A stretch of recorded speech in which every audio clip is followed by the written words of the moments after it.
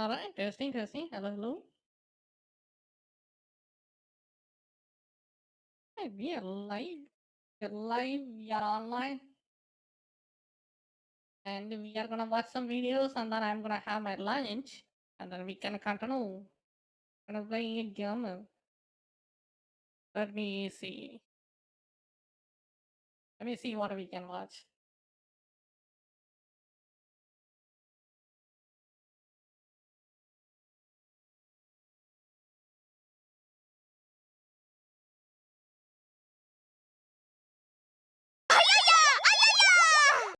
Oh gosh, thank you, thank you. Thank you for dropping by. How you doing? Doing good. You're doing good, doing good.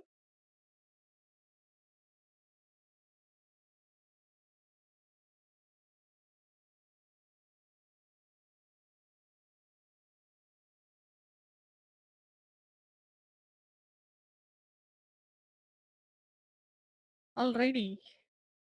Let's pull up a video and then watch. I wanna see some informative video, and then we can watch something else and play games. If there is any games you want me to check it out or try, just let me know. My குறைந்த விலை Discord. நிறைந்த தரம் தங்கள் தேவைகள் அனைத்தும் ஒரே Alright. இடத்தில் Jayachandran Sunland refines Vijay and flower oil பாஜகவை சன்லேண்ட்ல எதிர்க்க சமைச்சா வேண்டும். சக்தி தானா வரும். ஒரு Let's see டிக்கெட் it. 4 படம் உங்கள் டிஸ்னி பிளஸ் ஹாட்ஸ்டாரில்.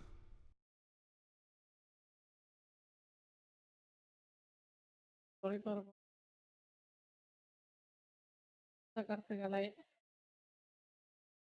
இதற்கும் எந்த சம்பந்தமும் இல்லை. All expression by the founders solely the current opposition does not give the opinion. Okay. Fair Vijay enough. போன்றவர்கள் வருவது என்பது எந்த விதத்தில் சிறந்தது என்று நான் சொல்கிறேன் என்றால் ஒரு பெருங்கூட்டம் அவரிடம் இருக்கிறது. திமுகவுக்கு இல்லை. they are all paid servants. காசு கொடுத்துதான் சேலத்திற்கு கூட்ட ஆமா, காசுக்கு வர வேண்டும். கும்பல். இப்போ வரைக்கும் காசு கொடுக்காமல் பிரியாணி போடாமல் பேருந்து வைக்காமல் வர சொல்லுங்கள் பார்ப்போம். கொள்கைக்காக நீ வெற்றி பெற ரெட்டையை கூட வர வேண்டும் என்றால் மாட்டாங்க. இப்பொழுதே வர வேண்டும். 2 ஆண்டுகளுக்கு பிறகு ஆரிய கஞ்சியாய் ஆகி விடுவாய். வருவதென்றால் இப்பொழுது வர. சோசியல் மீடியால என்ன பேசுறாங்க அப்படின்னா உதயநிதி விசஸ் விஜய் அப்படிங்கிறது 2 இது சும்மா கதை. போய்வார். மொத்த திமுகவே போய்விடும் என்று சொன்னால் அப்புறம் உதயநிதி என்ன உதயநிதி உதயநிதி இன்ப நிதி எல்லா நிதிகளும் போய்விடுவார்கள். திமுக அழிந்தால் ஜஸ்டிஸ் கட்சி அழிவது போல் திமுக அழியும். எப்பொழுது அழியும் என்று எனக்கு தெரியாது. மால் அட்மினிஸ்ட்ரேஷனை எதிர்க்கிறார், கரப்ஷனை எதிர்க்கிறார். ரெண்டும் எதிர்க்கப்பட வேண்டியது. ரெண்டும் திமுகவோடு உடன் பிறந்தவர். நீதி கட்சியினுடைய வரலாறு போல திமுகவினுடைய வரலாறு ஸ்டாலின் காலத்திலேயே முடிவடை. அதை முடிவடைய வைப்பதற்கு யாராவது வருவார்கள். அது விஜயாக இருந்தால் நான் வரவேற்கிறேன். சூப்பர் சார் வணக்கம். திமுக இருக்க சில பேர் என்ன உண்மை சொல்றாங்க, விட நான் தான் இந்த திராவிடத்தை கருணாநிதி என்னிடம் சொன்னார், என்னை வைத்துக்கொண்டு அவர்தான் கடைசியாக பேசிய பேச்சு. இந்த பொறுக்கிகளுக்காக சொல்லுகிறேன். நான் இந்த திமுகவை காப்பாற்றுகிறேன்னு சில பொறுக்கிகள் கிளம்பி இருக்கிறார்கள், மீசைகளை தொங்க விட்டு கொண்டு. இந்த பொறுக்கிகளுக்காக சொல்லுகிறேன். கருணாநிதி கடைசியாக என்னை ஒரு இலக்கிய விழாவுக்கு அழைத்தார், ரோமாபுரி பாண்டியன்.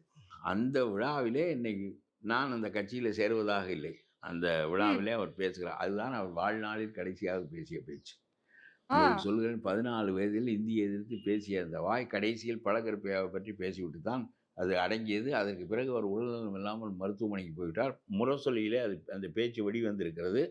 அதற்கு பிறகு கலைஞருடைய பேச்சு எதுவுமே வரவில்லை, எங்குமே அவர் பேசவில்லை. என்னை வரவேற்று அவர் பேசினாரே, அதற்கு 2 நாளிலே அவர் மருத்துவமனைக்கு போய்விட்டார். பிறகு போகவும் வரவுமாக இருந்தால் பிறகு ரொம்ப உடல்நல கேடுற்று பேச்சே நின்று விட்டது. பிறகு அவருக்கு நினைவுகளும் அற்று போய்விட்டன. அது ஒரு பக்கம் இருக்கின்ற. அப்போது பேசுகிறார், நான் பழகற்பையா திராவிட இயக்கத்தை காக்கின்றவர்களில் ஒருவனாக இருக்க வேண்டும். முரசொலியில் இருக்கிறது, போய் பார் முட்டாளே, முரசொலியில் இருக்கிறது.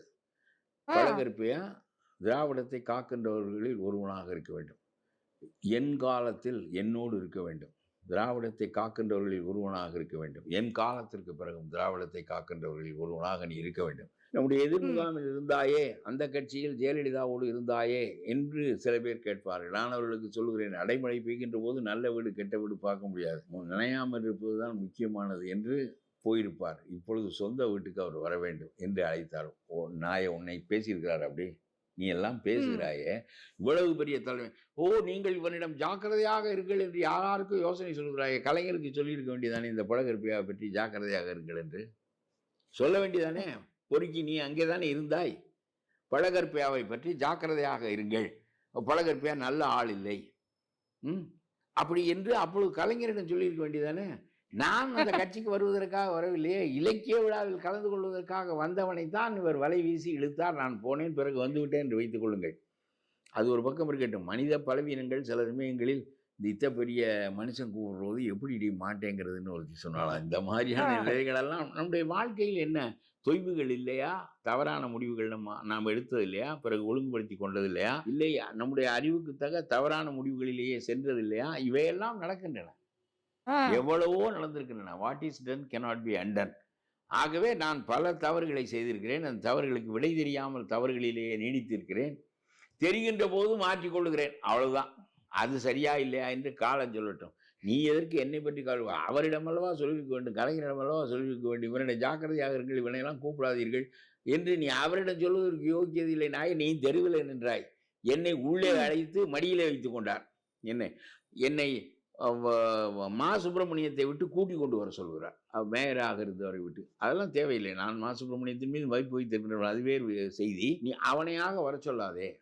என்னை சேர்த்துக் கொள்வதற்கு என்னையாக நான் வந்தால் அது கௌரவமாக இருக்காது என்று சொல்லி கட்சி முழுவதையும் கூட்டி வைத்து அன்பழகன் வரையிலும் உட்கார வைத்து கொண்டு, ஸ்டாலின் வரையிலும் உட்கார வைத்து கொண்டு, மா சுப்பிரமணியத்தை விட்டு கருப்பையாவை கூட்டி கொண்டு வா என்று சொல்லிவிட்டு சேர்த்து விட்டு அட்டையை கொடுத்து விட்டு போகின்ற போது கருப்பையாவை கொண்டு போய் வீட்டிலே விட்டு போயின்னு சொன்னார்.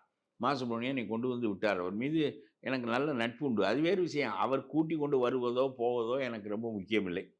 நான் கொண்டு வந்து விட்டேன், அது வேறு செய்தி. அவர் போய்விட்டார், கொண்டு வந்து விட்டார், அது வேறு செய்தி. ஆனால் நீ எல்லாம் பேசுகிறாயே, நீ ஜாக்கிரதையாக இரு, படகற்பியா அப்படிப்பட்டவன் இப்படிப்பட்டவன் என்று சொல்கிறார். நான் என்ன இங்கே மூட்டை அடித்தானா? எம்எல்ஏ ஆக இருக்கிற பதவியை தூக்கி அடித்துட்டு வந்தேன். சென்ட்ரல் கவர்மெண்டினுடைய கையில் இருந்தது ஜனதா கட்சி. நிலக்கரி கோட்டா வாங்கி கொண்டு வந்தேனா? ஈழத்தமிழர்களுக்கு எதிராக பேசுகிறான் என்று சொல்லி வெளியே வந்தேன். நாயே, இந்த மாதிரி வரலாறு உனக்கு உண்டா? நீ எல்லாம் பேசுகிறாய், உனக்கு இந்த மாதிரி வரலாறு உண்டா? நீ என்னென்ன இடங்களில் இருந்து விட்டு எதிர்த்து விட்டு கடைசியிலே அதுக்குள்ளே வந்து பொறுக்கி தின்று கொண்டு இருக்கிறாய். நீ எதற்கு பேசுகிறாய் என்று கேட்கிறேன். நான் இந்த புகழின் மீது நம்பிக்கை உடையவன் இல்லை, இந்த இகழின் மீது நம்பிக்கை உடையவன் இல்லை. அவனே அது காட்டுகிறது. அவ்வளவுதான். உங்களுக்கு என் மீது ஏதாவது ஒரு காரணம் பற்றி எரிச்சல் இருந்தால் நீங்கள் என்னை வேறு கண்ணோடு பார்க்கிறீர்கள். உங்களுக்கு ஒரு ஏற்புடைமை இருந்தால் வேறு கண்ணோடு பார்க்கிறீர்கள். ஆகவே புகழ் என்பது இகழ் என்பது உங்களை காட்டுகிறதே தவிர என்னை காட்டுவதில்லை. ஆனால் இகழுக்குரியவர்களாகவும் புகழுக்குரிய மனிதர்களாகவும் சாதாரணமாகவும் தான் மனிதர்கள் இருக்கிறார்கள். ஆகவே நான் சொல்லுகிறேன், நான் தவறாக மக்களிடம் போகிறேன், தவறான கருத்துக்களை வைக்கிறேன் என்றால் விமர்சனம் செய். நான் கேட்கிற கேள்விக்கு பதில் சொல். பல்லை பிடுங்கிறவனுக்கு ஏன் பதவி கொடுத்தாய் என்று சொல்கிறேன், பதில் சொல். எவ்வளவு நன்மை. ரொம்ப பல்வைத்தியருக்கு பணம் கொடுக்க ஆள் இல்லாமல் அலைகிறார்கள். ஆகவே பல்வீசிக்கு போட்டால் ரொம்ப பேர் காசு இல்லாமல் பிடுங்குவார் என்பதற்காக போட்டேன் என்று சொல். அதே மாதிரி சொல்கிறேன், துப்பாக்கி சூட்டில் தூத்துக்குடியில் செத்த மக்களுக்கு 5 லட்சம் கொடுக்குறாய். கள்ளச்சாராயம் குடித்து விட்டு செத்தவனுக்கு 10 லட்சம் கொடுக்குறாய். உன்னால் இந்த மழை வெள்ளம் வருகின்ற போது இந்த நீரை வெளியேற்றுவதற்கே உனக்கு ஆட்சியில் மக்கள் எல்லாம் 1 லட்சம், 3/4 லட்சம், 1.5 லட்சம் என்று டிவி மற்றவற்றையெல்லாம் இழந்து விட்டு 6,000 ரூபாய் கொடுத்து அவர்களெல்லாம் எவ்வளவு எரிச்சல் இருக்கிறார்கள் தெரியுமா? மாற்று அமைப்பு ஒன்று வருமானால் அவர்களெல்லாம் மாற்றிக்கொள்வார்கள். அத்தகைய நிலையில் விஜய் போன்றவர்கள் வருவது என்பது எந்த விதத்தில் சிறந்தது என்று நான் சொல்கிறேன் என்றால், ஒரு பெருங்கூட்டம் அவரிடம் இருக்கிறது. திமுகவுக்கு இல்லை. They are all paid servants. காசு கொடுத்து தான் சேலத்திற்கு கூட்ட வேண்டும். இப்போ வரைக்கும் காசு கொடுக்காமல், பிரியாணி போடாமல், பேருந்து வைக்காமல் வர சொல்லிவிடுங்கள் பார்ப்போம். கொள்கைக்காக ஒரு காலத்தில் அண்ணா அழைக்கின்றார் அண்ணா என்று பாடுவார் நாகூர் அணிவா. வருவார்கள். ஏனென்றால் திராவிடத்தை அடைவதற்காக ஒரு பெரிய கொள்கை முன்வைக்கப்பட்டது. தமிழ் இன விழிப்புணர்ச்சி ஏற்படுத்தப்பட்டது. இந்தி எதிர்க்கப்பட்டது. வந்தார்கள். அண்ணா காலம் வரையிலும் அது திராவிட இயக்கம் தோன்றிய விதமோ அது வைத்த கொள்கைகளோ தவறு என்பது என்னுடைய கருத்து இன்றைக்கு வரையிலும் இல்லை. திராவிடத்தை நீங்கள் தான் அழிக்க பார்க்கிறீர்கள். நீங்கள் தூள் இல்லாத வாளி. ஆகவே உங்களால் இதை செய்ய முடியாது. நீங்கள் கொள்ளையடிப்பதற்காக ஆட்சியில் இருக்கிறீர்கள் என்பது என்னுடைய கருத்தை தவிர திராவிடம் தவறானது என்பது என்னுடைய கருத்து இல்லை. இந்தியை நீ எதிர்க்கிறாய், நானும் எதிர்க்கிறேன். இடஒதுக்கீட்டை நீ ஆதரிக்கிறாய், நானும் ஆதரிக்கிறேன். தமிழ் மொழியை உன்னை விட நான் கூடுதலாக விரும்புகிறேன். உனக்கு உன் பேரே இசன்னாவில் ஆரம்பிக்கிறது. இசன்னா என்ற எழுத்தே தமிழ் கிடையாது, அது உனக்கு தெரியாது. தொல்காப்பியத்தில் போய் பார், தமிழ் எழுத்து இருக்கிறதே, அதில் இசன்னா இருக்கிறதா என்று பார். 2வது மெய்யெழுத்தில் ஒரு பெயர் தொடங்குமா என்று பார். நான் விஜய்க்கே ஒரு கருத்து நேற்று பேசுகிற போது சொன்னேன். வெற்றி கழகம் என்று இக்கண்ணா போட்டு எழுதுங்கள். வெறும் வெற்றி என்று எழுதினால் மூச்சு வாங்கும். தமிழக வெற்றி கழகம் அப்படி என்று சொல்வதில்லை. தமிழக வெற்றி கழகம் இக்கண்ணா போடுங்கள். தவறாக போய்விட்டால் ஒன்றும் குற்றம் இல்லை. எல்லோரும் தமிழ் புலவர்களாக இருக்க வேண்டிய கட்டாயம் இல்லை. இதெல்லாம் நான் நக்கலுக்காக சொல்லவில்லை. ஆரம்பத்திலேயே திருத்திக் கொள்வோம் என்பதற்காக சொல்கிறேன். உங்களுக்கு ஆ. வாலண்டியர்ஸ் கிடைத்திருக்கிறார்கள் தமிழ்நாடு முழுவதும். அவர்கள் இப்பொழுது உங்களுடைய எந்த ஒன்றுக்கும் பணம் கேட்க மாட்டார்கள். கூட்டம் கூட்டுவது என்றால் 10 லட்சம் பேரை உங்களால் எந்த காசும் கொடுக்காமல் கூட்ட முடியும். இது ஒரு பெரிய வசதி. உங்களுடைய குரல் கன்னியாகுமரி வரையிலும் கேட்கும். என்னுடைய குரல் ராயப்பேட்டையை தாண்டி கேட்காது. ஆமா. உங்கள் மூலம் கொஞ்சம் பேருக்கு போகும், அவ்வளவுதான். ஆனால் உங்களுடைய குரல் எல்லாருக்கும் கேட்கும். சரியான கொள்கையை நீங்கள் முன்வைத்தால், சரியான நிலைப்பாட்டை எடுத்தால் உங்களால் இந்த நாட்டை மாற்ற முடியும். இல்லை என்றால் எத்தனையோ பேர் விஜயகாந்த் மேலே ஏறி கீழே விழுந்தார். எத்தனையோ நடிகர்கள் சிவாஜி கணேசன் இட முடியாமல் போய்விட்டது. ஆகவே அத்தகைய நிலையை அடைவதா, எத்தகைய நிலையை அடைவது என்பது ஆழ்ந்து யோசித்து சிந்தித்து எது மக்களுக்குரியதோ அதை முன்வைத்து. பிஜேபி என்பது மதவாத கட்சி. மதத்தின் ஆமா. பேரால் அரசியல் நடப்பது என்பது இந்தியா போன்ற பல்வேறு வகையான மக்கள் வாழ்கின்ற நாட்டுக்கு உகந்த கொள்கை இல்லை.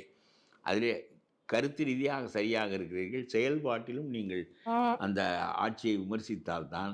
அண்ணாமலை உங்களுக்கு வாழ்த்து சொல்கிறார் என்றால் பயப்படுகிறான். என்றால் அந்த ஆள் என்ன அடையாளம் காட்டிக் விரும்புகிறார் என்றால், ஒரு ஒரு பெண்ணை அடையாளம் காட்டினால் கூட அந்த பெண் தான் இவருக்கு எனக்கு சம்மந்தம் இல்லை என்று சொல்ல வேண்டும். ஓகே.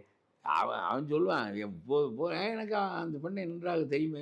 இல்லை இல்லை, இவருக்கு எனக்கு தொடர்பில்லை, இவருக்கு எனக்கு தெரியாது என்று நான் பெண் தான் சொல்ல வேண்டும். இல்லாவிட்டால் அது மாதிரி நீங்கள் புது கட்சி தொடங்கி இருக்கிறீர்கள், அண்ணாமலைக்கு எனக்கு சம்பந்தம் இல்லை.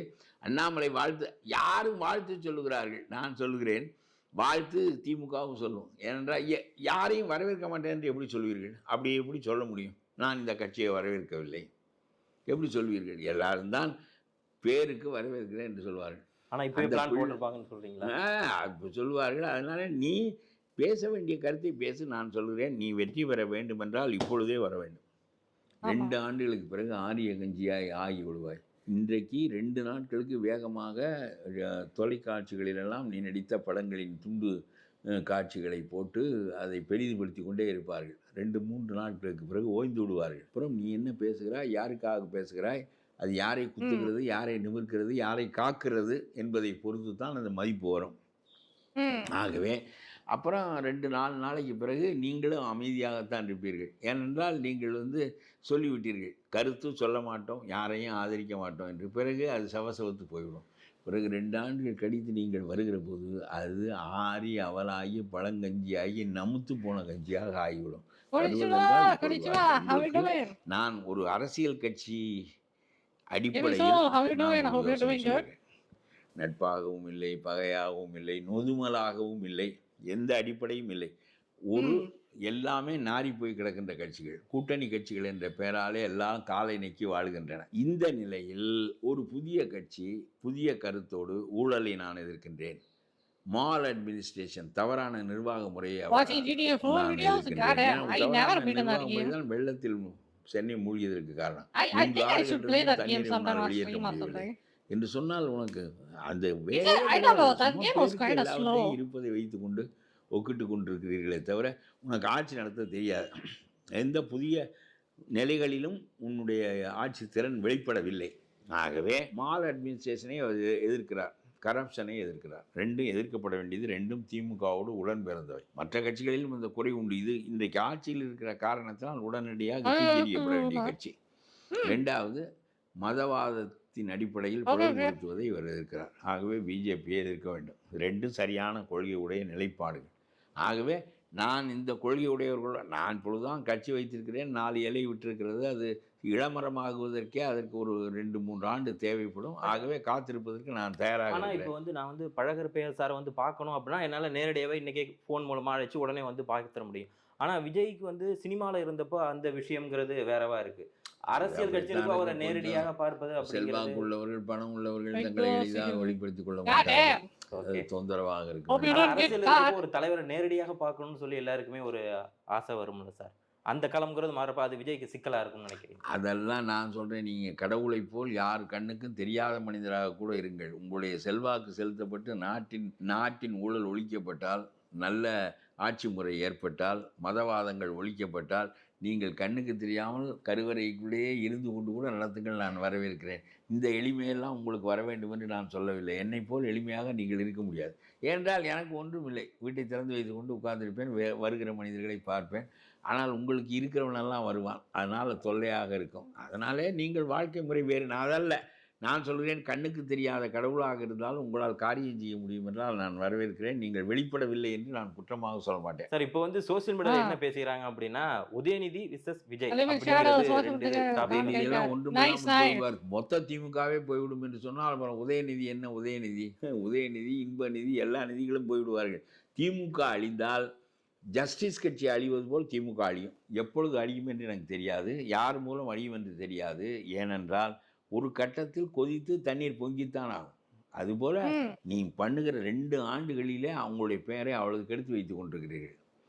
உங்களுக்கு ஆளத் தெரியவில்லை என்பது ஒன்று, ஊழல் உச்ச நிலை என்பது 2. இந்த 2னாலும் உங்களுடைய பெயர் ரொம்ப I just want to learn about it and see what's going on. செய்கிறீர்கள் என்றால் I've been BJP under rock என்னை for a விட்டால் long வேறு time. யாரும் எதிர்ப்பு கிடையாது.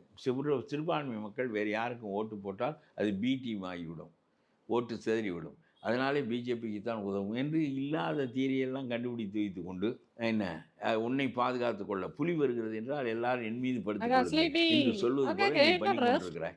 ஆகவே உன்னுடைய கட்சி நீதி கட்சி போல் அழியும்.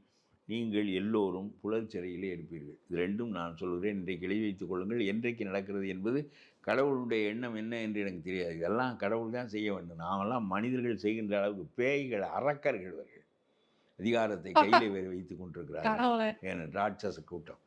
ஆகவே அதை பற்றி நாம் ஒரு நாளில் பேசி செய்ய முடியாது. ஆனால் காலம் அதை செய்யும். காலம் கண்டிப்பாக வரலாறு ஸ்டாலின் காலத்திலேயே முடிவடையும். அதை முடிவடைய வைப்பதற்கு யாராவது வருவார்கள். அது விஜயாக இருந்தால் நான் வரவேற்கிறேன். ஆனால் காம்ப்ரமைஸ் செய்யாதீர்கள், காலதாமதம் செய்யாதீர்கள். இதெல்லாம் செய்தால் பிறகு 4 நாளோடு இந்த பரபரப்பு அடங்கிவிடும்.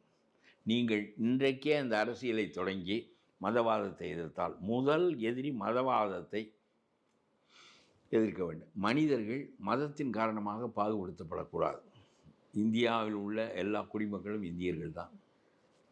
அந்த நிலைப்பாட்டை வையுங்கள். இந்த ஊழல் அரசை போக்குவதற்கு நீங்கள் இப்பொழுதே உள்ளே வந்து ஆட்களை நிறுத்தினால் இந்த சிறுபான்மை வாக்குகளெல்லாம் உங்கள் பக்கம் திரும்பும். ஒருவேளை நீங்கள் சொல்கிற மாதிரி இந்த விஷயம் எல்லாமே செஞ்சால் உங்களுடைய ஆதரவும் விஜய் அவர்களுக்கு இருக்கும். இல்லை, என்னுடைய ஆதரவு ஒரு பொருட்டில்லை. நான் ஒரு முட்டாள் இல்லை இது போலெல்லாம் பெருமையாக பேசிக்கொள்வதற்கு. நான் இல்லை சார், உங்கள்கிட்ட நிறைய சீனியர் நடிகர்களாக வந்த அரசியல்வாதி எல்லாரும் உங்களோட ஆலோசனை கேட்டுருக்காங்க. இப்போ என்னுடைய ஆதரவு கிடைப்பதனாலும் ஒரு ஒன்றும் பலம் வரப்போவதில்லை. என்னுடைய ஆதரவு கிடைக்காது. நான் ஒன்றும் பீற்றி கொள்ளுகின்றவனும் இல்லை, இல்லாததை பெருமைப்படுத்தி பேசுகின்றவனும் இல்லை. சீமானி போல என்ன அண்ணன் ஆட்சியில் என்ன எந்த அண்ணன் ஆளுகிறார் என்று 1/2 மணி நேரம் யோசித்தேன். இவர் தான் தன்னை அண்ணன் என்று சொல்லிக் கொடுக்குறார் என்று அப்பொழுதுதான் தெரியுது. இந்த மாதிரியெல்லாம் பேசியே கேட்டதில்லைங்க நான் தமிழ்நாட்டு அரசியலில். காமராஜரோடு பழகியிருக்கிறேன், ராஜாஜியோடு உரையாடி இருக்கிறேன். அதாவது முத்துராமலிங்க தேவர் இன்னொருவர் 2 பேரை தவிர எனக்கு எல்லாரையும் தெரியும். மாப்போசி உட்பட எல்லாரையும் தெரியும். ஆனால் இந்த மாதிரி ஒரு பேச்சை நான் கேட்டதில்லை. அண்ணன் ஆட்சி என்று சொன்னோட எனக்கு புரியவில்லை. எந்த அண்ணன் ஆட்சி என்று கிறுக்கு பிடித்து அலைந்து இவர் தான் தன்னை அண்ணன் என்று சொல்லிக் கொள்கிறார் என்று அப்புறம்தான் தெரிந்தது. இந்த மாதிரி எல்லாம் எவ்வளவு கேவலமாக இந்த நாடு போய்விட்டால் இது போன்ற பேச்சுக்கள் எல்லாம் வெளிப்பட உலவ முடியும் என்று எண்ணிக்கொள்ளுங்கள். ஆகவே நான் ஆதரிக்கவில்லை என்பதெல்லாம் அவருக்கு ஒரு பலம் தருகின்ற செய்தி. ஏன்னா இப்போ வந்து அவங்க செட் பண்ணிட்டு இருக்காங்க கட்சியை வந்து அப்படி புனரமைக்கிறப்போ நீங்க நிறைய பேரோட கட்சிகள்ல அவங்க கூட இருந்திருக்கீங்க, ஆலோசனை எல்லாம் சொல்லியிருக்கீங்கிறப்போ அவங்க நிறைய உங்கள்கிட்ட ஒரு சான்ஸ் இதை மாதிரி ஆலோசனை அப்படி இல்லை. அவர்கிட்ட நிறைய பணம் இருக்கிறது. இந்தியாவில் இப்பொழுது கட்சிகளெல்லாம் கார்ப்பரேட் நிறுவனங்கள் போல தான் நடத்தப்படுகின்றன. அந்த வடநாட்டில் கணக்கெடுக்கிறவன் கொள்கிறவன் எல்லாம் திமுகவை பயன்படுத்தி கொண்டது. கூப்பிட்டால் உங்களுக்கு பணம் கொடுத்தால் வருவார்கள், யோசனை சொல்லுவார்கள். எனக்கு அவன் பேர் வரவில்லை, கிஷோரா. அது உங்களுக்கு முழக்கங்களை தேடித் தருவார்கள். They will create slogans, they will create ideas, எல்லாம் உங்களுக்கு தருவார்கள். You can pay and get everything. அதில் ஒன்று என்ன மாதிரி ஆளாக சாதாரண என்னமோ என்னுடைய பிறப்புக்கு என்னால் முடிந்ததை களங்கமில்லாமல் செய்ய வேண்டும், இறைவனுக்கு அஞ்சி வாழ வேண்டும் என்று வாழ்கிறவன் நான். எனக்கு இந்த முட்டாள்களெல்லாம் என்ன சொல்லுகிறார்கள் என்பதை கேட்டு கவலையில்லை. அதாவது நான் ஒரு முறை ஒன்று எழுதினேன். ராமனை செருப்பால் அடித்தார் பெரியார். ராமன் இப்பொழுது உயிரோடு வந்தால் என்ன செய்வார்? நேர பெரியாரிடம் போய் ஏங்க என்னை செருப்பால் அடித்தீர்கள் என்று கேட்க மாட்டார். ஒரு செருப்பால் அடித்திருக்கிறார், அது பிரிந்து போய்விட்டால் என்ன செய்வது என்று ராமன் இன்னொரு செருப்பை பெரியாருக்கு அனுப்பி வைத்து விட்டு ராஜாவிடம் தான் போவார். போய் நான் வாலியை கொன்றது குற்றம், அது ஒரு அதர்மமான செயல் என்று நீங்கள் எழுதியிருக்கிறீர்களே, ஏன் இப்படி எழுதினீர்கள், எனக்கு பதில் சொல்லுங்கள் என்று அவரை சமாதானப்படுத்தத்தான் முயல்வார். ராஜாஜியிடம் சமாதானம் தேடி போவாரே தவிர, பெரியார் அடித்தால் இன்னொரு செருப்பையும் அனுப்பி வைப்போம், அடித்து விட்டு போகிறார் என்று தான் அவர் கருதுவார் என்று சொன்னது போல் உங்களுக்கு சொல்லுகின்றேன். அதாவது நாட்டிலே இவனெல்லாம் பேசுகிறான் என்பதற்காக எவனை பற்றி நாம் கவலைப்பட வேண்டாம். எல்லாம் ரெண்டும் இருக்கும். ஒரு காரணமும் இல்லாமல் வெறுப்பான், ஒரு காரணமும் இல்லாமல் ஆதரிப்பான். முட்டாளாக இருக்கிறவன் கருத்து சொல்வான். நீங்கள் ட்விட்டரில் செய்தி போட்டு பாருங்கள். ஒருவன் ஆகா வெகு காலத்திற்கு பிறகு இன்னொரு விவிலியத்தின் முழக்கத்தை கேட்கிறேன் அப்படின்னு சொல்லுவான் ஒருத்தன். இன்னொருத்தன் டேய் பண்ணி இவனெல்லாம், அதாவது அறிவுடையவர்கள் கருத்து சொன்ன காலம் போய் என்ன வீதியில் தெரிகிறவன் முட்டாள் பன்றி என்பதுக்கு 3 சுழி போட்டு எழுதுகிறவனெல்லாம் கருத்து சொல்லுவான். இதை பொருட்படுத்தக்கூடாது. நான் இதெல்லாம் பார்ப்பதே கிடையாது, பார்த்ததே கிடையாது, எனக்கு இதெல்லாம் தெரியவே தெரியாது. கேள்விப்படுகிறேன், சொல்லுகிறேன், எப்பொழுதாவது தற்செயலாக என் கண்ணில் படுகிறது என்பதை தவிர. ஆகவே அவர் சொல்லுகிறேன், நான் ஆதரிக்கிறேன் கொள்கிறேன் என்பதை விடுங்கள். நான் இந்த மக்களுக்கு என்னுடைய அறிவுக்கு உட்பட்டதை எது சிறந்தது என்று கருதுகிறேனோ, எனக்கு இப்போ ஒன்றும் கிடையாது சொல்லலாம். நீங்கள் சிறந்த அறிவுடையவர்களை நீங்கள் வைத்துக்கொள்ள முடியும். என்னுடைய தகப்பனார் அந்த காலத்தில் சொல்வார்கள், பணம் தான்ப்பா முக்கியம், நம்ம சம்பாதிக்கிற ஆளுக, நம்ம தொழில் பண்ணணும், பெருசம்பளம் சம்பாத்தியம் பண்ணணும், எம்ஏ படித்தவன் 10 பேரை வேலைக்கு வச்சுக்கலாம்ப்பா, நமக்கு இங்கிலீஷ் தெரிய வேண்டியதில்லை, நமக்காக அவன் எழுதுவேன் என்று சொல்லுவார்கள். அது மாதிரி தகவலார் சொல்லுவார்கள். அதனால உனக்கு எல்லா அறிவுடையவனும் வருவான், உனக்கு ஸ்லோகன் உருவாக்கி கொடுப்பான், ஐடியா சொல்லுவான், எல்லாம் செய்வார்கள். அதை வைத்து கொண்டு நடத்துங்கள். ஆனால் உங்களுடைய பிறப்பு பயன்பெறுவதற்கு இந்த தமிழ் மக்களுக்கு பயன்படுங்கள். நீங்கள் சொன்னது போல தமிழ் மக்கள் உங்களை ஏறாத உயரத்தில் ஏற்றி வைத்தார்கள். நீங்கள் திரும்ப அந்த மக்களை ஏறாத உயரத்திற்கு ஏற்றுங்கள். அது உங்களுடைய வாழ்வின் பயன். ஆகவே தவறு செய்யாதீர்கள். நீங்கள் ஆரிய கஞ்சியாக ஆகிவிடாதீர்கள். இப்பொழுதே வெடிவாருங்கள். முதலிலே பிஜேபி எதிருங்கள். பிஜேபியினுடைய எதிர்ப்பு காரணமாக போகின்ற சிறுபான்மையினுடைய வாக்குகளின் மூலமாக நிலை பெறுகின்ற ஸ்டாலினை இப்பொழுதே பலவீனப்படுத்துங்கள். அடுத்த தேர்தலுக்கு ஸ்டாலின் கடகரத்து போயிருப்பார், கீழே தள்ளிவிடலாம், எளிதாக தள்ளிவிடலாம். இப்பொழுது நீங்கள் ஆரம்பிக்காவிட்டால் இன்னும் 4 நாட்களில் பரபரப்பு அடங்கி மறுபடியும் என்றாவது ஒரு நாள் கூட்டம் போடுகின்றது ஒரு செய்தியாக ஆகி இப்படியே போய்விடும், நமுத்து போய்விடும். கடைசியாக ஒரே ஒரு கேள்வி சார், என்னன்னா இப்போ பாஜகவோட அந்த தேர்தல் வியூகத்தை பார்த்தா எப்படி இருக்குன்னா, சினிமா பிரபலங்கள் எல்லாரையுமே தன்னோட கட்சியில் இணைக்கிறது, அவங்களுக்கு ஒரு தனி கட்சி அப்படிங்கிற மாதிரிலாம் இருக்குது. ஒருவேளை அதிமுக தரப்புலேருந்து அந்த குற்றச்சாட்டை வைக்கிற மாதிரியே பாஜகவுக்குலாம் இவங்க பேக்கெண்டில் இருக்காங்க அப்படின்னு தெரிய வந்தால் அதை எப்படி சார் மாறும்? யாரு? விஜய் அவர்களுடைய கட்சி பிறகு இருக்காங்க அப்படி விஜய் பாஜகவின் கையில் இருப்பார் என்றா?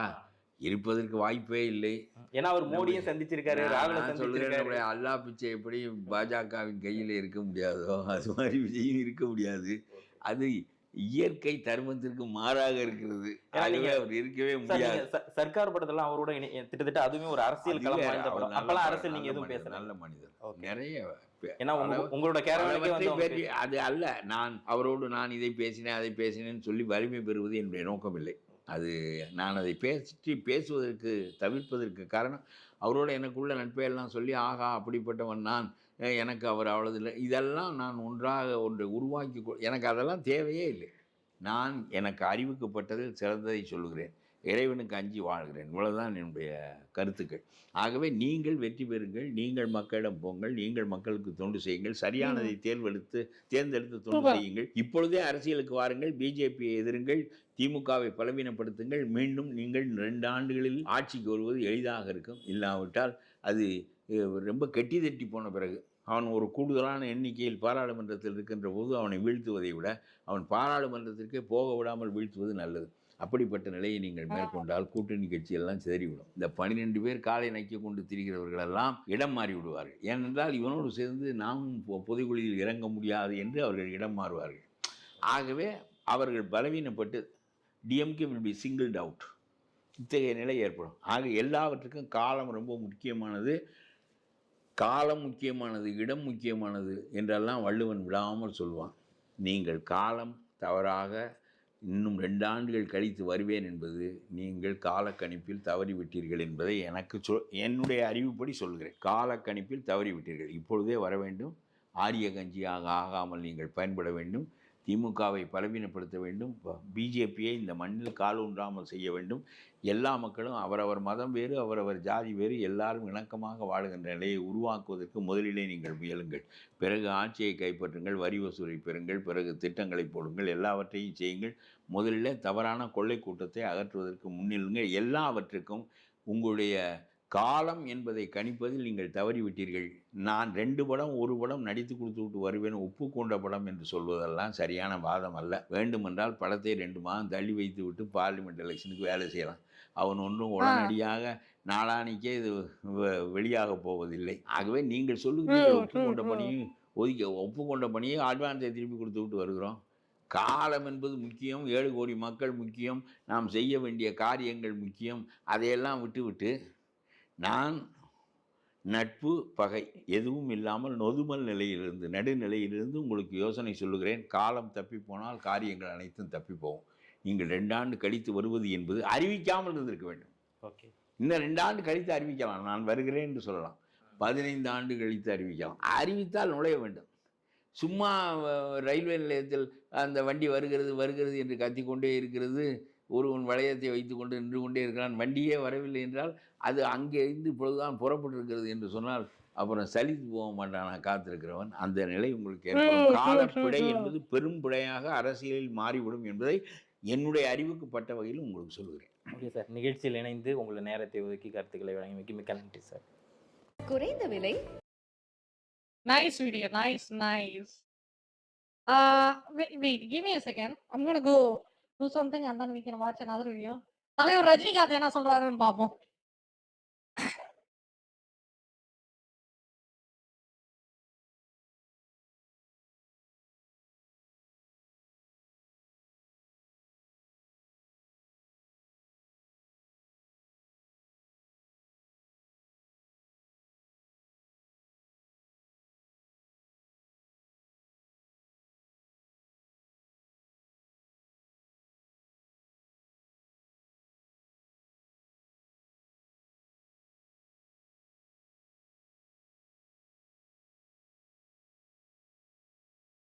ரஜினிகாந்த் வந்து சொன்னாரு வரலன்னு புளிச்சு அடிப்பிட்டு ஆளுக்கு அதோட சரி, கதையை கீச்சு மாச்சு சத்தமே காணோம்.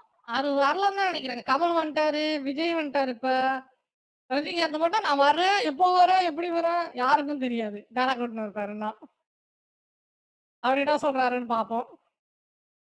அதுக்கப்புறம் ஒரு கேம் விளாடலாம். ஒழிக்கா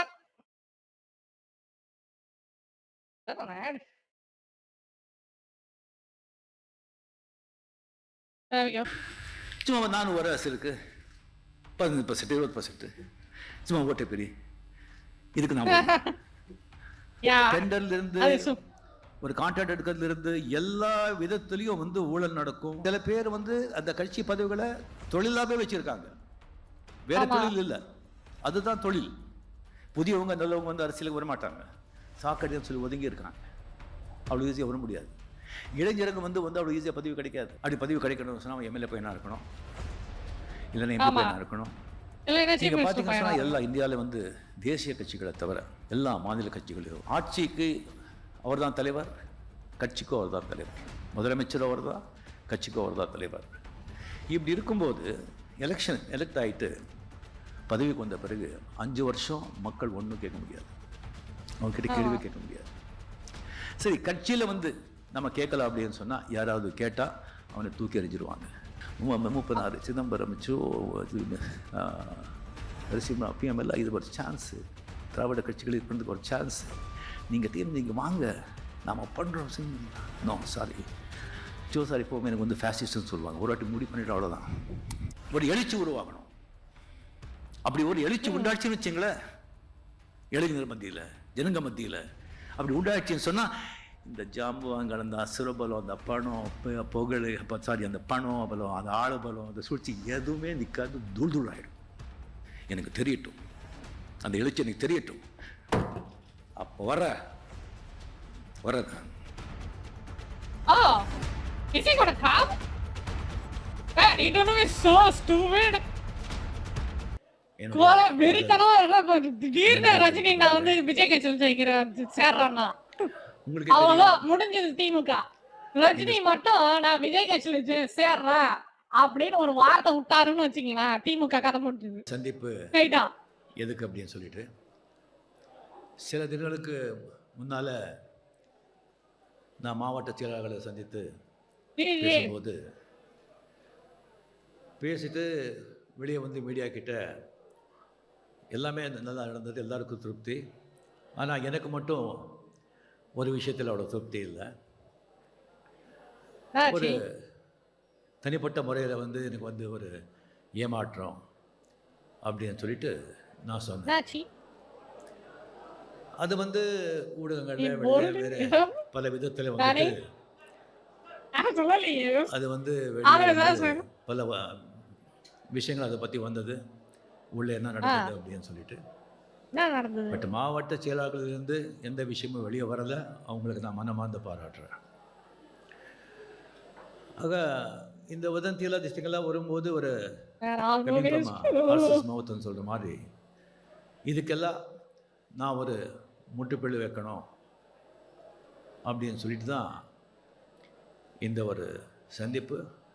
அட் த சேம் டைம் என்னுடைய அரசியல், வருங்கால அரசியல் எப்படி இருக்கும் அப்படின்னு சொல்லிட்டு நான் வந்து அரசியலுக்கு வரணும் அப்படின்னு சொல்லி ஆசைப்படுற மக்களுக்கும் ரசிக மக்களுக்கும் ஒரு கண்ணோட்டம். நான் வந்து முதலையே வந்து கட்சி ஆரம்பிக்கிறது முன்னால் நான் வந்து சொல்லிட்டா அவங்களுக்கும் ஒரு தெளிவு வரும், எனக்கும் அது ஒரு அந்த அதிர்வுகள் என்ன எப்படின்னு தெரிஞ்சுக்க எனக்கும் தெளிவு வரும், அவங்களை புரிஞ்சுக்க அப்படின்னு சொல்லிட்டு தான். வரலையா? என்னதான் நடக்குது? 1996 25 வருஷமாக ரஜினிகாந்த் அரசியலுக்கு வர்ற அப்படின்னு சொல்லிக்கிட்டே இருக்காங்க. அரசியலுக்கு வர்றேன்னு சொன்னது 2017 டிசம்பர் 31 அன்னைக்கு தான் நான் சொன்னது. அதுக்கு முன்னாலே நான் அரசியலுக்கு வர்றேன் அப்படின்னு சொன்னதே கிடையாது. எப்போ நீங்கள் அரசியல் வருவீங்கன்னு கேட்டால் தான் அது ஆண்டவன் கையில் தான் இருக்குது அப்படின்னு சொல்லிக்கிட்டு தான் நான் வந்தேன். இனிமையாவது தயவு செஞ்சால் 25 வருஷமாக அவர் அரசியலுக்கு வர்றாரு அப்படின்னு சொல்லிகிட்டே இருக்காருன்னு சொல்லி தயவு செஞ்சு யாருமே சொல்ல மாட்டாங்க அப்படின்னு நான் நினைக்கிறேன். ஸோ அந்த 96 என்னுடைய எதிர்பார்க்காத விதமாக அரசியலில் வந்து என் பேர் ஈடுபட்டு அதில் வந்து என்னுடைய ஒரு பாத்திரம், அதில் வந்து என்னுடைய ரோல் அதில் வந்து இது பண்ணி வந்த பிறகு அப்போ வந்து என்னுடைய நட்பு மதிப்புக்குரிய பெரியவர் கலைஞர், நான் மிகவும் போற்றும் டாக்டர் கலைஞர் அவர்கள், மூப்பனார் அவர்கள், என்னுடைய அருமை நண்பர் சோசார் அவர்கள், அவர் கூட எல்லாமே நான் வந்து பேசி பழகினதில் வந்து ஒருவேளை நான் வந்து அரசியலுக்கு அப்படி வந்து அரசியலுக்கு வர மாதிரி என் தலையில் வந்து எழுதியிருந்தா நான் எந்த மாதிரி ஒரு அரசியல் திட்டத்தை கொண்டு ஜனங்க முன்னாலே போகணும் அப்படின்னு சொல்லிட்டு அப்போலேருந்து நான் வந்து அரசியலை வந்து தீவிரமாக நான் கவனிக்க ஆரம்பித்தேன். அதுக்கப்புறம் நான் வந்து அரசியலுக்கு வந்து அந்த மாதிரி எழுதியிருந்தேன். நான் வந்து எப்படி நான் அரசியல் பண்ணணும் அப்படின்னு நினச்சிட்டு இருக்கும்போது தான் 2017 வந்து 16 ஜெயலலிதா மேடம் அவங்க வந்து இறந்து 2017 வந்து கம்ப்ளீட்லி ஒரு அரசியல் ஸ்திரத்தன்மை இல்லாமல் திசைங்க இருந்து எப்போ வந்து ஆட்சி விழுந்துருமோ அப்படிங்கிற ஒரு சூழ்நிலையில் இருக்கும்போது என்னை வாழ வைத்த தெய்வங்களுக்காக நான் வந்து ஒரு முடிவு எடுக்கணும் அப்படின்னு சொல்லி நான் அரசியலுக்கு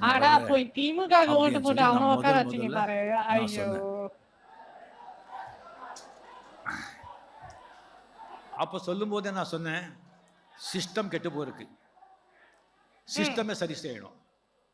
அண்ட் ஜனங்க மனதில் முதல்ல வந்து மாற்றத்தை உண்டாக்கணும்.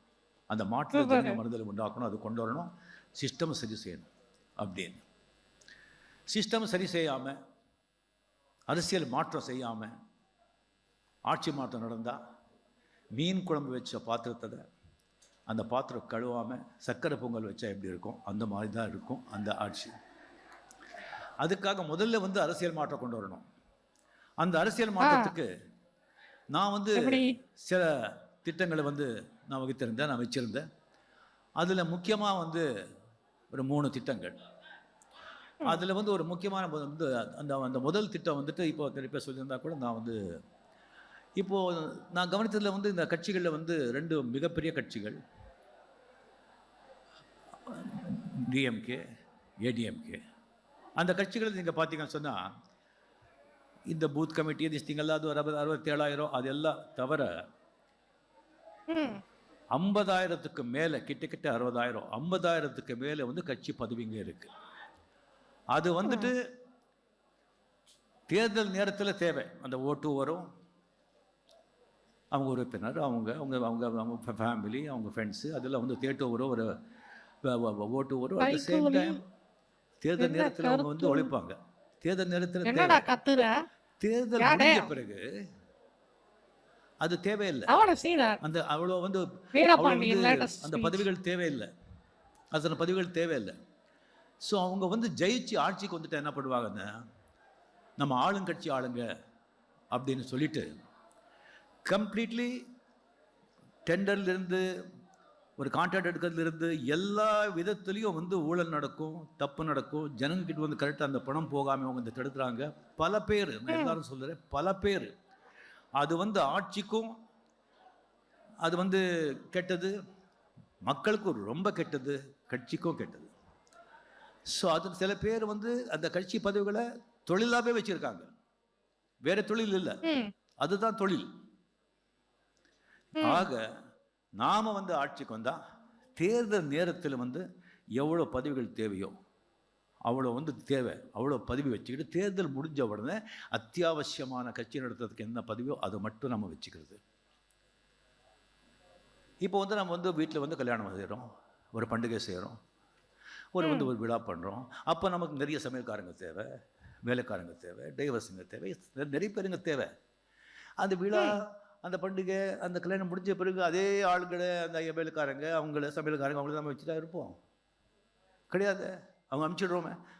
அதுக்காக இந்த வந்து இந்த பதவியில் இருக்கிறவங்க எல்லாம் வேலைக்காரங்க, சமையல்காரங்க அப்படின்னு சொல்லி நினச்சிடாதீங்க. ஸோ அதுக்கப்புறம் தேவை கிடையாது.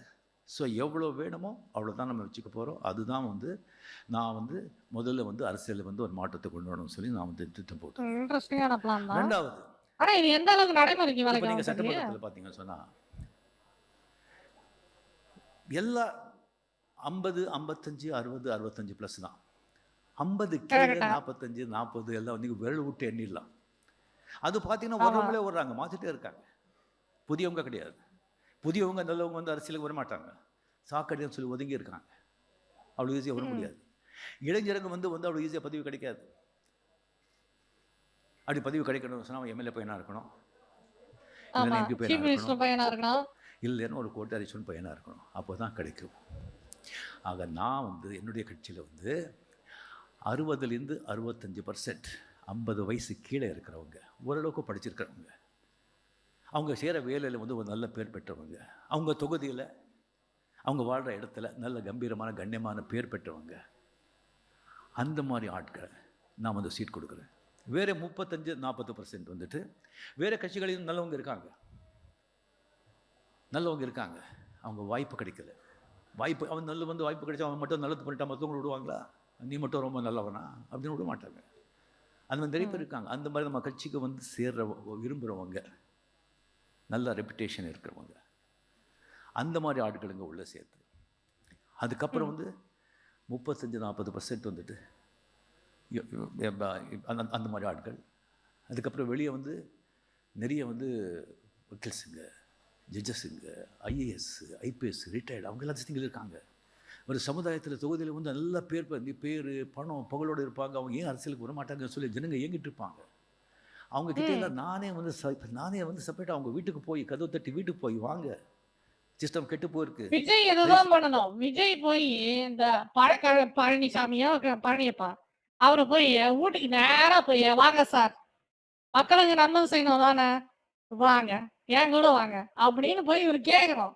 இவர் ஒன்னே பண்ண மாட்டாரு. வந்து மேடை பேச்சு கூட சரி கீச்சு மாச்சு சத்தமே காணும் விஜயோட அப்படின்னு சொல்லி அவங்களையும் கொண்டு வந்து இறங்கி அடிச்சாதான் அந்த திமுகவா இவருடைய பிளானு. இந்த வந்து திமுக எதிர்கட்சியில இல்ல, டெபாசிட்டே இல்லாம அந்த கட்சி அந்த இப்ப இருக்கிற அரசியல் கட்டமைப்பு அப்படியே கூண்டோட அழிச்சாதான் உண்டு.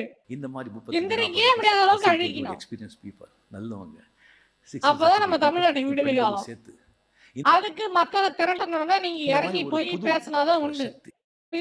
பல தலைவர்கள், அறிவுமிக்க தலைவர்களை போய் வீடு தேடி போய் கூப்பிடுங்க. நான் வரமாட்டேன், நான் சொல்ல போறாரு வாங்க, இதெல்லாம் பேச்சு கிடையாது. நான் ஜாதி மக்களுக்கு உதவி பண்ண போறேன், இது அந்த நீட்டை புடுங்க போறேன், எத்த புடுங்க போறேன்றதெல்லாம் கணக்கு கிடையாது.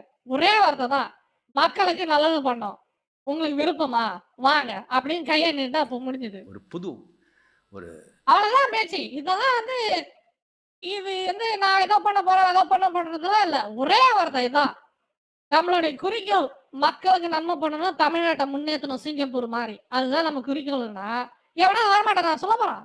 ஒரு ஒரு மின்சாரம் மாதிரி உண்மையிலேயே மக்களுக்கு உண்மையிலேயே நேர்மையா இருக்கணும், நல்லது பண்ணணும்னு சொல்ற எந்த மக்களும் இந்த ஒரு வார்த்தையை கேட்டா அடுத்த நிமிஷம் எழுந்திரிச்சு வருவாங்க. புது வெள்ளம், புது ரத்தம், அது சட்டமன்றத்துக்குள்ள போயிட்டு அந்த ஒரு வார்த்தையை சொல்றதுக்கு எவனுக்கு தைரியம் கிடையாது, தயார் கிடையாது. அதுக்கு இந்த ரஜினிகாந்த் வந்து ஒரு பாலமா இருக்கணும். நான் 45 வருஷம் இந்த சினிமா இண்டஸ்ட்ரியில் வந்து நான் உழைச்சதில் வந்து கிடைச்ச பேர், புகழ், ஒரு நல்ல அன்பு, ஒரு நல்ல நம்பிக்கை, இதுக்கு உதவும் அப்படின்னு சொல்லி நான் நம்புகிறேன். மூணாவது ரொம்ப முக்கியமானது, நீங்கள் பார்த்தீங்கன்னு சொன்னால் எல்லா இந்தியாவில் வந்து தேசிய கட்சிகளை தவிர எல்லா மாநில கட்சிகளையும் ஆட்சிக்கு அவர் தான் தலைவர், கட்சிக்கும் அவர் தான் தலைவர், முதலமைச்சரும் அவர் தான், கட்சிக்கும் அவர் தான் தலைவர். இப்படி இருக்கும்போது எலெக்ட் ஆகிட்டு பதவிக்கு வந்த பிறகு 5 வருஷம் மக்கள் ஒன்றும் கேட்க முடியாது, அவங்ககிட்ட கேள்வியே கேட்க முடியாது. சரி, கட்சியில் வந்து நம்ம கேட்கலாம் அப்படின்னு சொன்னால் யாராவது கேட்டால் அவனை தூக்கி எறிஞ்சிருவாங்க, கிட்ட சேர்க்க மாட்டாங்க, இல்லைன்னா கட்சியில் நீக்கிடுவாங்க. ஏன்னா கட்சி தலைவர் அவங்க. ஆமாம். ஆக கட்சிக்கு ஒரு தலைமை, ஆட்சிக்கு ஒரு தலைமை. கட்சி என்ன, கட்சி என்ன கொள்கைகள் தான் கட்சி. அதுக்கப்புறம் வந்து அந்த கொள்கைகளை வச்சுக்கிட்டு நீ ஜனங்கக்கிட்ட நம்ம வாக்குறுதி கொடுக்குறோம், இது பண்ணுறோம், அது கூட வாக்குறுதி கொடுக்குறோம், அதுக்கு வந்து தேர்தலை சந்திக்கிறோம், அதுக்கு தான் ஜனங்க வந்து ஓட்டு போடுறாங்க. ஸோ அந்த வாக்குறுதிகளை நிறைவேற்றணும். அண்ட் எல்லா துறையில் இருக்கிற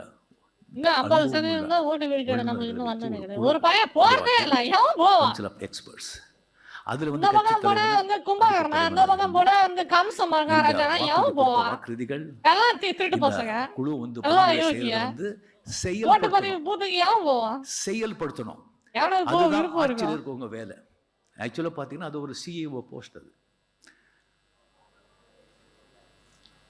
இது வந்து இது பண்ணும்போது சரி, இப்போ நான் ரஜினிகாந்த் இதில் வந்து ஆட்சி தலைவரா இல்லை கட்சி தலைவரா அப்படின்னு சொல்லி வரும்போது எனக்கு வந்து இந்த சிஎம் போஸ்ட் நான் வந்து எப்பவும் நினச்சதே கிடையாது. இந்த சிஎம்ஐ நினச்சி பார்க்கவே முடியாது. என்னால் அசம்பிளியில் உட்காந்துட்டு அவங்க வந்து பேசுறது என்னால் நினச்சி கூட என்னால் பார்க்க முடியாது. ரத்தத்திலேயே வரல. 96 உங்களுக்கு தெரியும், எவ்வளோ கேட்டாங்க பிஎம்எல் 2 வாட்டி கூப்பிட்டு, இவங்களை கூப்பிட்டு இல்லைங்க உங்க சிஎம் பதவியில போய் விஜய் கூப்பிடுங்க. ஐயோ விஜய் கூப்பிட்டு விஜய் உட்கார வைங்க. இது சூப்பர். இது மட்டும் நடந்தது, இது நடந்ததுன்னு வச்சுக்கலாம், திமுக கதை முடிஞ்சது, கதை க்ளோஸ். ரஜினியா விஜய் எதிர்த்து நீ ஜெயிக்க முடியுமா? திமுக வாய்ப்பே இல்லை. ஒரு ஓட்டுக்கு நீ 5 லட்சம் ரூபா கொடுத்தாகணும். 36 சிதம்பரம் திமுக பதவி உங்களுக்கு வந்து ஈடுபாடு இல்லைன்னா கட்சி வைங்க, விஜய் தூக்கி உட்கார வைங்க, கூட்டணி வச்சு தொலைங்கயா. ஐயோ ஐயோ வாய்ப்பு இருக்கு, ஏதாவது ஒண்ணு செஞ்சு தொலைங்கயா. நீங்க வாங்க, நாம பண்றோம். நோ சாரி செய்யலாம். சாரி, எப்போவுமே எனக்கு வந்து ஃபேசிஸ்ட்னு சொல்லுவாங்க. ஒரு வாட்டி முடி பண்ணிட்டு அவ்வளோதான். இல்லை அது என்ன மைண்டுக்கு போகல. ஸோ இல்லை, நான் இதில் நான் கட்சி தலைவனாக இருப்பேன். அது கட்சி தலைவனாக இருந்து யாரும் திடீர்னு சொல்லி யாரும் புதுசாக இங்கே வந்து உட்கார வச்சுட போகிறோம், வேறு ஸ்டேட்டு தான் கொண்டு வந்து உட்கார வச்சு போகிறோம். நம்ம தேர்தலை வேட்பாளர் தேர்ந்தெடுக்கிறோம் இல்லை, அப்போ தெரிஞ்சிடாது ஒவ்வொருத்தருடைய அர்த்தத்தை என்னன்னு ஜனங்களுக்கு தெரிஞ்சிடாது. அதில் வந்து ஒரு நல்ல இளைஞனா, படித்தவனா, நல்ல சிந்தனை உள்ளவனா, தொலைநோக்கு பார்வை உள்ளவனா, அன்பு கொண்டவனா, பாசம் கொண்டவனா, தன்மானம் உள்ளவனா, அவனை வந்து அங்கே உட்கார வைப்போம். அவரை உட்கார வைப்போம். பாத்தீங்கன்னா இளைஞன் தன்மான முக்கியமான வச்சுட்டு வந்து பாசம் உள்ளவன்றதா விஜய். இது வந்து கவர்மெண்ட் பண்றது. அவன் விஜய்க்கு 50 வயசு, அவர் இளைஞர்லாம் இல்ல, அரக்கிழமை. பட் ஸ்டில் அண்ட் ஆனா இளைஞர் மாதிரி இருக்கிறாருல்ல விஜய். 50 வயசு, அவரை பார்த்தா அப்படி தெரியுதா? கட்சி தலைவர் வந்து கட்சி வந்துட்டு எதிர்கட்சி மாதிரி என்ன தப்பு செஞ்சா கூட முதல்ல நாம சுட்டி காட்டுவோம். யாரு தப்பு செஞ்சா கூட அது கரெக்ட் செய்வோம், திருத்துவோம். அப்படி இல்லைன்னு சொன்னா பதில் இருந்து தூக்கி எறிவோம் கட்சி தலைமை. அதே மாதிரி அவங்களுடைய அன்றாட பணிகளில் அவங்களுடைய வந்து கவர்னன்ஸில் நாம் தலையிட மாட்டோம். என்ன ஒரு பவர் சென்டர், அது ஒரு பவர் சென்டர், இது ஒரு பவர் சென்டர், ஒரு பேரலல் கவர்மெண்ட் நடத்துகிற மாதிரி அது கிடையாது. அது கிடையாது. அண்ட் கட்சி டிஸ்டர்ப் பண்ணக்கூடாது, பார்த்துக்கணும்.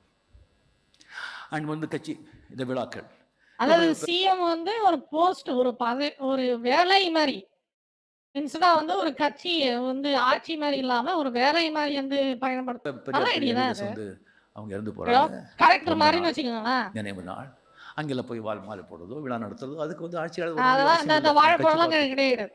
ஆமா, கட்சிகளோட கல்யாணம் திஸ்திங் அது சம்பந்தப்பட்டவங்க வந்தா போதும், வேற யாரும் திஸ்திங் வரவேண்டிய தேவையில்லை. இதுதான் என்னுடைய திட்டம். ஆன்மீக அரசியல். சரி, இது வந்து நம்ம முதல்ல இப்படி கண்டிப்பா வாய்ப்பு இருக்கு. இது விரும்புவாங்க, எல்லாம் அப்ரிஷியேட் பண்ணுவாங்க, மாற்று அரசியல் தானே கேட்குறாங்க அப்படின்னு சொல்லிட்டு நான் ரொம்ப கான்ஃபிடென்ட்டாக இருந்தேன். நான் ஒரு படத்தில் ஆக்ட் பண்ணும்போது கூட ஒரு கதையை வந்து நான் வந்து சினிமா கதை சொன்னால் கூட நான் 10 பேர்கிட்ட நான் சொல்லுவேன். இவ்வளோ பெரிய எலெக்ஷன், 7 கோடி மக்களுடைய வாழ்க்கை, இதுக்கு திட்டம் சொன்னால் வந்து அது வந்து எத்தனை பேர்கிட்ட நம்ம சொல்லணும். பட் இப்போ வந்து செவருக்கெல்லாம் காது இருக்கு, சொன்னால் எங்கே எப்படி ஒளி போகுதுன்னு தெரியாது. அதனால் அப்படி எனக்குள்ளேயே வச்சுக்கிட்டு காலம் நெருங்க நெருங்க நெருங்க நெருங்க தேர்தல் நேரம் வருங்க கொஞ்சம் கொஞ்சமாக வந்து சில இளைஞர்கள், சில அரசியல்வாதிகள், சில எம்பிஸ், சில எம்பிஸ் எனக்கு தெரிஞ்சவங்க, சில பத்திரிகை ஆளுங்க, சில வந்து அனலிஸ்ட்டு, சில அரசியல் விமர்சகர்கள், சில எனக்கு தெரிஞ்ச சில ஜட்ஜஸ், ஐஏஎஸ் எல்லாம் அவங்ககிட்ட வந்து நான் வந்து இது திட்டங்களாக சொன்னேன். நான் எனக்கு ரொம்ப ஆச்சரியமாக இருந்தது. அரசியல்வாதிங்க வந்து 3 திட்டமும் ஒத்துக்கலை. என்னங்க நீங்கள் கட்சி பதவி இல்லைன்னு சொல்கிறீங்க, கட்சி பதவி இல்லைன்னு சொன்னால் யார் வருவாங்க? பதவி இல்லைன்னு சொன்னால் இல்லை பதவிக்கு தானே வர்றாங்கன்னு சொன்னால் வேண்டாம், பதவிக்காக வர்றவங்க வேண்டாம், பொது சேவைக்கு வர்றவங்க ஓகே வச்சுங்க, அவ்வளோதான். இல்லைங்க அது சரி, நீங்கள் 50 வயசு கீழே அப்படின்னு சொல்கிறீங்க, அவங்களுக்கு தான் கொடுக்குதுன்னு சொல்லி உங்கள் மண்டலத்தில் வந்து அத்தனை பேர் திசைங்க இருக்காங்களே, 50க்கு மேலே இருக்காங்களே, 45 வருஷமும் வந்துட்டு இருக்காங்களே. ஸோ நீங்கள் நானே பதவி வேண்டாம்னு சொல்கிறேன், அப்போ நீங்களும் பதவி இல்லைன்னு சொன்னால் வரணும், நாட்டுக்கு நல்லது நடக்கணும்னு சொன்னால் நீங்களும் வரணும். அது 3வது வந்து ஒத்துக்கவே இல்லை யாருமே. நீங்கள் சிஎம் இல்லைன்னு சொன்னால் அது நீங்கள் விட்டுடுங்க. ஸோ இளைஞருங்க சில பேர் ஒத்துக்கிட்டாங்க, அவ்வளோதான். யாருமே வந்துட்டு இல்லைங்க. அது வந்து ஃபர்ஸ்ட் ஆஃப் ஆல் உங்கள் ஃபேன்ஸ் ஒத்துக்க மாட்டாங்க, ஜனங்களும் ஒத்துக்க மாட்டாங்க. அது வந்து இப்போ வந்து அந்த பழகிடுச்சு. கட்சி லீடர்னு சொன்னால் அவர் தான் சிஎம், அவர் தான் லீடர், அவர் தான் தலைமை பதவி, அவர் தான் வந்து சிஎம் ஆகணும்னு பார்க்குறாங்க. இது அழகு பார்க்குறது எனக்கு அரசியலில் பிடிக்காத ஒரு வார்த்தை. அவன் வந்து எம்பி அழகு பார்க்கணும், எம்எல்ஏ அழகு பார்க்கணும், மினிஸ்டர் அழகு பார்க்கணும், அழகு பார்க்கறது வேலை பார்க்கணும். இது வந்து எனக்கு தூக்கி வாரி போட்டுச்சு. நான் இத்தனை வருஷமாக நினச்சிட்டு இருந்தேன், இப்படி சொல்கிறாங்களே, நம்ம அனௌன்ஸ் பண்ணிட்டோம், என்ன பண்ணுறது அப்படின்னு சொல்லி. சரி நம்ம கட்சி, சரி நம்ம மன்றம் செயலாளர்களை கூப்பிடலாம், அவர்கிட்ட நம்ம சொல்லலாம், அவங்கள நம்ம கன்வின்ஸ் பண்ணலாம் அப்படின்னு செயலாளர்கள் கூட்டத்தை நான் கூப்பிட்டேன். கூப்பிட்டு இதை முதல்ல 2 நம்ம கிட்ட சொல்லலை. ஏன்னா முதல்ல 1 சொன்னால் என்னடா கட்சியில் பதவி இல்லை, அதுக்கப்புறம் இத்தனை வருஷம் அப்படின்னு சொன்னால் அப்படியே ஏறிட்டே வரும் கோபம். எப்படி கவர்மெண்ட் வந்து 370 முத்தலாக்கு, ராமர் மந்திர், அதுக்கப்புறம் உடனே சிஏஏ அதெல்லாம் பண்ண உடனே அந்த கோபம் எல்லாம் ஒரே வாட்டி வந்துடுச்சு சிறுபான்மை மக்களுக்கு. ஸோ வேண்டாம், படிப்படி ஓன்லி 3வது இம்பார்ட்டண்ட் அது மட்டும் நான் சொன்னேன். இந்த மாதிரி நான் வந்து சிஎம் கேரக்டர் இல்லைன்னு சொன்ன உடனே அஃப்கோர்ஸ் அவங்க சிங்கனாக இருந்தால் கூட டெஃபினட் நானே ஒத்துக்க மாட்டேன். இது வந்து அதை எல்லோரும் ஒத்துப்பாங்கன்னு சொல்லி எனக்கு வந்து தெரியும். பட் அட்லீஸ்ட் ஒரு 10% 15% வந்து அவங்கள வந்து இல்லைங்க அது என்ன சொல்கிறாங்க கேட்கலாம் அப்படின்னு சொல்லி இது பண்ணாங்க சொல்லி ஒரே வந்து அது வந்து எனக்கு பிடிக்கல. ஏன்னா ஒழுக்கம் தான் சொல்லிட்டு இருக்கேன். நான் பேசலாம் ஒழுக்கமே திஸ்திங் இல்லாமல் அது வந்து எனக்கு ரொம்ப எனக்கு வந்து அவ்வளோ திருப்தியாக இருந்தது. அதாவது தொண்டவங்களை யார் தலைமை சொல்கிறது யார் கேட்குறாங்களோ அவன் தான் தொண்டை. தொண்டவன் சொல்கிறதெல்லாம் கேட்குறவங்களாம் தலைவன் இல்லை. அதுதான் நான் வந்து சொன்ன வழியை வந்து இப்படி இருக்குது இதாச்சு அப்படின்னு சொல்லிட்டு. இப்போது நான் வந்து என்னமோ இந்த முதலமைச்சர் பதவி வேண்டாங்கிறது ஏதோ ஒரு கம்ப்ளீட்டாக ஏதோ பேர் தியாகம் பண்ணுற மாதிரி, பெரிய தியாகி மாதிரி, இது ஒரு பொலிட்டிக்கல் ஸ்டண்ட்டு அப்படி பண்ணாங்க சில பேர் நினைக்கலாம். நான் இப்போ சொல்கிறது இல்லைங்க. 2017 31 டிசம்பர் அன்றைக்கே நான் வந்து சொல்லியிருக்கேன். அது கொஞ்சம் போடுங்க. அரசியலுக்கு பணத்துக்கோ பேருக்கோ புகழுக்கோ நான் வர்றது கிடையாது.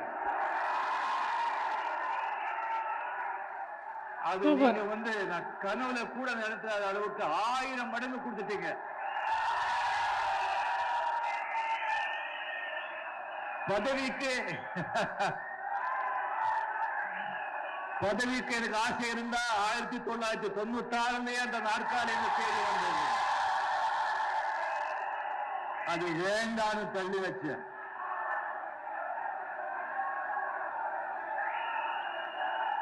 நாற்பத்தஞ்சு வயசுலயே எனக்கு அந்த பதவி ஆசை இல்ல. 68 வயசுல அந்த பதவி ஆசை எனக்கு வருமா? நான் பைத்தியக்காரன் இல்லையா? நான் ஆன்மீகவாதின்னு சொல்றதுக்கு தகுதியற்றவனா? பதவிக்காக இல்ல. நான் அரசியலுக்கு பணத்துக்கோ பேருக்கோ புகழுக்கோ நான் வர்றது கிடையாது. அப்போவே நான் சொல்லியிருக்கேன். நான் வந்து பொய் சொல்ல வேண்டிய அவசியம் இல்லை. எப்போவுமே வெளிப்படையாக எல்லாமே நான் சொல்கிறது தான். எனக்கு வந்து ஒரு மாற்று அரசியல் கொண்டு வரணும். இங்கே ஒரு அரசியல் மாற்றம் வேணும். நல்ல நல்ல தலைவர்களை உண்டாக்க பேர் இருக்கிற அண்ணா மதிக்கிறார் தலைவர். எத்தனை தலைவர்கள் உண்டாக்குனாங்க. தம்பி வா தலைமை ஏற்கு வா அப்படின்னு சொல்லிட்டு அவங்க உருவாக்கின தலைவர்கள் தான் இத்தனை நாளும் வந்து ஓட்டிட்டு இருந்தது. இப்போ யார் இருக்காங்க சொல்லுங்க? எத்தனை பேர் இருக்காங்க நல்ல தலைவருக்கு? எல்லாம் வந்து வெளிச்சத்துக்கு இன்னும் வரல. அவங்களெல்லாம் கொண்டு வரணும். கொண்டு வந்து வாங்க அப்படின்னு சொல்லி எப்படி இருக்காங்க தெரியும்? கொஞ்சம் ஹோப் கிடைச்சா போதும். எத்தனை ஒரு கோடி சம்பாதிச்சு கூட அதை விட்டு இங்க வரதுக்கு ரெடியா இருக்காங்க. ஹோப் கொடுக்கணும். அவங்களுக்கு கொண்டு வரணும். சரி, இது வந்து இப்போ நீங்கள் நினைக்கலாம் விடுங்கள்தான் இது நினைக்கலாம். இது வந்து இவங்க கொள்கை இதெல்லாம் இப்போ ஏன் சொல்கிறாங்க? இது வந்து கட்சி ஆரம்பித்து அப்போ வந்து சொல்ல வேண்டிய தேர்தல் சமயத்தில் வந்து சொல்ல வேண்டியது இப்போவே வந்து ஏன் சொல்கிறாங்க அப்படின்னு சொல்லி நிறைய பேர் நினைக்கிறாங்க. இது ஒரு ஸ்ட்ராட்டஜியா அப்படின்னு சொல்லிட்டு. ஆமாங்க, இங்கிருந்து ஒரு ஸ்ட்ராட்டஜி, இங்கிருந்து ஒரு ஸ்ட்ராட்டஜி கிடையாது. உண்மை, வெளிப்படைத்தன்மை, செல்ஃப்லெஸ்னஸ். உண்மைக்கு ஒரு பவர் இருக்குது, செல்ஃப்லெஸ்னஸ்க்கு ஒரு பவர் இருக்குது. இப்போ நான் இது ஏன் வந்து சீட் பண்ணுறேன்னு சொன்னால், ஸோ இந்த மாதிரி நான் வந்து சொன்னேன், இந்த கொள்கைகள் சொன்னேன், யாரும் ஒத்துக்கலை. அரசியலுக்கு ஓடுறேன்னு சொல்லிட்டோம். சரி, கட்சியை வந்துட்டு எல்லாமே வந்து டெல்லிக்கு போய் எல்லாம் பதிவு பண்ணி ஒரு பெரிய மாநாடு, ஒரு 5 லட்சம் 10 லட்சம் பேரை கூப்பிட்டு அங்கே வந்துட்டு கொடியை வந்து அறிமுகப்படுத்தி கட்சி பேரை சொல்லி கொள்கைகள் நம்ம சொல்கிறோம். தேர்தல் வருது, சொன்ன பிறகு தேர்தல் நின்று தான் ஆகணும். நாம் எதிர்க்கிறது யாருக்குங்க? யாரை? 2 பெரிய ஜாம்பவான்கள் அசுர பலத்தோட இருக்காங்க. அசுர பலத்தோட. ஒரு பக்கம்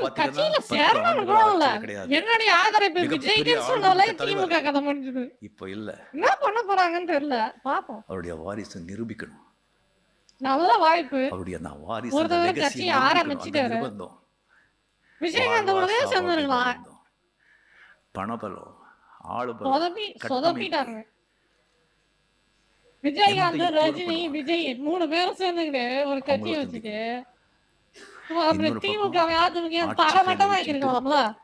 அந்த குபேரனோட கஜானாவே கையில வச்சுக்கிட்டு ஃபுல் கட்டமைப்பு அவங்க காத்துட்டு இருக்காங்க. இவங்க நடுவில் நான் ஒரு சினிமா புகழ் வச்சுக்கிட்டு நம்ம ரசிகர்களை வச்சுக்கிட்டு ஜெயிக்க முடியுமா? இப்போ இந்த கொள்கைகள் சொன்னால், அப்போ அது ஏற்படலைன்னு சொன்னால், இவங்களெல்லாம் நான் கொண்டு வந்து நான் பலிக்கடை ஆக்க மாட்டேன். என்னை நம்பி வர்றவங்களை பலிக்கடன் ஆக்குறதில்ல. கம்ப்ளீட்டாக அவன் வந்து எலெக்ஷன் தான் சாதாரண விஷயமா? சாதாரண விஷயமா சொல்லுங்கள்? எவ்வளோ பணம் அவன் வந்து கடன் விற்று பொண்டாட்டி தாலி விற்று வீடை விற்று அவன் வந்து அப்படி அவன் வருவான் இல்லை? அவனுக்கு எப்படியா இந்த வயசில் இந்த காலத்தில் அது எனக்கு தெரியாது. ஸோ முதல்ல சொல்லிடலாம். இல்லைன்னு சொன்னால் இதெல்லாம் நினச்சேன், நான் முதல்ல நினச்சேன் நான்.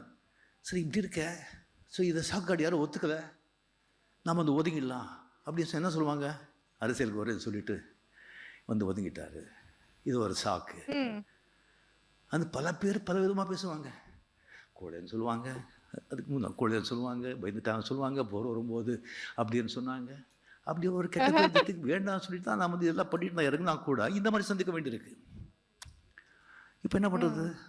அதுக்கு முதல்ல ஜனங்ககிட்டே சொல்லிடுறது, ஐயா இப்படி இருக்குது, நான் உங்களுக்காக வர்றேன். இது ஒரு பெரிய வெற்றிடம் இருக்குது, மிகப்பெரிய வெற்றிடம் இருக்குது. 2 பெரிய ஆளுமே கிடையாது. மிகப்பெரிய ஆளுமை டாக்டர் கலைஞர் அவர்கள், மிகப்பெரிய ஆளுமை மதிப்புக்குரிய ஜெயலலிதா அவர்கள். டிஎம்கே ஓட்டு போட்டாங்க, 30% டிஎம்கே கட்சிக்காக போட்டாங்க, 70% கலைஞருக்காக போட்டாங்க. ஏடிஎம்கே 30% கட்சிக்காக போட்டாங்க, 70% ஜெயலலிதா அவர்கள் போட்டாங்க. இந்த 2 ஆளுமே இப்போ இல்லை. இதான் வெற்றிடம், இதான் நேரம். 54 ஆண்டுகளாக வந்திருக்கிற இந்த ஆட்சியை வந்து அகற்றுறதுக்கு இதுதான் சீமான வெற்றிடம் சொல்லுங்க. இது அரசியல் மாற்றம், ஆட்சி மாற்றம், நல்ல ஒரு சந்தர்ப்பம். இதை வந்து அவங்க பயன்படுத்திக்கணும். அரசியலுக்கு வாங்கன்னு சொல்ற, இது வந்து எஸ் இப்படி தான் வர்ற, இதனால வந்து ஒரு மூமெண்ட் உருவாகணும், ஒரு எழுச்சி உருவாகணும். அப்படி ஒரு எழுச்சி உண்டாச்சுன்னு வச்சுங்களேன், இளைஞர் மத்தியில், ஜனங்க மத்தியில் அப்படி உண்டாச்சுன்னு சொன்னா, இந்த ஜாம்புவாங்க, அந்த அசுரபலம், அந்த பணம் புகழ், அந்த பணம் பலம், அந்த சூழ்ச்சி எதுவுமே நிற்காது, தூள் ஆயிடும்.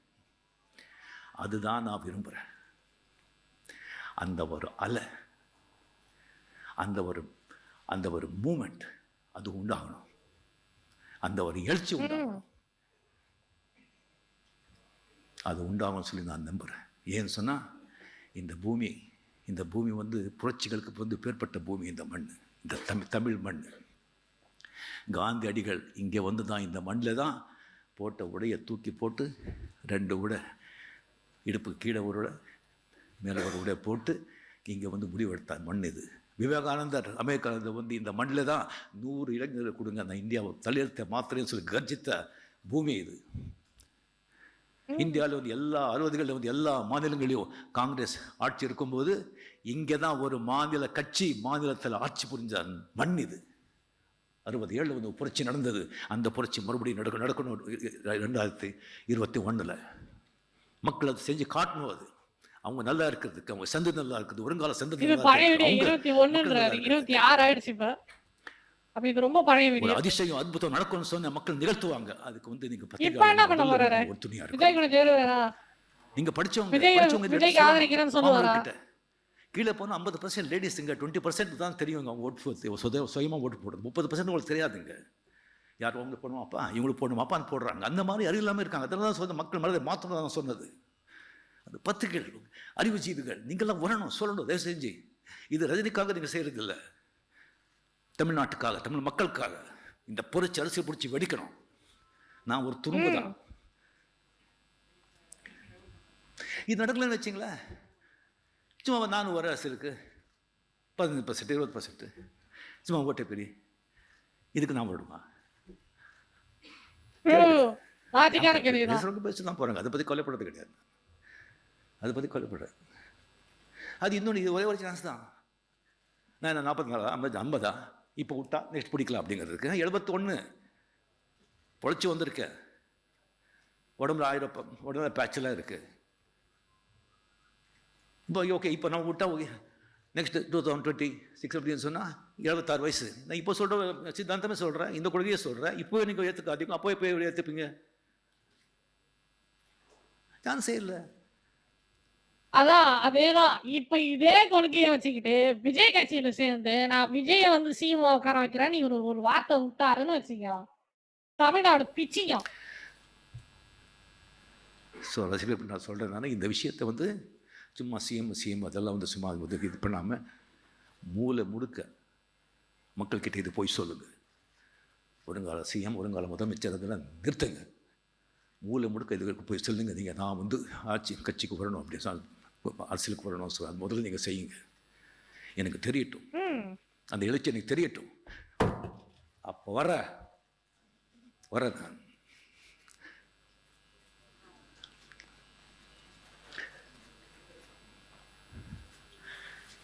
இது வந்து இந்தியா முழுக்க பரவணும்.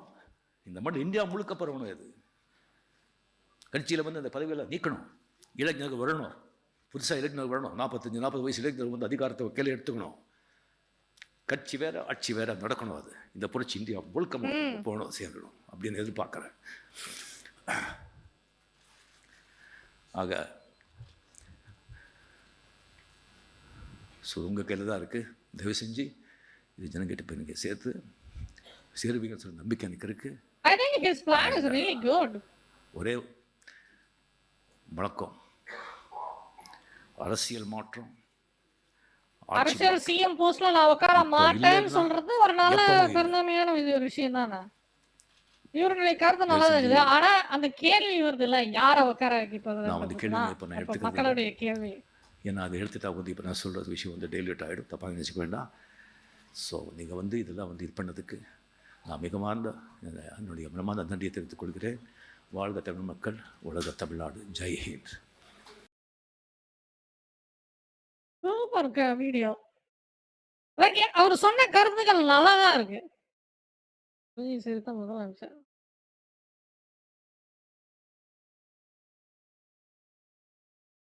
சமயம் வெளுத்து விட்டது, பக்கம் பக்கமாகி கிழித்த கருப்பையா சாயம் வெளுத்து விட்டது. What is saying? Oh, Vijay hate video. Let's see it. I want to see it. MGR TV. Goddamn. MGR நேயர்களுக்கு வணக்கம். நம்மோடு தமிழ்நாடு தன்னுரிமை கழகத்தின் தலைவர் திரு பழ கருப்பையா இணைந்திருக்கிறார். வாருங்கள் அவரோடு பேசலாம். ஐயா வணக்கம். தமிழ்நாடு விஜய் தன்னுரிமை அவர்கள் கழகம். மாநாட்டுல Okay. பேசி முடிச்சதுல இருந்து ஏகப்பட்ட விமர்சனங்கள் வந்துகிட்டே இருக்கு. பாராட்டுகள் ஒரு அளவுக்கு தான் ரொம்ப கம்மியா வருது, விமர்சனம் வந்துகிட்டே இருக்கு. பாஜக அதான் அது ஒரு பேசிக்கிட்டே அவரு பண்ண மாநாடு ட்ரெயிலர் தான், நான் கட்சி ஆரம்பிச்சுட்டேன் அப்படின்றது சொன்னதை தவிர கொள்கைகள் வந்து அந்த அளவுக்கு தெளிவா இன்னும் சொல்லல. வந்து அப்படி எப்படி மேலோக்க தான் வந்து மீன்புல் பாஞ்ச மாதிரி தான் இருக்குது அவருடைய திமுகவும் கொள்கைகள். திட்டுறாங்க, விசிகாவும் திட்டுது. திருமாவளவன் அவர்கள் காட்டமா ஒரு அறிக்கை விட்டிருக்காரு. பேசுனதுல தெளிவு இல்ல, கொள்கையிலும் தெளிவு இல்ல அப்படின்றாரு. எப்படி பாக்குறீங்க? அவருடைய வருகையை அது நான் உண்மைதான். வரவேற்கிறேன். ஏனென்றால் ஆமா, வருகை வரவேற்பு, திமுகவை ஆனா கொள்கையில எதிர்ப்பதற்கும் கொஞ்சம் பாஜகவை குழப்பம், எதிர்ப்பதற்கும் கொள்கை குழப்பம். அவை இரண்டும் என்னுடைய அடிப்படை கொள்கைகள். ஆகவே அதை எதிர்ப்பதற்கு ஒருவர் வருகிறார் என்று சொன்னால் அவருடைய வருகையை வரவேற்பது இயல்பு. அந்த வகையில் அவருடைய வருகை வரவேற்பு. Wait. What about this video? Let's see what is this. உங்களை எப்படி நீங்கள் திராவிடர்கள் என்று சொல்லுகிறீர்கள் என்று கேட்கிறார்கள். உங்களை ஒரு நாடும் நாங்கள் திராவிடர்கள் என்று சொல்லவில்லை. சனாதனத்தின் கைக்கூலிகளை திராவிடர்கள் என்று ஒரு நாடும் சொல்ல மாட்டோம். திராவிடம் என்பது சங்க இலக்கியத்தில் இருக்கிறதா? திராவிடம் என்பது ஐம்பெருங்காப்பியத்தில் இருக்கிறதா? இப்படி சொல்லுகிற நீங்கள் உங்களை தமிழ் இந்து என்று சொல்லுகிறீர்களே, இந்து என்ற சொல் சங்க இலக்கியத்தில் இருக்கிறதா? ஒருவர் சொல்லுகிறார், நீங்க ஆடு மாடு மேய்ங்க, 2000 ஏக்கர் சிசிடிவி கேமரா வச்சிருக்கிறேன், எதுக்கு எஜுகேஷன்? முதலில் நான் இந்த நாட்டில் பிள்ளைகளை படிக்காதே என்று சொல்லுகிற ஒரு தற்குறியை பார்க்கிறேன். என்னைக்காவது நீங்க பாருங்க, மேடையில வந்து தடை அதை உடை, முறுக்கு அதை நொறுக்கு. என்ன அண்ணா பார்த்தா எத்தனை அழகான அடுக்குமொழிகளை அண்ணா சொல்லிட்டு போறேன். நெஞ்சறிய போய் சொல்கிறார்கள். நான் அந்த குற்றச்சாட்டை இந்த மேடையில் வைக்கிறேன். நான் நியூயார்க்குக்கு போயிருக்கிற போது ட்ரம்ப் அப்பா என்னை கூப்பிட்டாரு, வந்திருக்கிறது. Okay. I think I'm just gonna play a game or something. Let's see this புரியலை. video and then we can. ஆனால் அவருக்கு இதுதான். அரசியல் பழக்கம் இல்லை. அதன் காரணமாக எல்லாரும் I'll சொல்லுகிறார்கள் watch those திமுகவினுடைய, offline. கொள்கையை அப்படியே காப்பி அடித்து விட்டார் என்று சொல்லுகிறார்கள். அந்த சினிமாவில் வருகிற வசனம், இந்த சினிமாவில் வருகிற வசனம், இதெல்லாம் சேர்த்து ஒரு கொள்கை முழக்கமாக உருவாக்கப்பட்டிருக்கிறது என்று சொல்லுகின்றவர்களெல்லாம் இருக்கிறார்கள். ஆனால் அதில் கொஞ்சம் சில நிலைப்பாடுகள் தெளிவில்லாமல் இருப்பது என்பது உண்மைதான். பகவத்கீதையை இவர் பெற்றுக்கொள்ளுகிறார். எதற்காக பகவத்கீதையை பெறுகிறார்? பகவத்கீதை சமக்கிருத நூல் 1, அது பிராமண நூல் 2, வர்ணாசிரம தர்மத்தை போதிக்கிற நூல். வர்ணாசிரம தர்மத்தை எதிர்க்கிறோம், ஜாதியை எதிர்க்கிறோம், பிறப்போக்கும் எல்லாம் உயிருக்கும் என்று சொல்லிவிட்டு ம். வர்ணாசிரம தர்மத்தை போதிக்கின்ற நூலை அவர் இந்து மதத்தின் சார்பாக பெறுகிறார். பைபிளை பெறுகிறார், குரானை பெறுகிறார், பகவத்கீதையை பெறுகிறார். இது மூன்றையும் தான் பெறுகிறார். அரசியல் சாசனத்தை பெறுகிறார். அரசியல் சாசனமே 1000 மாற்றத்திற்கு உள்ளாக வேண்டிய நிலையிலே தான் இருக்கிறது. அரசியல் சாசனம் ஒன்றும் புனிதமானதில்லை. ஆகவே இதில் ரொம்ப கான்ட்ரவர்ஷியல் என்பது பகவத்கீதையை அவர் பெற்றது. பகவத்கீதையை மத்திய பிரதேசத்திலே ஒருவன் பெற்றால் எனக்கு புரியும், மோடி பெற்றால் ம். புரியும், அமித்ஷா பெற்றால் புரியும். இவர் எதுக்கு பெறுகிறார்? தமிழனுக்கும் பகவத்கீதைக்கும் என்ன சம்பந்தம்? இவ்வளவு அறிவில்லாதவனையா உங்களுடைய ஆலோசகனாக வைத்திருப்பாய் என்று நான் கேட்கின்றேன். தமிழனுக்கும் பகவத்கீதைக்கும் என்ன ம். தொடர்பு? திருக்குறளை எடுத்துக்கொள்கிறாய், பிறப்போக்கும் எல்லாவுக்கும் ட்ரூ, என்று ட்ரூ, சொல்கிறாய். ட்ரூ. தமிழனுடைய வேதம் திருக்குறள் தான். அதை அடிப்படையாக கொண்ட ஒருவன் திருக்குறள் நூலையே ஒருவரை கொடுக்க சொல்லி நீ பெற்றிருக்க வேண்டியதானே? கான்ஸ்டியூஷனை பெறு, பைபிளையும் குரானையும் பெறு, திருக்குறள் உரையோடு அல்லது அது அந்த மதத்தினுடைய இதை வந்து வெளிப்படுத்துறதுக்காக வந்து பகவத்கீதையை வாங்குறாருன்னு வச்சுக்கலாம். ஆனா வந்து அந்த மதமே நம்மளது இல்ல, ஆரியம் தானே இப்ப பேச்சு. உரை இல்லாமல் இந்து மூலத்தை மதம்ன்றது தமிழகத்தினுடைய பாரம்பரிய மதமே கிடையாதுன்றது தான் இப்ப யாரையாவது என்னுடைய ஒருவரை கருத்து. கொடுக்க சொல்லி பெற்றிருக்க வேண்டியதானே? இல்ல, அதை நம்ம அதை விட்டு அப்படி ஐயா, பார்க்க முடியாதுங்கய்யா. ஒண்ணு குரானை கொடுக்குறாரு, பைபிளை ஆனா அது ஒரு கொடுக்குறாரு, வகையில உண்மைதான். பகவத்கீதையை கொடுக்குறாரு. நான் அதுல இருக்கிற கருத்துக்களை ஏத்துக்கிட்டு நான் அதுபடி நடக்க போறேன்றதுல, அது பகவத்கீதைன்றது இந்து மக்களை குறிக்குது. இஸ்லாமிய எல்லா மக்களையும் சமமா நான் சரி, நடத்துவேன். உனக்கு புரியவில்லை என்றால் பரவாயில்லை. நீ உனக்கு புரிய வேண்டிய தேவையில்லை. நீ தனி கட்சி வைத்திருக்கவில்லை, அவருக்கு புரிய வேண்டும். பகவத்கீதை இந்து மத நூல். இந்து மதம் என்பது யாருடைய மதம்? இந்த அடிப்படையே தெரியாமல் முட்டாள்களை வைத்துக்கொண்டு தமிழனுடைய மதம் இந்து மதமா? இந்து மதம் என்ற சொல் 100 ஆண்டுகளுக்கு முன்பு இருந்ததா? 100 ஆண்டுகளுக்கு முன்பு வாழ்ந்த ம்ஹும். வள்ளலாருக்கு கிடையாது, இந்து மதம் என்ற சொல் தெரியுமா? இந்து என்ற சொல் தெரியுமா? தெரியாது, அவர் இந்து இல்லை, தெரியாது. திருமூலர் இந்து இல்லை, பட்டினத்தார் இந்து இல்லை, திருநாவுக்கரசர் இந்து இல்லை என்றால் நான் இந்துவா?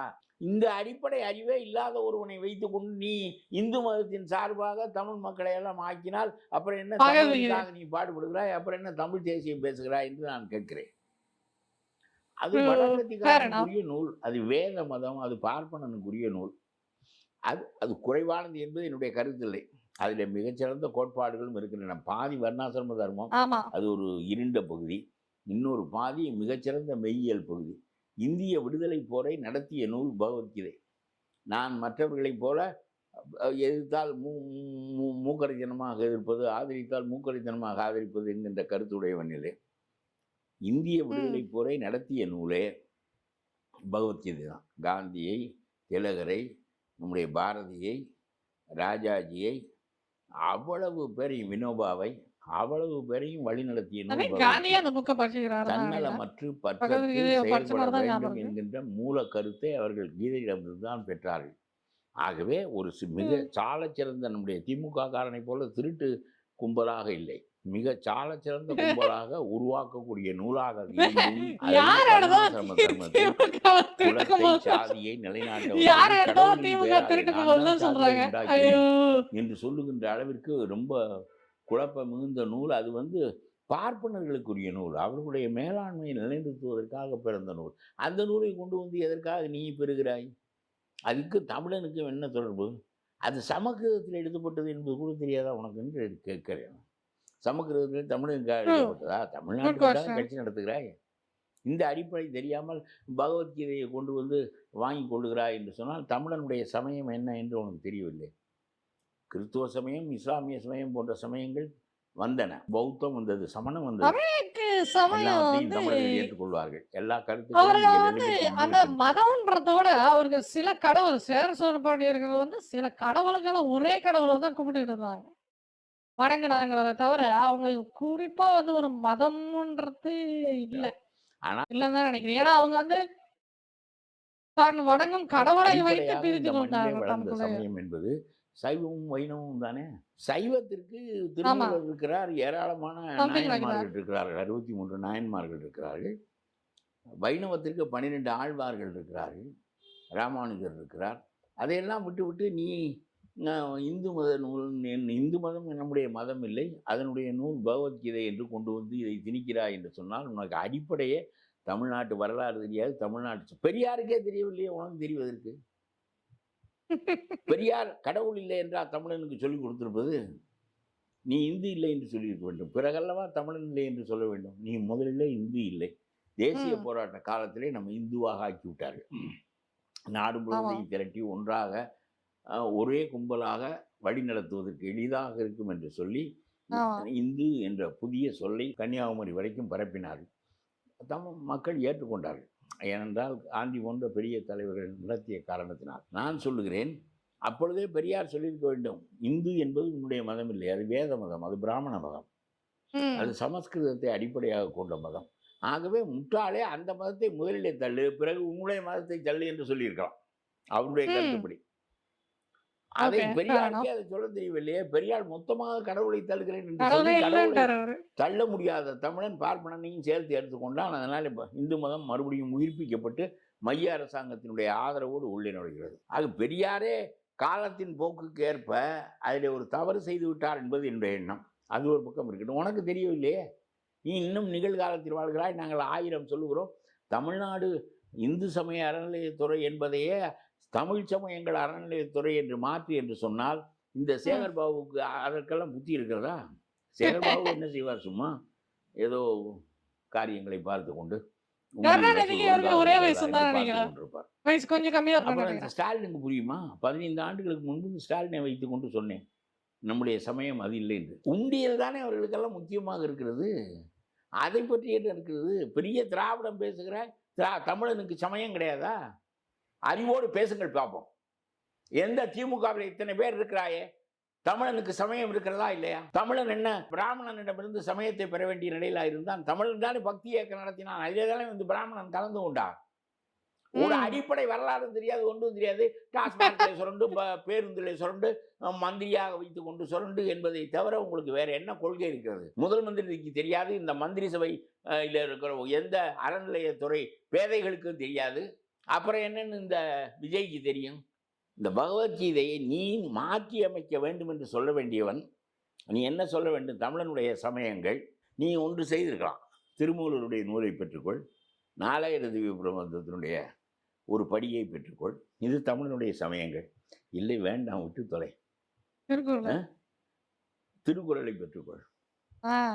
தமிழனுக்கு திருக்குறள் மெய்யியல் கற்பிக்கின்ற நூல் தான். ஒரு சமயத்தின் பெயரை குறிப்பிட்டு அது கற்பிக்கவில்லையே தவிர கடவுளை போதிக்கிறது, வினை கொள்கையை போதிக்கிறது, மறுபிறப்பை போதிக்கிறது, எல்லாவற்றையும் ஊழை போதிக்கிறது, எல்லாவற்றையும் போதிக்கிறது.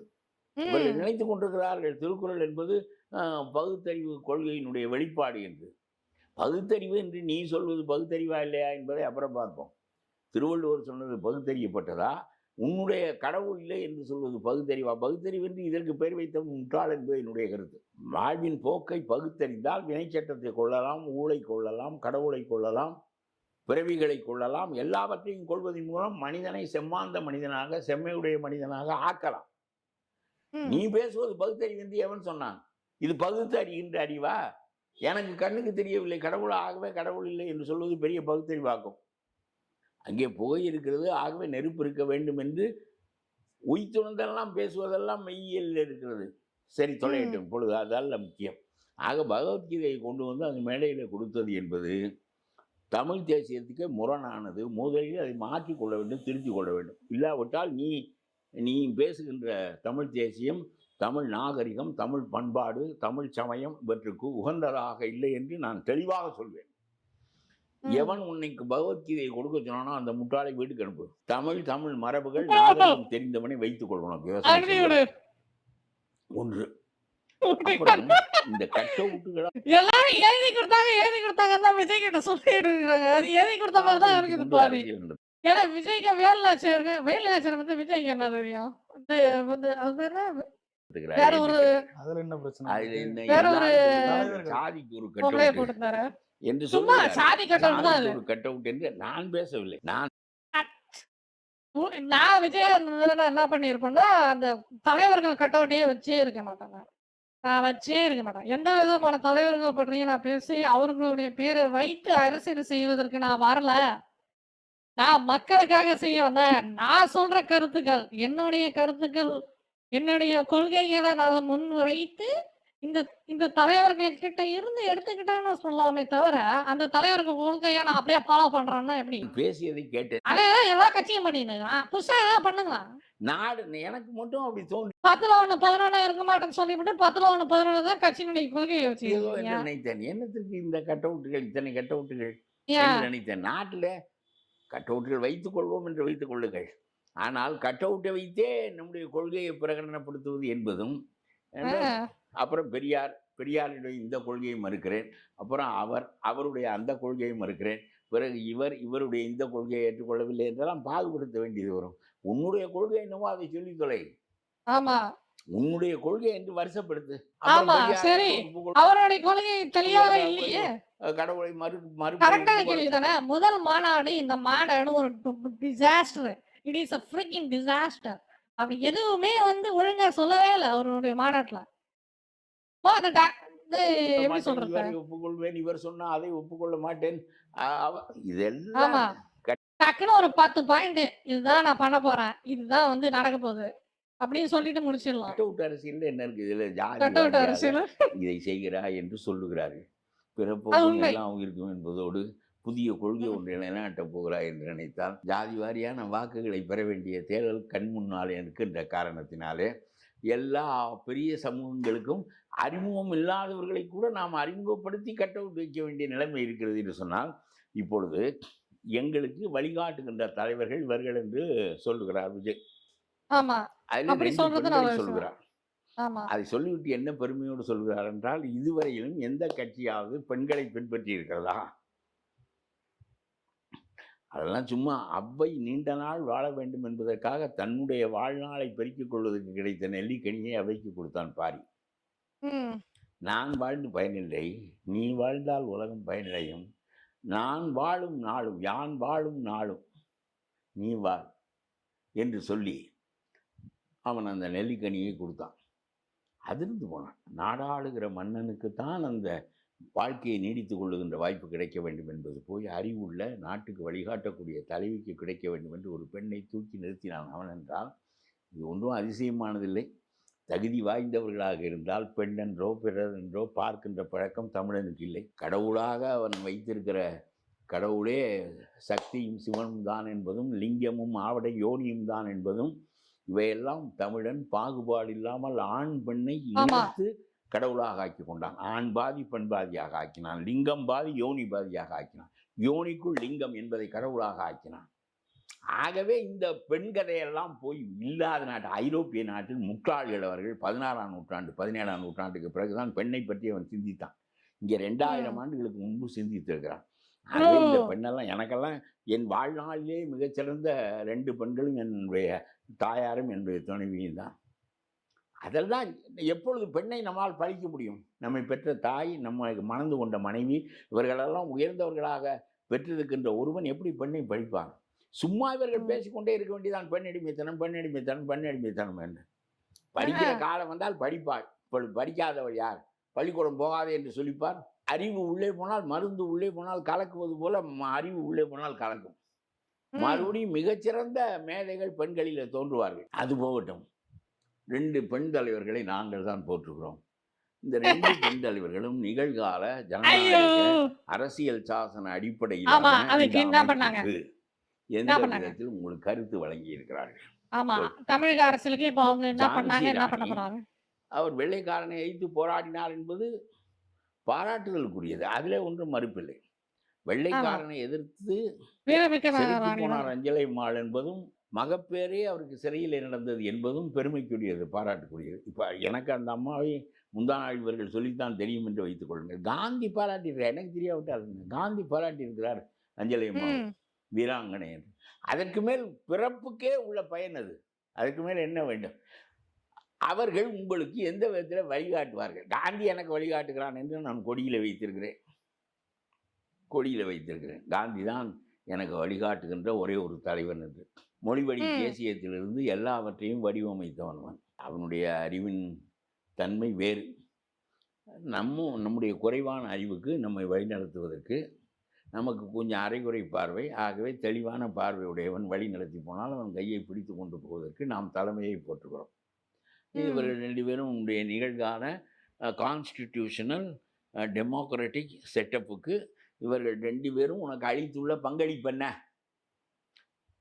என்ன வேண்டும் என்றால் என்ன பண்ண தெற்கு போறாங்க? பகுதி மக்களுக்கு ஒரு அடையாளம் வேண்டும்.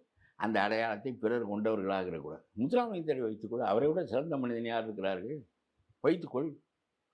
தெய்வீகமான மனிதன் அவர். ரொம்ப தமிழின் மீது பெரும்பற்ற, லெமூரியா கண்டத்தில் இருந்து தமிழ் தோன்றியது என்று பேசுகின்ற மனிதன் அவர். அப்பளுக்கு இல்லாத மனிதர், அறிஞர், சுதந்திரத்திற்காக தன்னுடைய வாழ்க்கையை அர்ப்பணித்து வைத்துக்கொள். நேரடியாக என்ன அவர் என்ன எல்லாருக்கும் சொந்தம் தானே. காந்தியை நான் வைத்திருக்கிறேன், காங்கிரஸ்காரனும் வைத்திருக்கிறான், உலகம் பூரா வைத்திருக்கிறார்கள், நீனும் வைத்துக்கொள் முத்துராமலிங்க தேவரை. அவர் உனக்கு நிகழ்கால ஜனநாயக அமைப்புக்கு வழிகாட்டுவார்.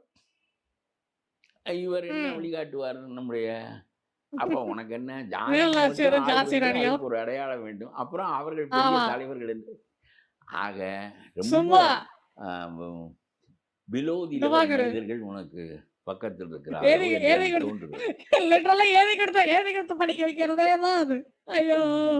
ரொம்ப அசிங்கம் இவையெல்லாம்.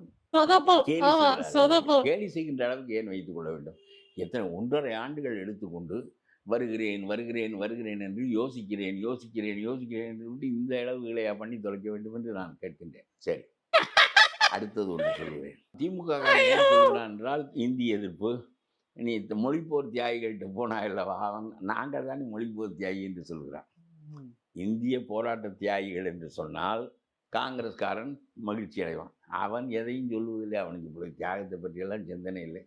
இந்த சிதம்பரம், திருநாவுக்கரசுகள்லாம் ஏதாவது ஒரு பதவி கிடைத்தால் போதும் என்று வாழ்கிறவர்கள். இவர்கள் எந்த போராட்டமும் செய்தவர்களும் இல்லை, தியாகம் செய்தவர்களும் இல்லை. இவர்களுக்கு தியாகிகள் என்று சொன்னால் நம்முடைய கட்சியில் இருந்தவர்கள் செய்த தியாகம் தானே என்கின்ற எண்ணம் கூட இவர்களுக்கு வராது. ஆனால் அவனுக்கு வருகிறது. மொழிப்போர் தியாகி என்பவன் திமுக காரன் தானே, வேற எவன் இருக்கிறான்? சட்டத்தை எரித்தவனும் சிறைக்கு போனவனும் அவனும் அவன் தானே. மொழிப்போர் தியாகி என்பது இந்திய எதிர்ப்பு தானே. இந்திய எதிர்ப்பு என்கின்ற சரியான கொள்கை. நான் காந்தியை பின்பற்றுகிறேன். நான் காந்தியினுடைய இந்திய தேசிய மொழி கொள்கையை நான் ஏற்றுக்கொள்வதில்லை. காந்தி இன்றைக்கு இருந்திருந்தால் மாற்றிக்கொண்டிருப்பார் என்பது என்னுடைய கருத்து. அது ஒரு பக்கம் இருக்கட்டும். காந்தி தவறுகளை மாற்றிக்கொள்ளக்கூடிய மகத்தான தலைவர், அது ஒரு பக்கம் இருக்கட்டும். என்னுடைய கருத்தும் இருமொழி கொள்கை தான். என்னுடைய கருத்தும் இந்த தேசியம் என்பதெல்லாம் நீங்கள் கண்டுபிடித்த 19ஆம் நூற்றாண்டு சொல். எனக்கு மொழி இன அடிப்படையிலான உணர்வு தான் எனக்கு உள்ள அடிப்படை. தமிழ்நாடு தன்னுரிமை கழகம் என்று தான் என்னுடைய கழகத்திற்கு பேர் வைத்திருக்கிறேன். ஆகவே நீ எல்லா கொள்கையும் திராவிடம் என்பது உனக்கு சொந்தமானது ஒன்றுமில்லை. இவர்கள் சொந்தம் பாராட்டி கொள்கிறார்கள் திராவிடம் என்றால். திராவிடம் என்பது நீங்கள் கட்சிக்கு பேர் வைக்கிற காலத்திற்கு முன்னாலேயே தேசிய கீதத்தில் அமைந்தது. ராமானுஜர் பயன்படுத்தியது. திராவிட சங்கம் என்று 5ஆம் நூற்றாண்டில் இருந்தது. திராவிட வேதம் என்று ராமானுஜர் போற்றியது. அப்புறம் சைவ சித்தாந்தத்தின் மிகப்பெரிய தத்துவ நூலுக்கு எழுதப்பட்ட உரைக்கு திராவிட மாபாடியம் என்று பெயர். சைவ மாபாடியம் என்று வைக்க வேண்டியதானே இருக்கு. திராவிட மாபாடியம். மாபாடியம் என்றால் மிகப்பெரிய விளக்கம் என்று அர்த்தம். பாஷ்யம் என்பது உரை. மாபாடியம் என்பது பாஷ்யம் என்பது தமிழ் இல்லை என்கின்ற காரணத்தினால் பாடியம் என்று சொல்லப்பட்டது. வரலாறு தெரிஞ்சீங்க, நம்ம வரலாறு தெரியாததுனால தான் இந்த அரசியல்வாதிகள் வந்து அதை பயன்படுத்தி அதை திரித்து தன்னுடைய லாபத்துக்காக யூஸ் பண்ணிக்கிறாங்க. திராவிடனுடைய சமயம் சைவம். ஒவ்வொருவனையும் ஒரு தடவை செருப்பால் அடிக்க வேண்டும். இந்த இந்து அறநிலையத்துறையில் இருப்பவன் எல்லாம் இந்த திராவிட மாபாடிய புத்தகத்தை கொடுத்து ஒரு தடவை செருப்பால் அடிக்க வேண்டும். திராவிடனுடைய சமயம் சைவம், வைணவம். அதனாலே திராவிட நூலான அதனுடைய மெய்யியல் நூலுக்கு எழுதப்பட்ட உரைக்கு மாபாடியம் என்று மட்டும் பெயர் வைக்காமல் திராவிட மாபாடியம் என்று பெயர் வைத்ததற்கு காரணம் திராவிடனுடைய சமயம் சைவம் என்பதுதான். உனக்கு அது தெரியவில்லை. இந்து சமய அறநிலையத்துறை என்று வைத்திருக்காங்க. முட்டாள்கள் நீங்கள் என்று 300 வாரம் சொல்லுகிறேன். உனக்கு திராவிடமும் தெரியாது. திராவிடனுக்கு சமயம் கிடையாதா? பெரியாருக்கு தெரியாவிட்டால் உனக்கும் தெரியாதா? மனோன்மணியை சுந்தர பிள்ளையை எடுத்து காட்டவில்லையா? விவேகானந்தர் ஓட்டி விட்டாரே தமிழ் மண்ணை விட்டு. உன்னுடைய சமயம் இந்து, எங்களுடைய சமயம் சைவம் என்று சொன்னார். எவனால் சொல்ல முடியும்? இந்த சீமான் மாதிரி பேதைகள் எல்லாம் தமிழ் தாய் வாழ்த்தை கிழித்தடிப்பார்களாம். மனோன்மணிய சுந்தர பிள்ளை நடந்த மண்ணை தொட்டு கும்பிடுவதற்கு உனக்கு யோக்கியதை இருக்கிறதா? அவன் ஒரு மனிதன் பிறந்திருக்கவில்லை என்றால் மறைவிலடிகள் எங்கே, தேவநேய பாவனர் எங்கே, வாசுபா மாணிக்கம் எங்கே, எங்கே தமிழ் பெருஞ்சித்திரனார் எங்கே, எங்கே இந்த தமிழ் எங்கே? மனோன்மணிய சுந்தர பிள்ளை இல்லை என்றால் அண்ணாதுரை எங்கே என்று கேட்கிறேன் நான். தமிழுக்கு சமயம் உண்டு என்பதை இந்த திமுக காரனுக்கு தெரியவில்லை. அதனாலே இவன் இந்து மதம் என்று வைத்துக்கொண்டு ஆளுநர், நீ இந்து மதம் என்று வைத்திருக்கிற காரணத்தினாலே தான் அவன் மைய அரசின் பலத்தோடு இங்கே வருகிறான். நீ மாற்று, இந்து சமய அறநிலையத்துறை என்பதை தமிழ் சமயங்கள் அறநிலையத்துறை என்று மாற்று, அவன் ஓடி விடுவான் தெக்கணத்துக்கு. அங்கே உனக்கு அறிவில்லை, என்னவோ பெரிய திராவிடம் பேசுகிறாய் நீ. பெரியாரே இல்லை தவறிவிட்டார் என்று சொல்கிறேன் நான். அண்ணாவும் இதை அறிந்திருக்கவில்லை என்று சொல்கிறேன் நான் இவர்களை விட சிறந்த அறிவுடையவன் என்று சொல்லவில்லை. காலத்தின் தன்மை எனக்கு உணர்த்தி இருக்கிறது. மனோன்மணி சுந்தரம் பிள்ளை வழியாக நான் அமைந்திருக்கிறேன்.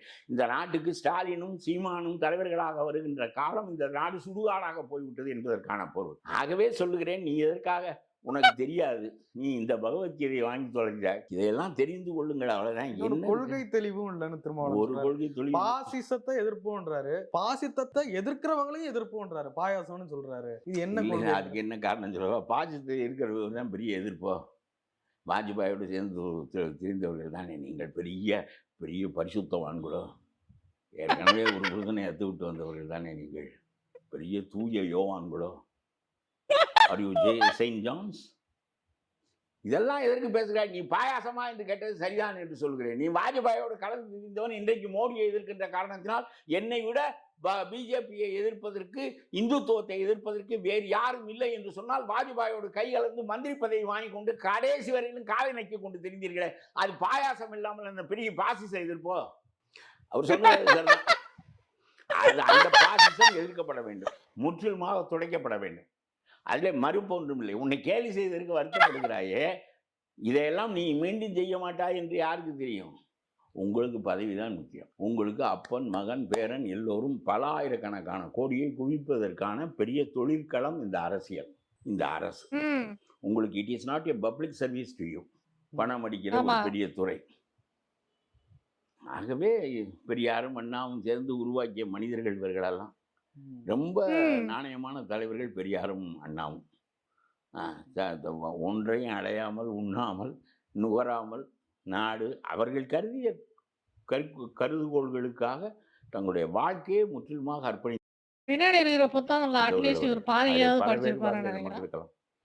என்ன அது வேறு. ஆனால் என்ன பெரிய பேசுற கருத்துக்களை மறுப்பு சொல்லவே முடியாது. இவரு பேசலாம் அவர்கள் நியமித்த ஆளா, அவர் நியமித்த ஆளா இல்லையா என்பதை காலப்போக்கில் நாம் தெரிந்து கொள்வோம். தெரிந்து கொண்ட பிறகு இவர்களை தள்ளி விடுவோம்.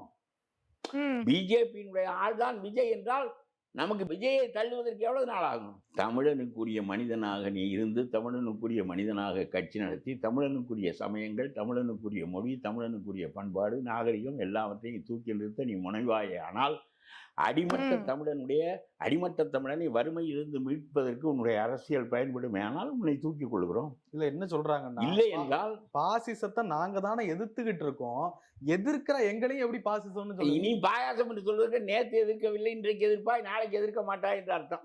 நீ உனக்கு பதவி தான் முக்கியமே தவிர நீ அதாவது எல்லாரும் இந்த அதிமுக காரன் அவனுடைய காலை பிடித்து கொண்டு திரிந்தான். பிறகு இவன் எதிர்நிலைக்கு வந்தான். இவன் அவன் காலை பிடித்தால் அவன் எதிர்நிலைக்கு வருவான். இது நடந்திருக்கிறது தமிழ்நாட்டு அரசியலில். நான் சொல்லுகிறேன், நான் அறிந்த ஒரே ஒரு ஆண் நீதான் என்று ஒரு பெண் சொல்வது போல. என்ன, நான் இந்த பாசிசத்தை என்றைக்குமே ஆதரித்ததில்லை என்று கம்யூனிஸ்ட் சொல்லட்டும், I will salute you. Communist அறிந்ததில்லை, 2 கம்யூனிஸ்டும் அறிந்ததில்லை. முத்தரசன் ஒத்துதுகிற ஆளாக இருந்தாலும் நம்முடைய பிஜேபிக்கு ஒத்துவதில்லை. அப்புறம் காங்கிரஸ் எதிர்நிலை. எப்படி திமுக அதிமுக ஒன்று சேர மாட்டார்களோ அதுபோல் காங்கிரஸும் பிஜேபியும் ஒன்று சேர மாட்டாங்க. காங்கிரஸ் பிஜேபியை ஆதரித்ததில்லை. இயற்கையான காங்கிரஸ் எதிர்ப்பு, காங்கிரஸ் பிஜேபி எதிர்ப்பு. இவர்கள் ஆளும் நிலையில் இல்லாவிட்டாலும் கூட என்றைக்கும் கம்யூனிஸ்டுகள் கொள்கை ரீதியாக பிஜேபியை எதிர்த்தவர்கள். அவர்கள் சொல்லட்டும், என்னையும் பார்த்து பாயாசம் என்று சொன்னாயா என்று கேட்கட்டும். இது திமுகவே அவன் பாயாசம் என்று சொன்னதற்கு ஏன் வெட்கப்படுகிறாய்? நீ பாயாசமாக இருந்தவன் தானே. இப்பொழுது பாசிச எதிர்ப்பு, நாளைக்கு பாயாசமாவாய். மோடி உன்னை ஒரு சுண்டு சுண்டினால் எங்கே போய் விழுவாய் தெரியாதா? நீங்களெல்லாம் என்ன பெரிய தூய யோவான்களா தாக்கு பிடித்து நிற்பதற்கு? அதெல்லாம் வெறும் பேச்சு. அப்படி சொன்னதற்காக வருத்தப்பட வேண்டாம். சொன்னது உண்மையை சொல்லிவிட்டானே என்று நினைத்து சரி பரவாயில்லை, நாம் இனிமையாவது என்றைக்கும். இதில் வேறு சொல்லிக் கொள்கிறார்கள், பிஜேபி உண்டாக்கிய சி டீம். ஆகும் எவன் பி டீம்னு தெரியல. எவன் பி டீம்? அதிமுக. ஓ அப்படிதான் வரிசையா. இல்ல அப்படி சொல்லிட்டேன். வழக்கமா அப்படிதானே சொல்றாங்க. பிஜேபியோட பி டீம்.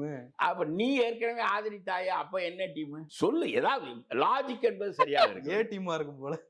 இல்ல இல்ல ஏ ஏ டீம் அது சரி. ஏபிசி. அப்ப வச்சுக்கோ, நீனே சொல்லிவிட்டாய். நான் சொல்லல. ஜஸ்ட் சொல்றேன். தூக்குலையா போட போறாங்க. அவன் லாஜிக்ல சொல்றேன். Logic correct. அவன் A team DMK, B team ADMK, C team நம்ம விஜய். சரி, டி டீம் எதுவும் வருகிறதா என்று பார்ப்போம். இதெல்லாம் வெட்டி பேச்சு. இந்த 12% சிறுபான்மையினுடைய வாக்குகள் தவறி போய்விடக்கூடாது என்று நீங்கள் பதறுகிறீர்களே தவிர, அது ஒன்றினால்தான்.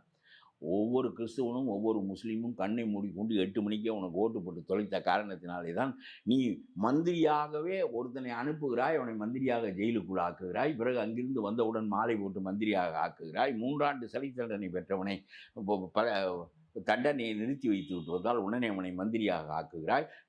நாட்டிலே நாங்கள் திருடர்களை, அயோக்கியர்களை, ஊழல் செய்தவர்களைத்தான் மந்திரியாக ஆக்குவோம், எங்களுடைய ஆட்சி முறையை நீ ஏற்றுக்கொள் என்று சொல்லுகிறாய்.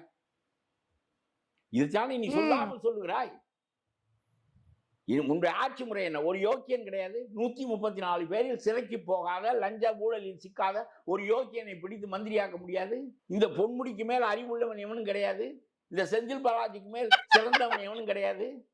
இதெல்லாம் வாழ்க்கை முறையாக ஆக்கியிருக்கிறீர்கள். 50 ஆண்டுகளில் தமிழ்நாட்டு அரசியலை ராஜாஜி போன்ற மகத்தான செயின்ட்லி லீடர்ஸ், ஒரு முனிவனை போல் வாழ்ந்தவன் ராஜாஜி. அவன் பார்ப்பான் என்பதற்காக அவன் மட்டமாக போய்விடுவானாகும், நீங்கள் உயர்ந்தவர்கள் ஆகிவிடுவீர்களாகும். அவனை போல, காமராஜரை போல, ஓமந்தூர் ராமசாமி ரெட்டியாரை போல, குமாரசாமி ராஜாவை போல மிகச்சிறந்த தலைவர்கள் ஆண்ட ஒரு நாட்டை குட்டிச்சுவராக்கி வைத்திருக்கிறீர்கள். பேசுகிறாய் நீ எல்லாம். நாடா இது? காடு. இதை எதிர்ப்பதற்கு எவன் வந்தாலும் அவனுக்கு ஐ சல்யூட் யூ. ஒரு ராங் ஸ்ட்ராட்டஜி ஒன்று விஜய் பண்ணிட்டாருன்னு சொல்றாங்க. ஆட்சியில் பங்கு, அதிகாரத்தில் எங்களை நம்பி கூட்டணிக்கு வந்தீங்கன்னா அவங்களையும் அதிகாரத்துல பங்கு கொடுப்போம், அவங்களுக்கும் அமைச்சர் இடம் கொடுப்போம் அப்படின்ற மாதிரி விஜய். அது 2 பொருளா இருக்கும்.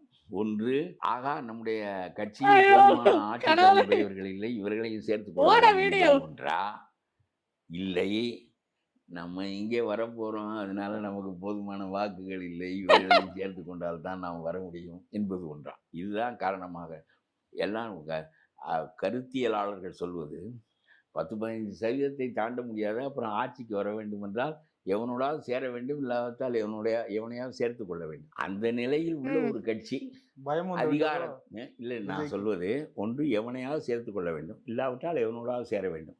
போதுமான வாக்கு எண்ணிக்கை நம்மிடம் இருக்க முடியாது. ஏனென்றால் விஜயகாந்தே ஒரு 10-12% தாண்ட முடியவில்லை. அவர் ஒரு கூட்டணிக்கு அடிபட்டு போய்விட்டார். அது மாதிரி ஆகிவிடாமல் பார்த்து கொள்ள வேண்டும். அப்படி என்றால் நீங்கள் அம்பு எய்யும் திறன், குறி இலக்கை தவறாமல் சென்றடைய வேண்டும்.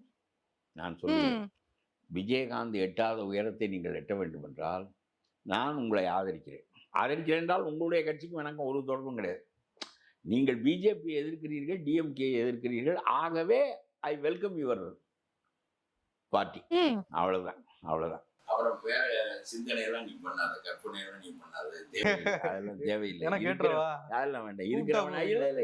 இருக்கிறவனெல்லாம் கற்பனை பண்ணி முடித்து விட்டான். எதற்கும் அசையாமல் என்னுடைய கருத்துக்களை சொல்கிறேன். நான் சொல்லுகிறேன், நான் அதிகாரத்துக்கு வருகிறேன் வரவில்லை என்பதெல்லாம் முக்கியமில்லை. இந்த நாட்டிற்கு எது சிறந்தது என்று நினைக்கின்றேனோ அதை சொல்வதற்காகத்தான் என்னுடைய பிறப்பு இருக்கிறது என்று நான் நினைக்கின்றேன்.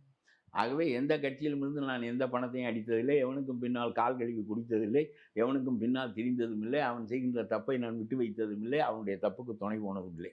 ஆகவே வந்திருக்கிறவர் நல்ல நிலைப்பாட்டை எடுக்கிறார். His political stand is absolutely correct. He is opposing BJP and DMK. Both parties, both regimes should be eradicated. ஆகவே இதை நான் வரவேற்கிறேன்.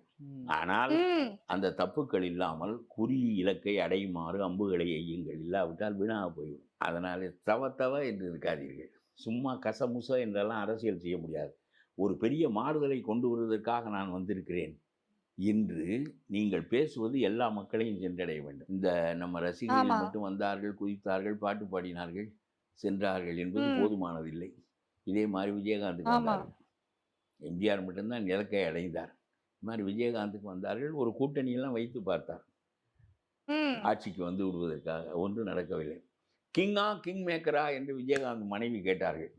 அவர்கள் நன்றாக பேசுவார்கள் அந்த அம்மா. எனக்கு ரொம்ப ஆச்சரியமாக இருக்கும். அந்த அம்மா அப்படி திரும்பி திரும்பி சுற்றி சுற்றி பேசுவார். விஜயகாந்தியோட நன்றாக பேசுவார்.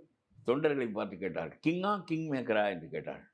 கிங் மேக்கராக இருந்தது போதும், பிறரை மன்னராக்கியது போதும், நாமே மன்னராக வேண்டும் என்று தொண்டர்கள் சொன்னார்கள் என்று நம்முடைய விஜயகாந்த் அம்மா ஒரு புதிய கூட்டணியை அமைத்தார்கள். பிறகு அந்த கூட்டணி புதிந்து போய்விட்டது. அது ஒரு பக்கம் இருக்கட்டும். அதனாலே நீங்கள் கூட்டணி என்று போகின்ற போது அது நீங்கள் முதலில் ஊன்றிக்கொள்ள வேண்டும்.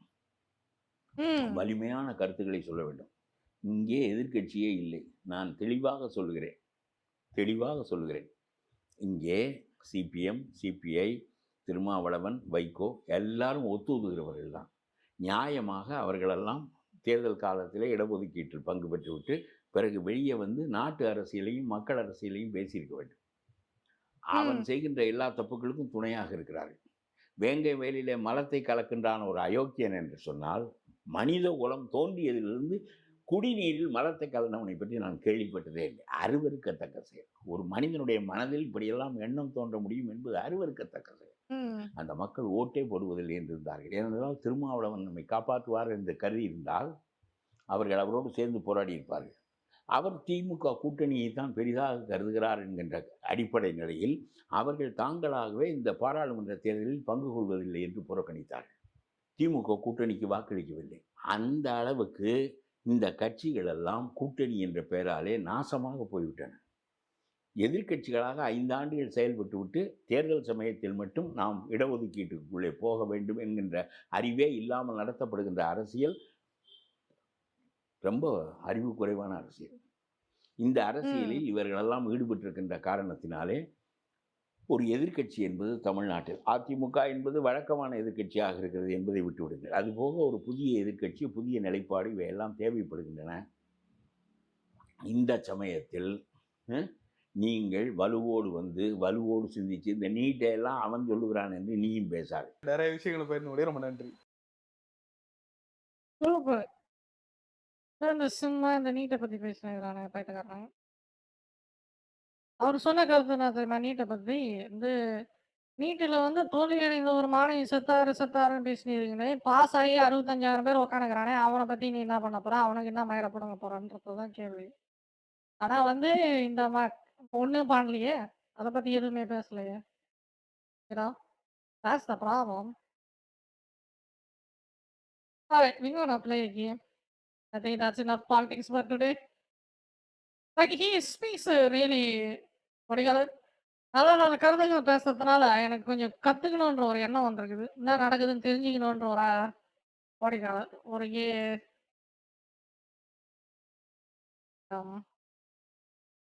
ஒரு எண்ணம். அதனால தான் நான் வந்து வீடியோ பார்த்து தெரிஞ்சுக்கிறேன். பல இன்ஃபர்மேஷன் இப்போ தெரிஞ்சுக்க வேண்டியது கட்டாயம். தமிழகம் முன்னேறணும்னா நீங்க வந்து அறியாமையை ஒழிச்சாதான் உண்டு. அரசியல் வேணான்றதுலாம் முடிஞ்ச கதை. அரசியல் வந்து தெரியணும். விஷயம் தெரிந்தால்தான் நல்ல விஷயம். நல்லது.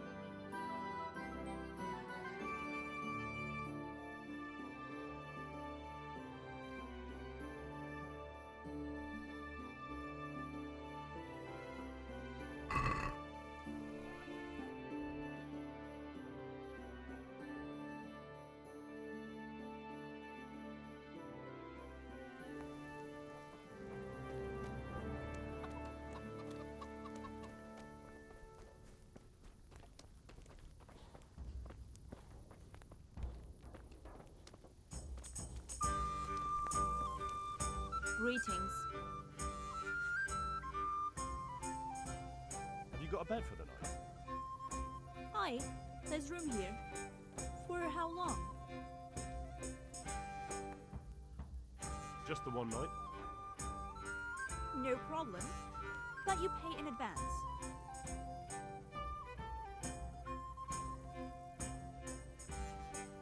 Here you are. You've got it all to yourself. No one will disturb you. Where do I go to sleep? On the upper floor of the inn. There are steps up to it outside.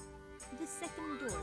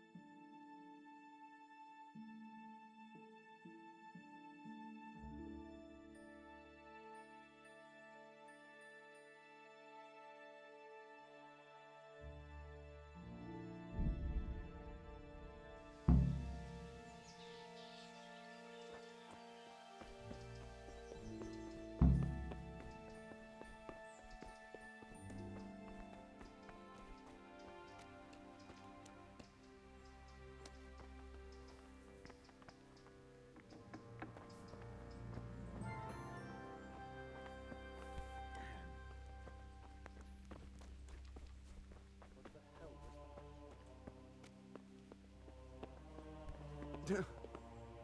God be with you. Do you have any Quicksilver in stock? Who's asking?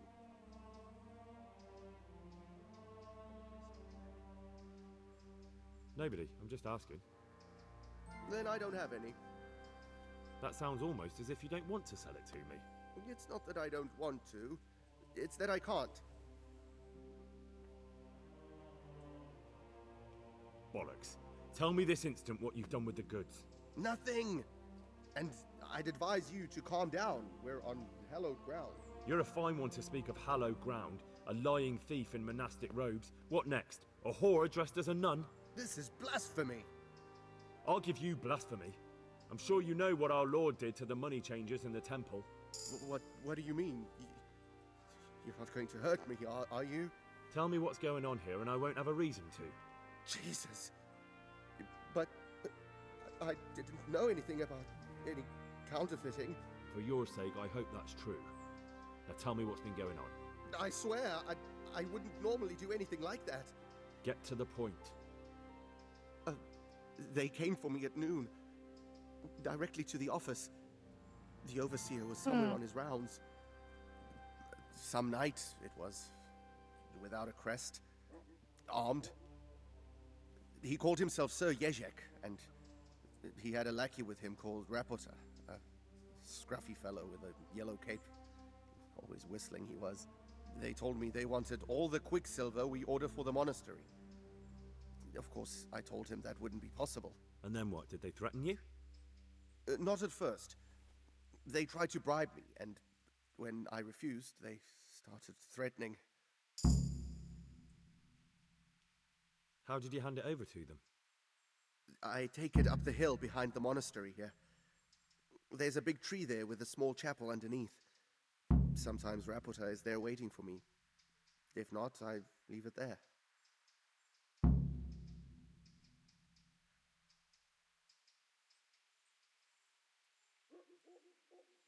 What did they threaten you with? They said they know people in the monastery, that they'd have me thrown out and beaten for stealing. And you had been stealing? I mean, before then? You know how it is. I work my fingers to the bone and they pay me a pittance. So they knew about you? Yes, they knew my name, everything.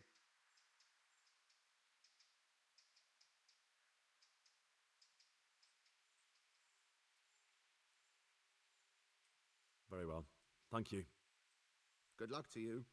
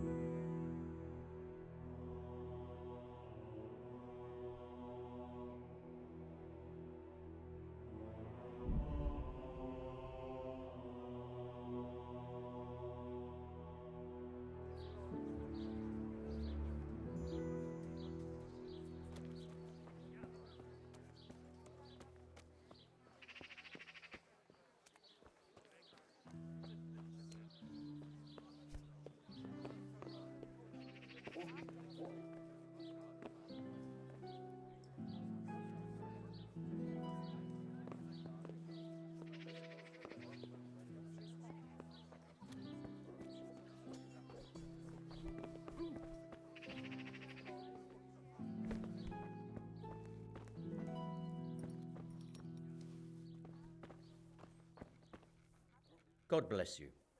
What troubles you? You look different, Master. So as to fit in. I don't want it known that I'm in town. Right. So what have you found out so far? I found out where they get their quicksilver from. You were right, it was the monastery. It was the only logical explanation. It changed hands on the hill behind the monastery. Have you been there to have a look around? Not yet. Maybe it would be worth the time. I'll go and see. And have you found out who's behind it? Someone called Rapota. Not much, but it's a start. At least it's not a common name. Listen, Henry, I had another thought on the way here. Those counterfeiters have to have a punch die to make the fake coins. Yes, of course. That's sophisticated work. There's a man I know who works at the monastery yard, master engraver Jerome of Silesia. You don't suppose that he's... No, not that, God forbid. I know him well. He'd never do anything like that. But he runs an engraving workshop, so he might have heard something. Very well, I'll ask him. But ask with tact. I don't want him getting offended. And I prefer you not to mention me at all. I'll try to think of something. That's all.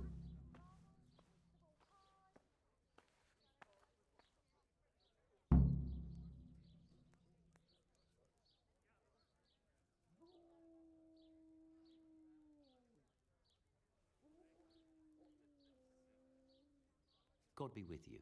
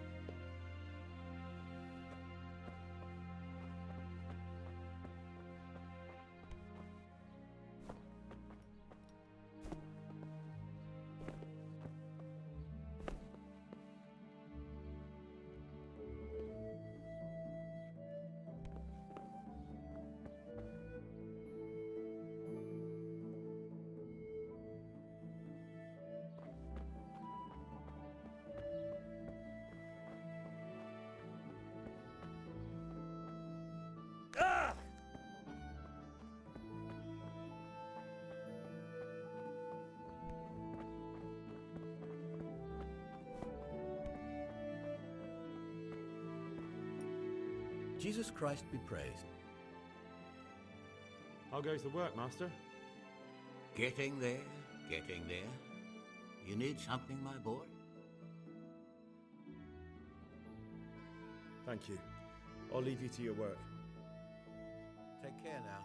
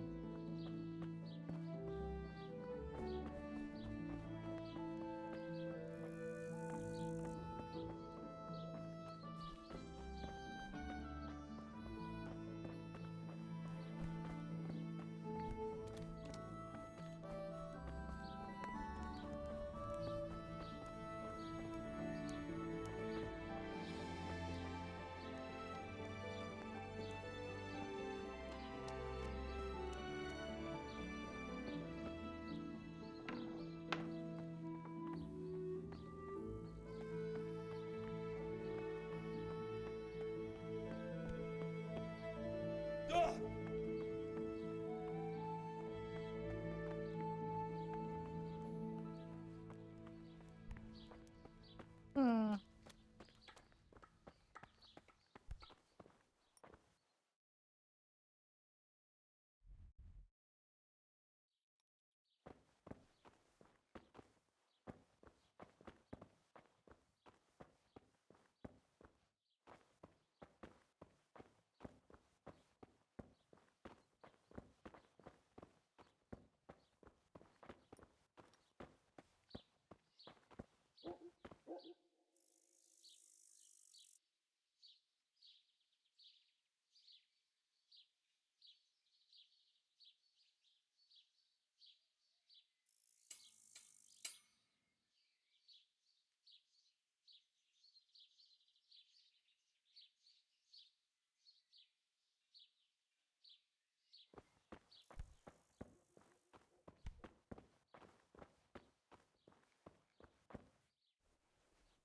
How goes the work, Master?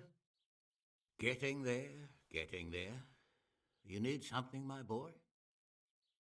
You've got quite a large workshop, Master. You don't do all the work alone, surely? I'm usually here with my apprentice, Florian. Of course, by simple observation, you'll note that this is not currently the case, and I'm here alone, which means that either I'm a liar or something out of the ordinary has occurred. I see. I think. So what's happened to Florian? He shares the fate of the pharaohs for today.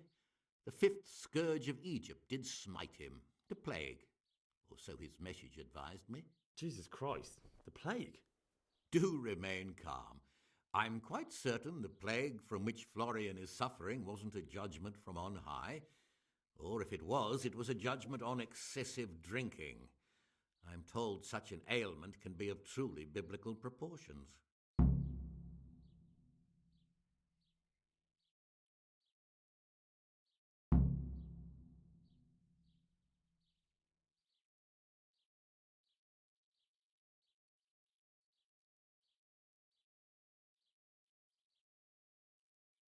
What's he like, your apprentice, Florian? I'm afraid that his exuberant youth has taken its toll. He's been acting strangely of late. I fear he has delusions of persecution. I don't really know what you mean, at all. Recently, for example, he told me that someone was following him. And the very next day he bought a padlock from the blacksmith and locked up his chest.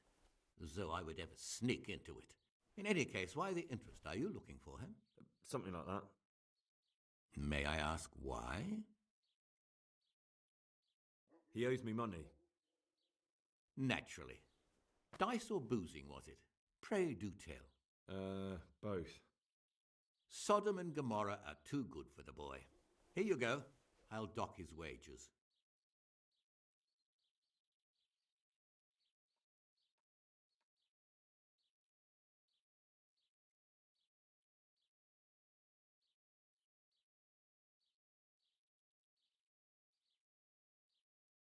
Thank you, but I'd still like to have a word with him. I see you probably have some dispute still outstanding. That doesn't surprise me. About your question, you'll find him at home. no doubt feverishly dying. He sleeps in the baker's cellar. Ah, thank you.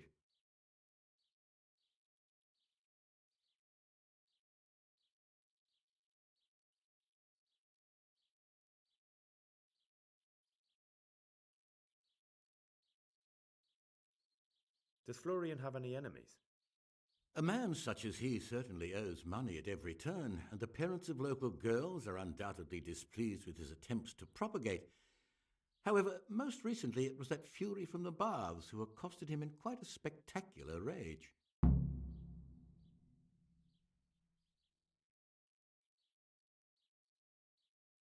A woman from the baths? What did she do? The harpy nearly tore all Florian's hair out. I don't frequently feel sorry for my ne'er-do-well apprentice, but on that occasion I made an exception. Do you have any idea why she did it? She was screaming about some girl, some flighty bath-maid, Esther. I would say that Florian had felt the joys of spring and acted accordingly, although one would have thought they'd be used to that sort of thing at the bathhouse.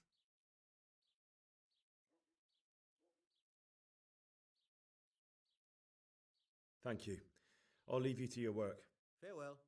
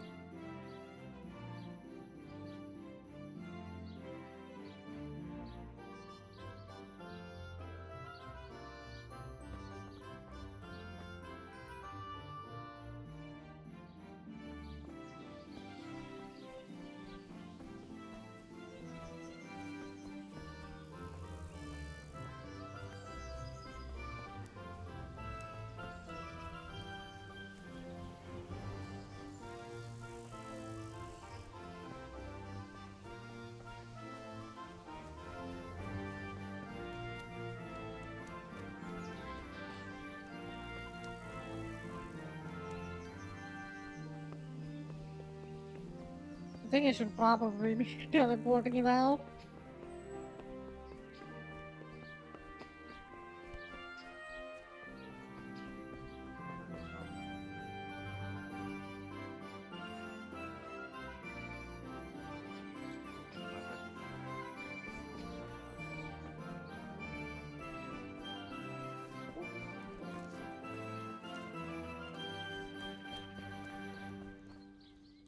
What do you need? I hear you're at odds with apprentice Florian. At odds? I'll give you at odds. It's that sod's fault they took my Esther. Poor girl. I shudder to think what's become of her. What exactly happened? This man came in wanting a bath, and Esther with it. She doesn't normally offer that kind of service, but I didn't see the harm, so I sent her in to him. And suddenly I hear screams. So I run out, and I see the bastard pulling her out of the tent and shoving her into a boat.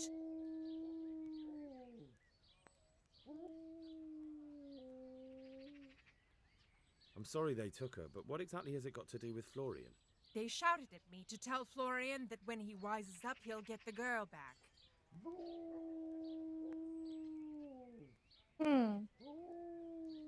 What did the bailiff make of it? Don't even get me started on that. He's another fine... I won't say what. I told him everything, but he says he won't do nothing about it. How's that then? He wouldn't tell me to my face, of course. But people here don't think much of us. There's some as reckon my Esther deserves what she got. Poor girl. It sounds like you were close to Esther. I loved her like my very own. She came to me as an orphan, like a wolf child she was. I raised her and taught her and gave her a job, and now she's gone. Who knows if she's even alive?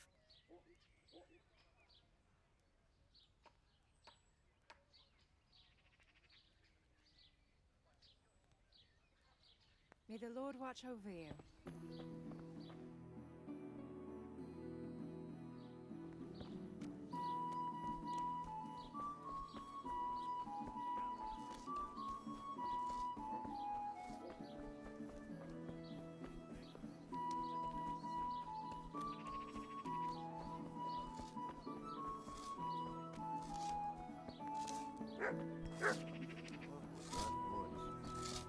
Who is it? Who are you? Who's there?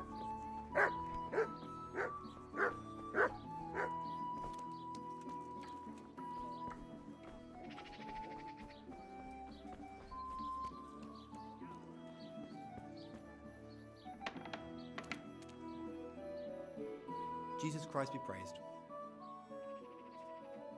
You look quite sprightly for an invalid. What? Who the hell are you? My name's Henry, and I'm making inquiries for Sir Radzig Kobyla. And what do you want from me? Straight to the point then. All right.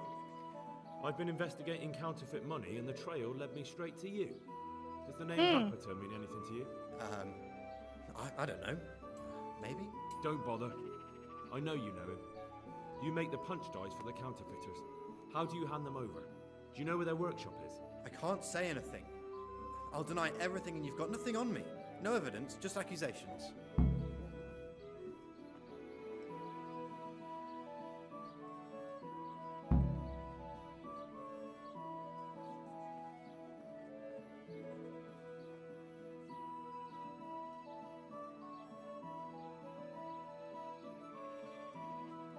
It's got something to do with that girl, hasn't it?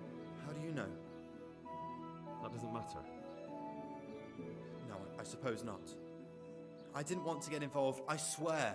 Those bastards kidnapped Esther. If I don't cooperate, they'll kill her.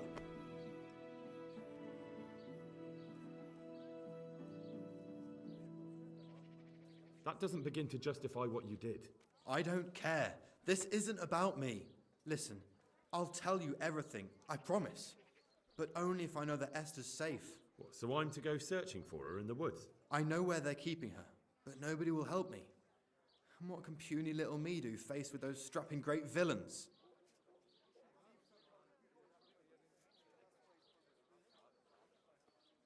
Look, Florian, I'm sorry for what you're going through, honestly. But I'm not the only one who's after these people. As soon as they get wind of something, they'll be out of here and Esther will be gone with them. And then you'll never see your Esther again. I won't see her again anyway unless somebody helps us. Jesus Christ, you're a stubborn one.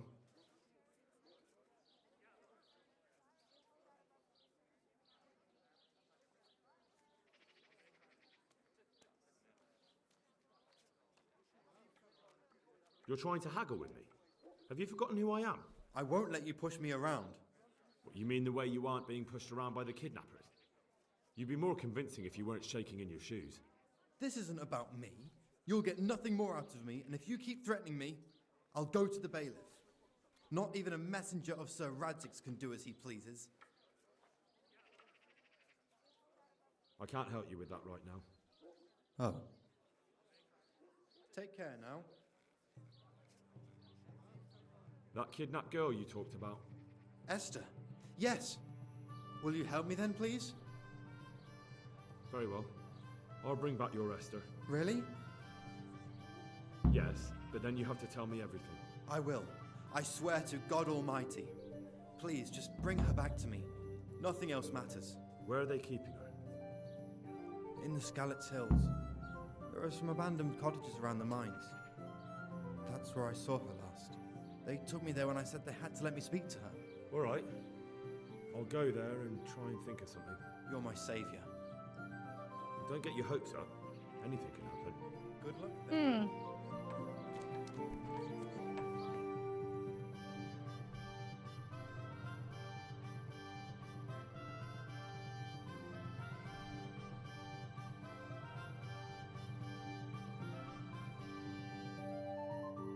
God damn, it's all new over there.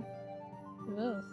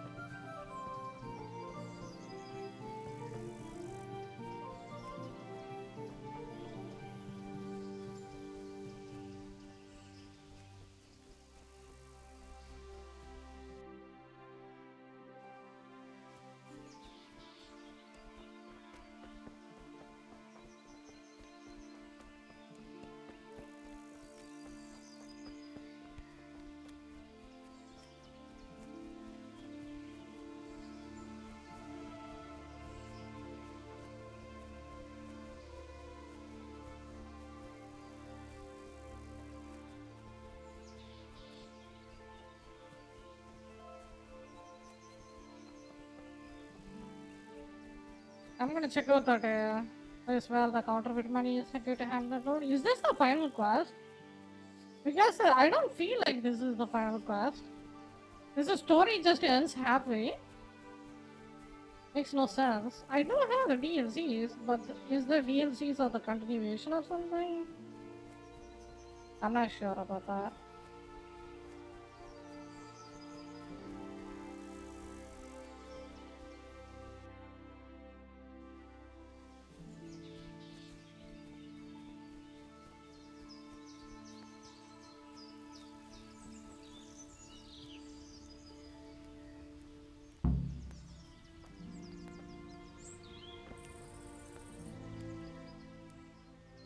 Why are you just sitting around?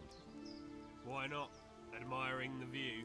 People just do not appreciate a lovely view these days. Does the name Rapata ring any bells for you? Rapata, you say? Rapata. Nope, I can't hear any bells ringing at all.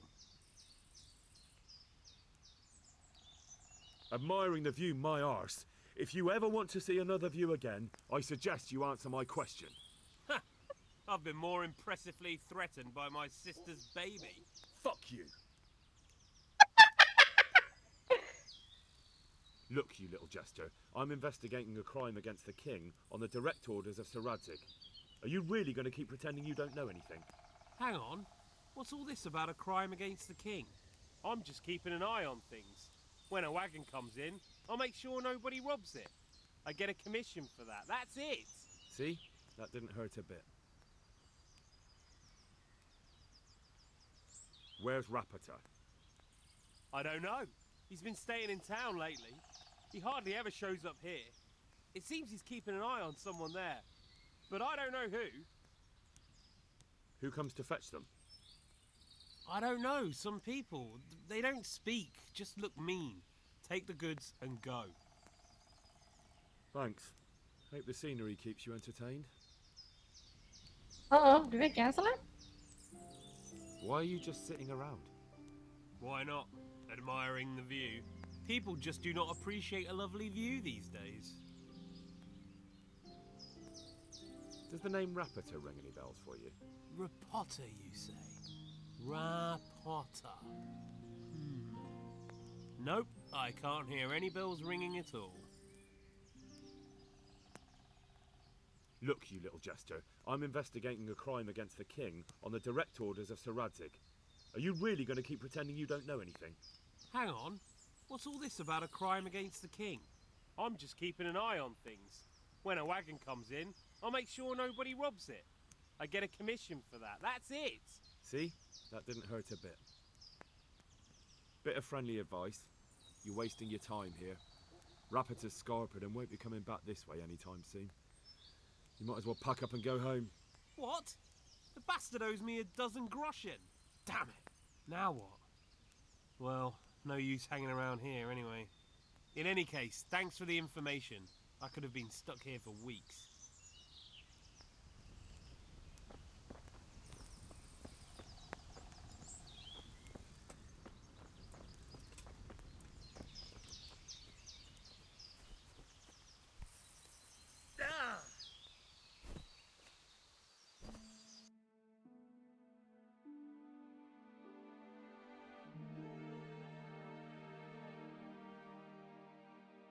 I gotta go all the way over there and save this bitch. Yeah, I think I can just teleport from there and then go into the forest. I hope this has a good ending. Like, because if it just cuts off halfway, I would be modding out. Yo, hello. Welcome to the stream. Don't mess around. How you doing? Hope you're doing good.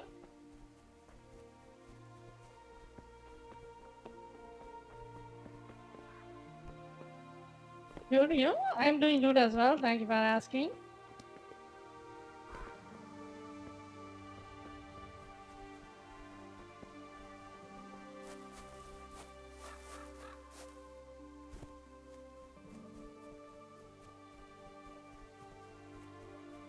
Nice, nice.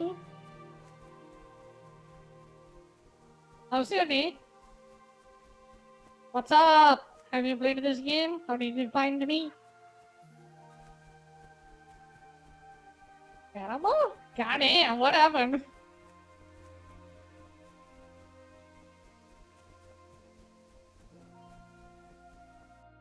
What happened to? Oh, I have to go. I love Tamil people. Oh, Tamil, super, super. Tamil தெரியுமா? Tamil பேசுவீர்களா? Can I climb? Nice.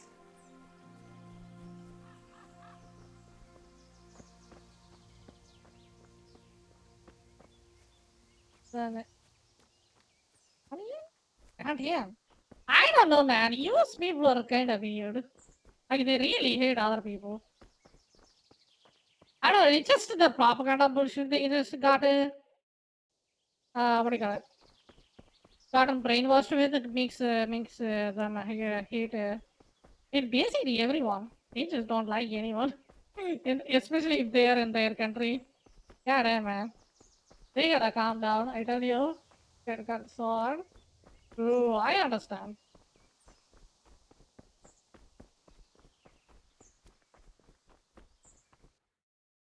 I've been here for 15 years. God damn.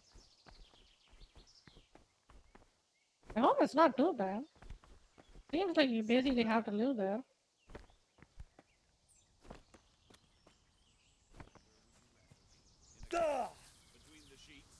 In the forest, knobhead. You're in the wrong place at the wrong Come time. crawling out from under some rock. Come here, lily liver. Raise the alarm! Watch out! Alarm! Here the asshole goes. Over here! Where is everyone? Do I have to kill them?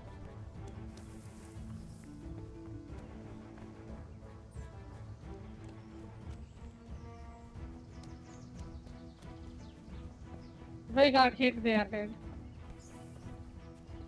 I'm just being stuck in them.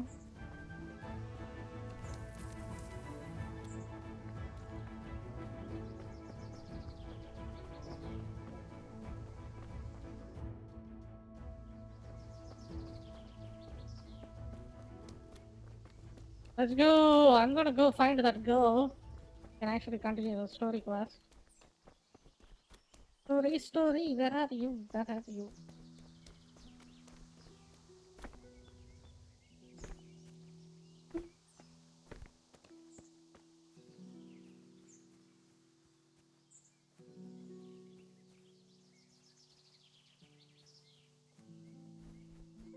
I think I'm in the place. A bit far.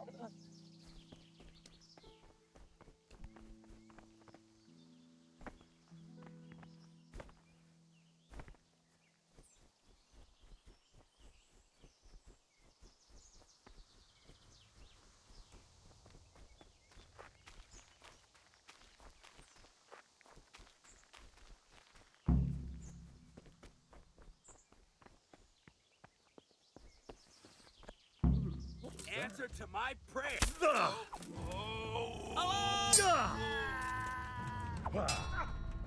No curva.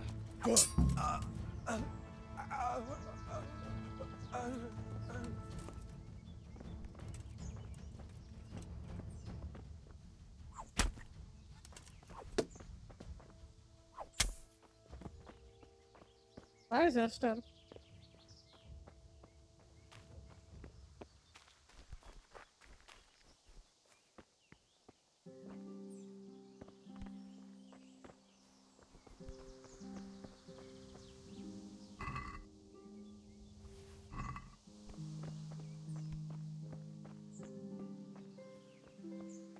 Open sesame. Please. They won't hurt you now. However did you find me? Florian told me where they took you. I'm a fool. I thought he was just a dandy, God knows why. And it turns out he's a villain in league with thieves. And a coward, too. This whole time he knew where I was.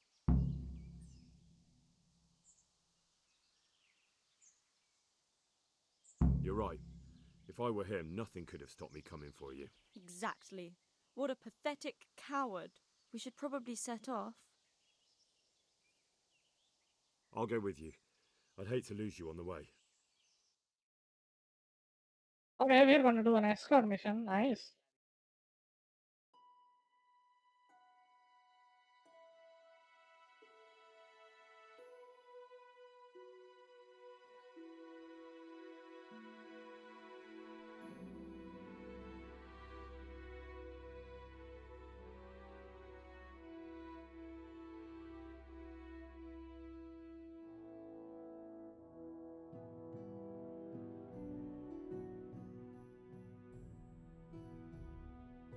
Hmm.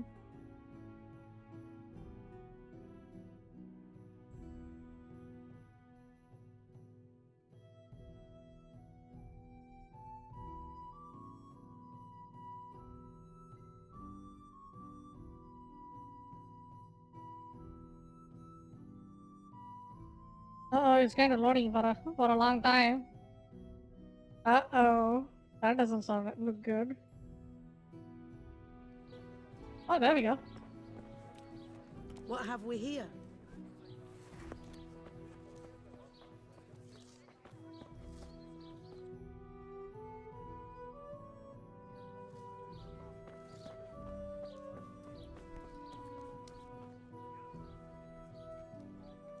How are you? I found that Esther of yours. I know! Back already. How can I ever thank you? By telling me all about the goings-on with Rapita. They found me in the tavern one evening, caught me when I went to the ship pile. They started to badger me about working for them. They? Yes, Rapita. And a knight they called Sir Jezek. And then what? They explained what they wanted from me, and I told them to sod off. I'm guessing that didn't go down too well. It wasn't all that bad. They just threw me on the dung heap and left. I thought it was just a drunkard's joke. But then they took Esther. Where will I find Rapita? He's usually wherever I am. What does that mean? He watches me. Everywhere I go. And when I'm at home, he sits on the bench in the square, watching my house. So he's there now? Hard to say. Sometimes I see him in the tavern on the green, buying supplies. All right. At least I know where to start. And you go to work tomorrow, you hear? Why? Because we have to lure him out. And besides, your master will surely be glad to see you. I have my doubts. Why didn't you tell anyone? At first, I took it for a bad joke. And then, when they snatched Esther, there was nothing to be done. I suppose I'd better go. I'd hate the bastard to get away. Good luck, and thanks for the help. God be with you.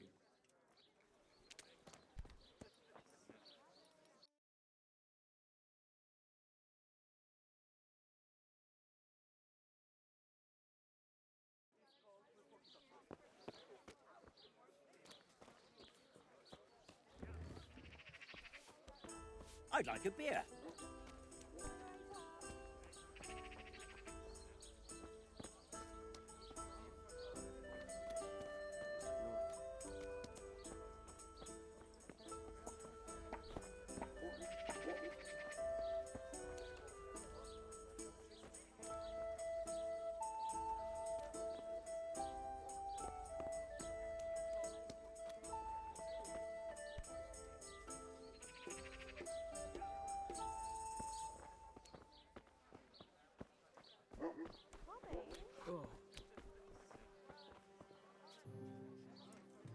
Are you Rapita by any chance?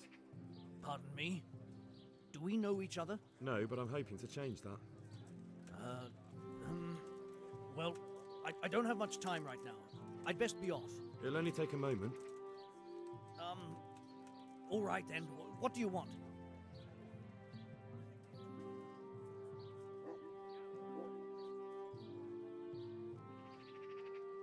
I know you buy Quicksilver for those counterfeiters. It seems there's no point making excuses. None. Now tell me where their workshop is. Of course, of course. That will be the best solution. So? Let's leave it for another time.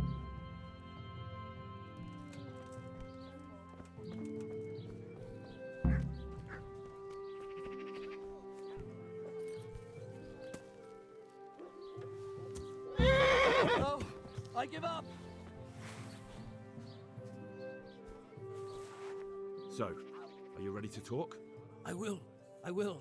Just don't hurt me, please. What do you want from me? Tell me where the workshop is. Don't worry. Your master won't be punishing you for betraying him. You're both going to have too many other problems. It's in the Skullet's mines. That doesn't narrow it down very much. On the eastern side of Skullet's Hill, there's an abandoned mine gallery. Well, it used to be abandoned. Now there's a small camp in front of it, and the workshop is inside. Who's your Who liege is your lord? lord? Sir Yezhek of Ronov. That's what he calls himself, although Ronov Castle's long gone. What happened to it? Ronov used to belong to Vincent, Count Lichtenberg. After his death, it fell to Margrave Jobst, and he had it pulled down. He knew full well that Vincent's vassals would resist him. Why? Everyone knows that when a lord dies without issue, the king can confer his estate on whoever he pleases. But Vincent had descendants. Ronov only fell to the Margrave because he declared them all illegitimate. All because Vincent had refused to fight for him against Sir Prokop. Sir Yezhek led a revolt of the vassals. Jobst rounded them all up. Only Sir Yezhek got away. Since then, he's become the scourge of the domain. Who are you, anyway? They call me Rapota. I used to be the executioner's henchman in Brno.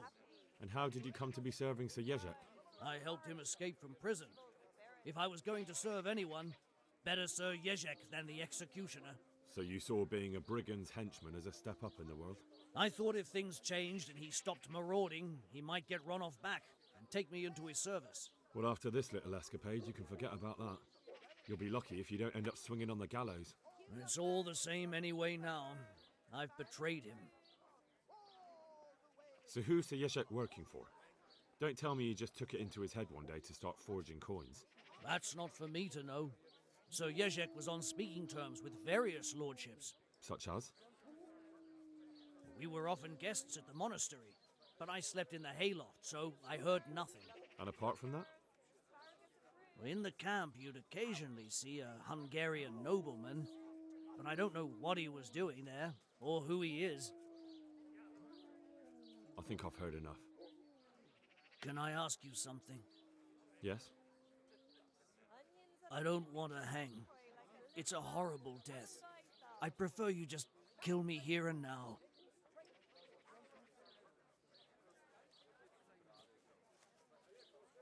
Ah, you're not worth tainting my sword with your blood. Now get lost before I change my mind.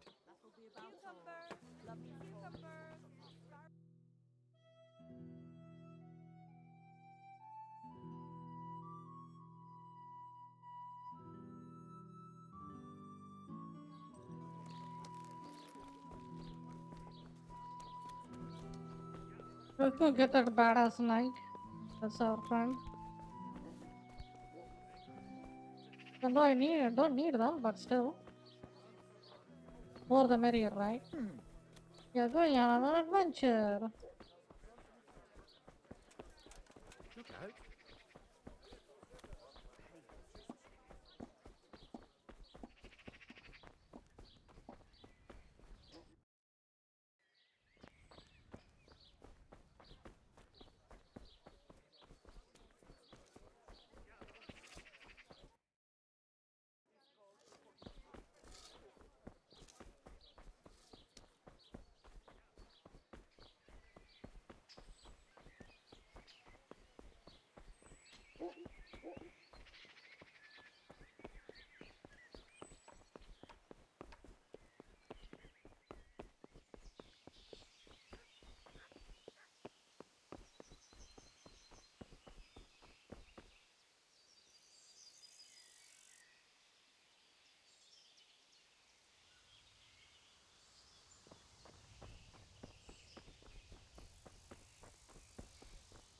Good day, Henry.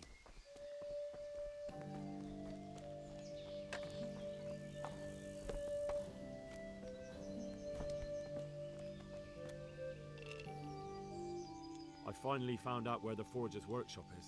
Master Fafar was right. The Forgers are sticking close to the supply source. Their workshop is somewhere in the mines. The entrance is on the eastern side of the hill. I've no idea what to expect there, but I'd rather go there with some backup. I'd like to I will be strangle glad that to guide place it. for an Lead on.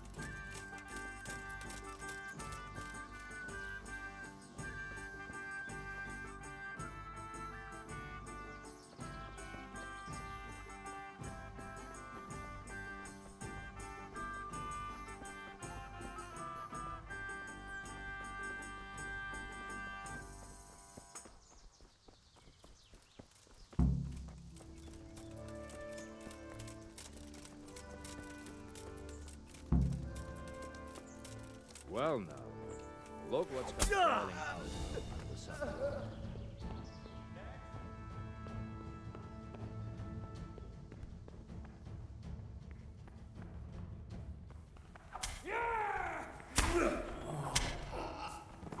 Dear God! The answer to my prayers, just what I wanted.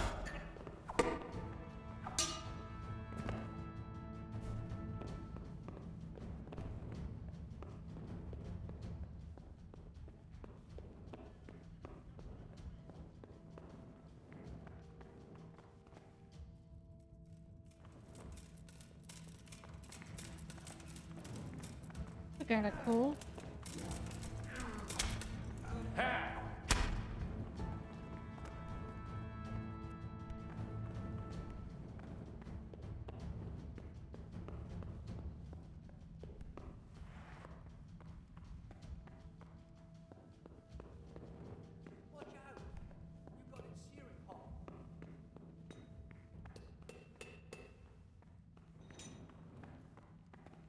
We have to make at least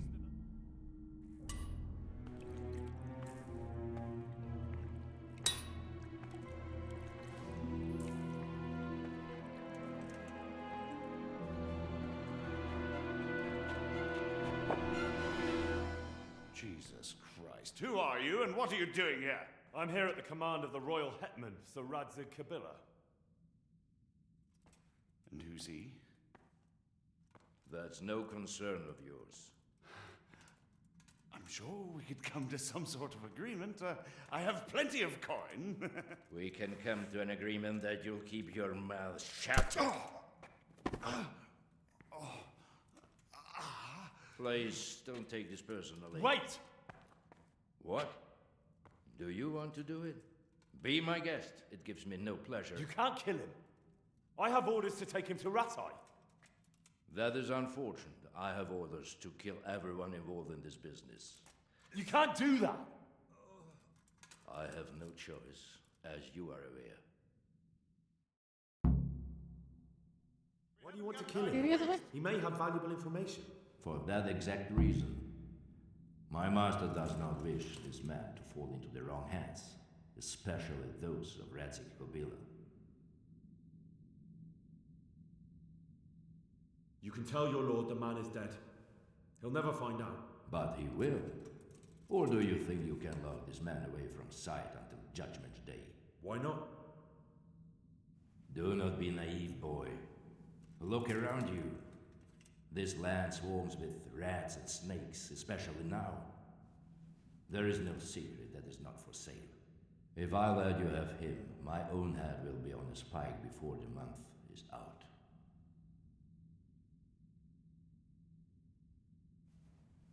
You don't have to go back to the Rosenbergs. How do you know about the Rosenbergs? Master Fayfire recognized the writing on your letter of passage. Just as I said, there is nothing safe from prying eyes in this land. And where would you suggest I go? Into Sir Radzig's service. He needs people like you. I serve Kobyla. Out of the question. If he learned of all that I did for the Rosenbergs, he would hang me from the nearest tree. But I was wrong about you. you are not so clever as I thought. Really? If you were, you would not have told me how you came to know I served the Rosenbergs. You have signed not only your own death warrant, but also Pfeiffer's. We'll see about that. Oh, he wants to fight me now? Seriously, man?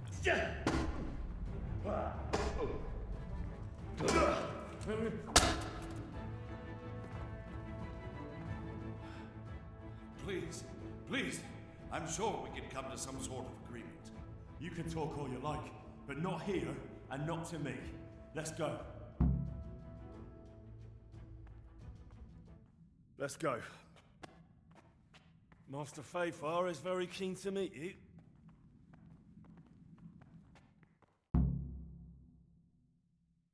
I just insta-gave our friend that supported me. Good work, Henry. Thank you, Master Pfeiffer. It wasn't easy, I can tell you. I'll take some men and have a good look around there. And what should I do? You should get some rest and go to Rattay. In the meantime, Sir Radzig will have this wretch questioned. Maybe he'll get something useful out of him. All right. I'll see you in Rattay then.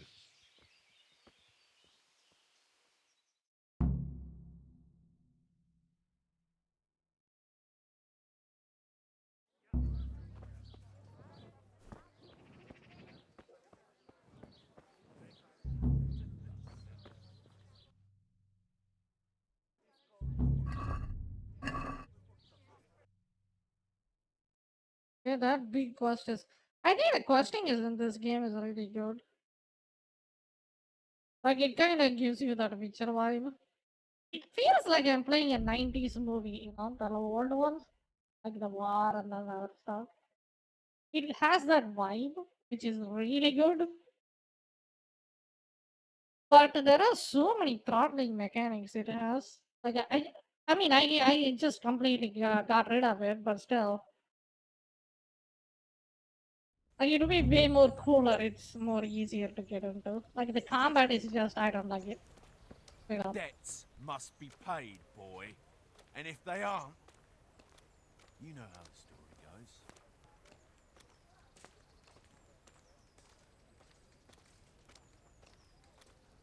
But I'll pay it all back. Just leave me alone. Good thing you've come to your senses. Now hand over the money.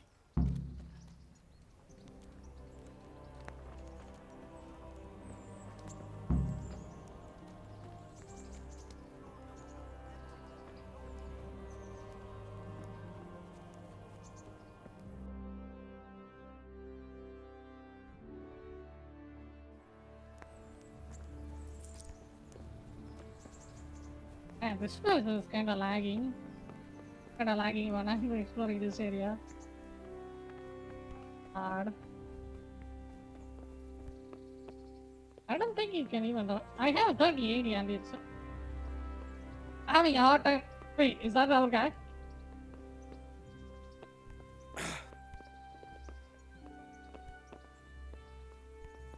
There's the man. Good work, Henry. Thank you, sir. I tell you to take a well-earned rest, but unfortunately I need one more thing from you. Whatever you command. Jezek refuses to talk to us. The stubborn bastard's asking to see you. Me? Indeed. Normally I'd send for Captain Bernard to beat it out of him, but then I told myself that if he's so keen to speak to you...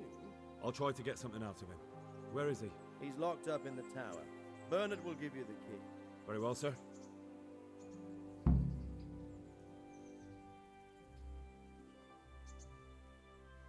May I be of service, my lord?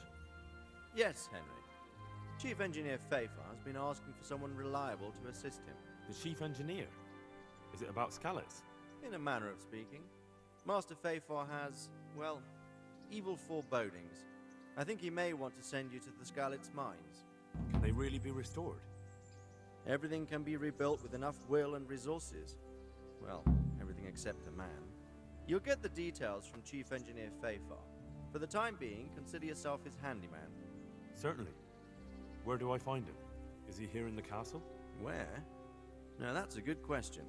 He ought to be somewhere at Perkstein unless he's gone off to deal with some problem or other. Look around. You're bound to run into him. Well, thank you. I'll go and see him straight away. Good luck, Hal.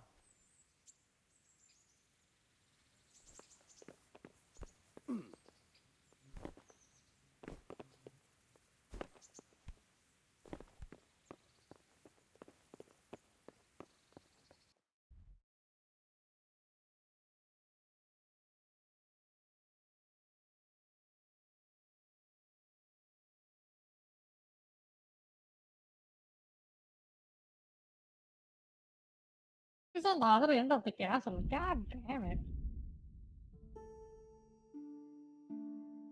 I have to go to the other end of the castle and then come back with the key to the next end of the castle.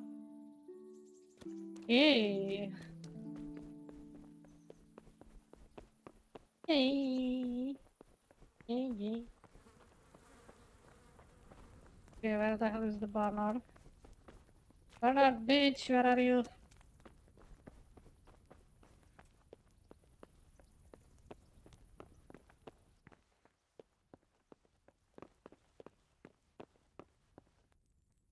God be with you. I need the key to Yezhek's cell. So Sir Radzig let him have his way in the end. He should have let me beat some answers out of him.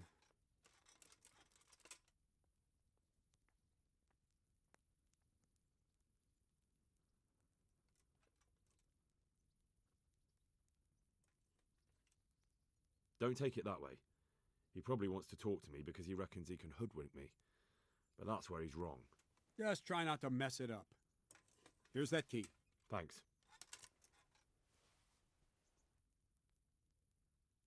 Can I ask? Thank you. That's all I wanted to know. Take care.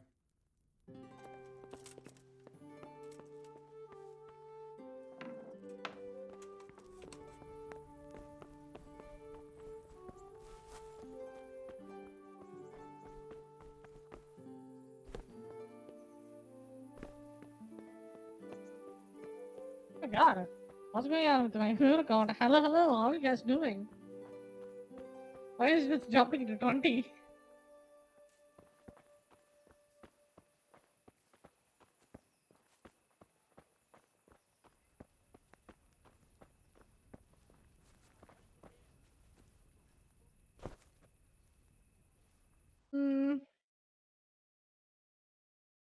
See. Got over them over there.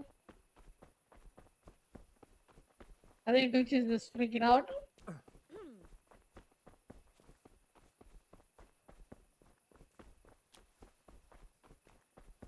Yo, thank you for the follow.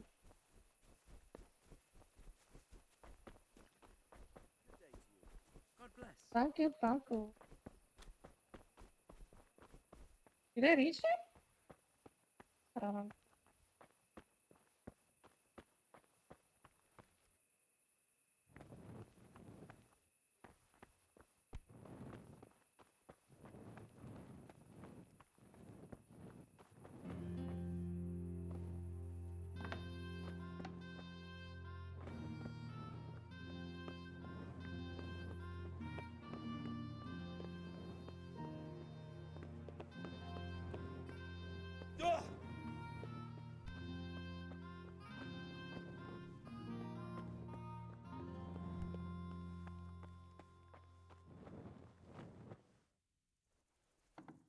God save you, Henry. Well, finally, I've had quite a wait. Why do you want to talk to me, of all people?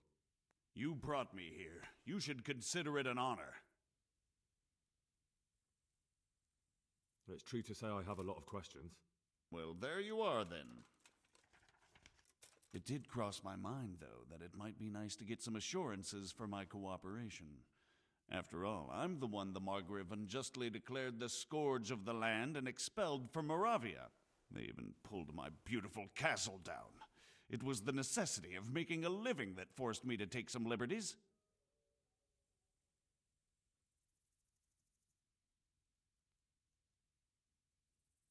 I suppose there's some truth in that. I may speak with Sir Radzig and he might pardon you. but not unless you start talking. Very well, ask me anything you want. I won't be obstructive. What I want to know most of all is who's behind it. Who were you making those forgeries for? Do you think I couldn't have handled it all myself? I'm not trying to insult you. It's just not a job one man could do alone. All right, the way it began was I was short of coin, as usual. So I let those crimps in Sasau recruit me. Recruit you into what? I didn't inquire too much. In this business, you don't ask too many questions. But when they found out I wasn't just anybody, they put me in charge of the counterfeiting. A foreigner by the name of Eric gave me instructions. But for sure, he isn't the chief. And there's someone highly placed at the monastery who's mixed up in it too. But I don't know who. How did you come to hear of all this business? I met some old friends in Colleen a few months ago, and they said they were heading for Sasau, that armed men were being recruited, and they'll hire anyone.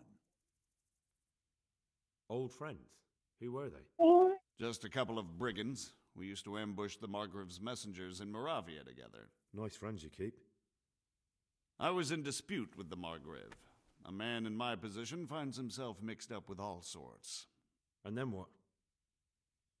Rapota and I had been living off stale crusts for a month, so I wasn't going to turn down the chance of work, honest or otherwise. We rode to Sasau and met with the recruiters. It didn't take long to realize I was a nobleman fallen on hard times, not some common peasant. Can you get to the point? Well, they introduced me to this Eric, and he told me what was needed. They set up the workshop, got the men, the supplies, everything.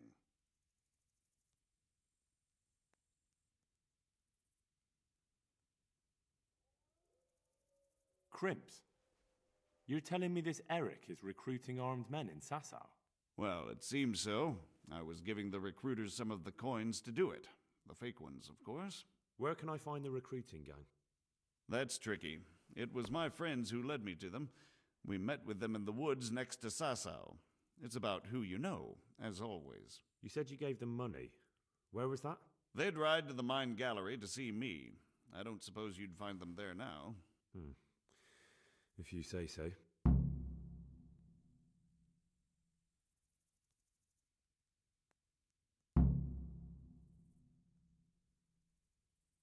This Eric, you reckon he's not the one in charge? He puts on airs, but he's just a naive young pup.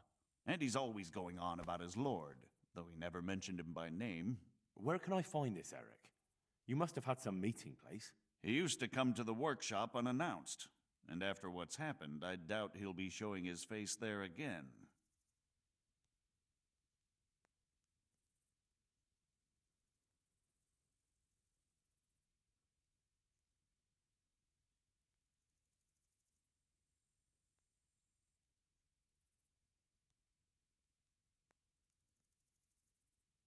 This highly placed person at the monastery, what can you tell me about him? I've no idea who he is, only that he's no small fry.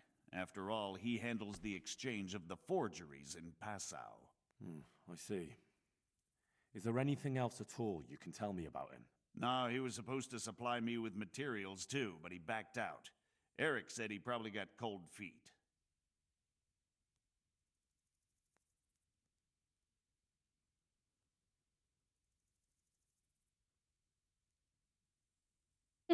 That'll do me for the moment. Will you put in a word for me with Sir Radzig? I'll swear allegiance to him if he'll have me. I'm sick of being a renegade.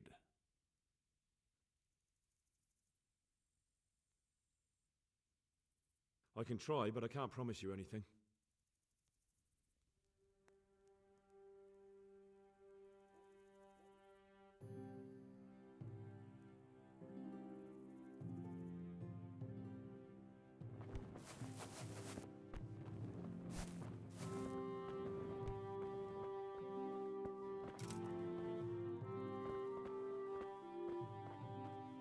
Welcome, Henry.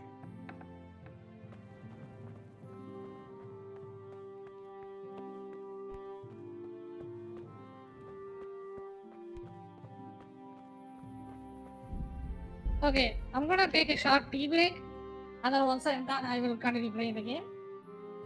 So, see you in a bit. You guys can take a break as well.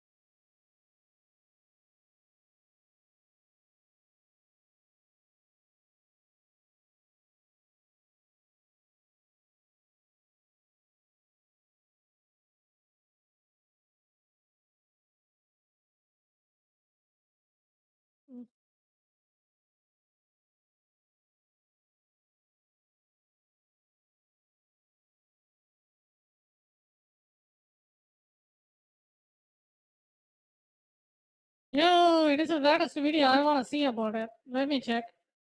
TechBoss channel itself made a video, and I want to see what is going on with this. Disclaimer, இந்த video உங்களை manipulate பண்ணுறதுக்கோ இல்லை உங்களோட எமோஷன்ஸை தூண்டி sympathy create பண்ணுறதுக்கோ இல்லை hype ஏற்றி வியூஸ் கொண்டு வரதோ இல்லை அதிக 50% subscribers share or immediate exit. நீங்கள் உண்மையை Okay. தெரிஞ்சுக்கணும். அதுக்கான ஒரு ஃபேக்டை மட்டும் பேசுற ஒரு வீடியோ உண்மை பேசுற தான். இந்த மூஞ்சி issue பத்தி மாதிரியே இல்லையே இந்த பேசுறதுக்கு முன்னாடி மூஞ்சி. அடடா கிரியேட்டர்ஸ்னா என்ன, டெக் பாஸ்னா என்ன, சுதர்ஷனுக்கும் ஐயோ. எங்களுக்கும் என்ன கனெக்ஷன், இதை என்ன பத்தி connection? ஷார்ட்டா சொல்லிடுறோம். 2016 நாங்கள் யூடியூப் ஸ்டார்ட் பண்ணோம். 2017 எங்களுக்கு சில பேர் ஒர்க் பண்ண ஆரம்பிச்சிட்டாங்க. சுதர்ஷனும் அப்போ தான் ஜாயின் பண்ணான் ஆக்சுவலாக. ஆனால் அவன் ஜாயின் பண்ணுறப்பே அவனுக்கு சில கன்சர்ன்ஸ்லாம் இருந்தது. லைக் அவங்க அப்பாவுக்கு ஒரு 17 lakhs லோன் இருந்ததுன்னு சொல்லி வருத்தப்பட்டிருக்கான். அது போக தங்கச்சிக்கு வேற கல்யாணம் பண்ணணும், நல்லா நகை போட்டு பண்ணணுன்ற ஒரு ஆசையும் அவனுக்கு இருந்தது. ஸோ அந்த டைமில் யூடியூப்ல என்ன கிடைச்சிட போகுதுன்னு அவங்க ஃபேமிலி கூட அதுக்கு அப்ஜெக்ட் பண்ணாங்க. உள்ள ஸ்டார்டிங்ல இருக்கப்ப எனக்கு இன்ட்ரெஸ்ட் இல்லை, நான் போக போக போக போக அதுவா தானா வளரும் தம்பி அப்படின்னு சொன்னாரு. சத்தியமா அந்த வார்த்தையை நான் நம்பல, விஜயகார்த்திகேயன் சொன்னதை. அப்படி வந்த சுதர்ஷனுக்கு அந்த டைம்ல எங்ககிட்ட ஒரு 7-8 லட்சம் சப்ஸ்கிரைபர் இருக்கக்கூடிய ஒரு சேனல்ல டெக் சம்பந்தமான கண்டென்ட் வந்து போஸ்ட் பண்ண சொன்னோம். ஆப்வியஸா அது சுதர்ஷனோட விஷ் தான், டெக் சம்பந்தமா போடுறேன் அப்படின்னு. அதெல்லாம் ஓரளவு பெட்டரான ரெஸ்பான்ஸ் வந்து கிடைக்க ஆரம்பிச்சது. ஸோ 1 மில்லியன் எங்களோட தமிழ் சேனல் தொட்டுச்சு. 1 மில்லியன் வரையும் நான் அதில் டெக் வீடியோஸ்லாம் பண்ணிக்கிட்டு இருந்தேன். App review, tips and tricks, இந்த மாதிரிலாம் பண்ணிக்கிட்டு இருந்தேன். இப்படி பெட்டரான ரெஸ்பான்ஸ் கிடைக்கும் போது ஏன் நம்ம தனியா ஒரு டெக் சேனல் வந்து ஸ்டார்ட் பண்ணக்கூடாது அப்படின்னு விஜய் வந்து சொன்னாங்க. ஸோ அப்படி 2018 உருவானது தான் டெக் பாஸ். ஆனால் டெக் பாஸ் ஆரம்பிச்சதுல சுதர்ஷனுக்கு உடன்பாடே கிடையாது. ஸோ எனக்கு என்ன மைண்ட் அப்படின்னா, 1 மில்லியன் சப்ஸ்கிரைபர் இருக்க ஒரு சேனலில் நான் வீடியோ போடுறேன் அப்படின்னா எனக்கு பெருமையா, 0 சப்ஸ்கிரைபர்லாம் ஆரம்பிக்கிறது எனக்கு இதா அப்படின்னு நான் யோசிச்சு பார்த்தேன். எனக்கு சத்தியமா வேணாங்க அப்படின்னு நான் சொல்லி விஜயானன்ட்ட சொன்னேன், முருகேஷன்ட்ட சொன்னேன். சொல்ல போனா நல்லா எஸ்டாப்ளிஷ்டு சேனல்ல கண்டென்ட் போடுறப்ப தான் அவனுக்கு பெனிஃபிட் அதிகம். ஸோ இது வந்து இப்போ புதுசா 0ல இருந்து ஸ்கிராச்ல இருந்து ஆரம்பிக்கிறப்ப இதுல என்ன பெருசா பெனிஃபிட் கிடைக்க போகுது அப்படின்னு சொல்லி அது லாஜிக் தான், அது ஒண்ணா இல்ல நீ யோசிக்க ஆரம்பி அப்படின்னு சொல்லி 2 பேருமே சொன்னாங்க. ஸோ ஆரம்பிச்சு ஏனோ தானோ அப்படின்னு தான் பண்ணிக்கிட்டு இருந்தேன். நம்ம தான் கம்பல் பண்ணோம், இல்ல நீ இதுல இனிமேல் போடு, இதுல போடாத அப்படின்னு இன்சிஸ்ட் பண்ணதே நம்ம தான். ஸோ ரெகுலரா போட ஆரம்பிச்சான். அது கொஞ்சம் வளர்ச்சியை நோக்கி போக ஆரம்பிச்சது டெக் பாஸ். அப்படி ஸ்டார்ட் பண்ண டெக் பாஸ்ல என்ன டேர்ம்ஸ்ல ஸ்டார்ட் பண்ணோம் அப்படின்னா, இன்வெஸ்ட்மெண்ட் எல்லாமே எங்க 2 பேரோடது. அதுல சுதர்ஷனுக்கு எந்த உரியும் கிடையாது. சேனல் மூலமா என்னென்ன பெனிஃபிட்ஸ் வருதோ அதுல அப்படியே 1/3 சுதர்ஷனுக்கு கொடுத்துருவோம். பட் கொஞ்ச நாள்ல என்ன ஆச்சுன்னா டீம் கொஞ்சம் பெருசாச்சு, நிறைய பேர் ஒர்க் பண்ண ஆரம்பிச்சாங்க. ஒர்க் சுதர்ஷனோடது அப்படிங்கறதுனால ஒர்க் பண்றவங்களுக்கு மட்டும் சேலரி என்னவோ அந்த சேலரியை கழிச்சிட்டு 1/3 அப்படியே சுதர்ஷனுக்கு கொடுத்துருவோம். என்ன எல்லா செலவும் போகுதோ அதுதான் வந்து கடைசியில் மிச்சம் இருக்கிறத நாங்கள் 3 பேர் வந்து ஷேர் பண்ணிக்கிறோம். ஆஃபீஸ், அதுக்கான மெயின்டெனன்ஸ், அதுக்கு வாங்கக்கூடிய சிஸ்டம், இபி பில், இந்த மாதிரி எல்லாமே எங்களோட இன்வெஸ்ட்மெண்ட் தான். அதுக்கும் சுதர்ஷனுக்கும் எந்த தொடர்பும் கிடையாது.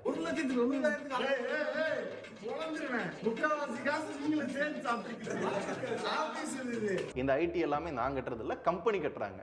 அடடா கிரியேட்டர்ஸ் நாங்க வாங்கல, அடடா கிரியேட்டர்ஸ்ல எங்களுக்கு ஷூட்டுக்காக வாங்கி கொடுத்துருக்காங்க. ஸோ டெக் பாஸ் வந்து எங்களோட சேனல் கிடையாது, அடடா கிரியேட்டர்ஸோட சேனல்.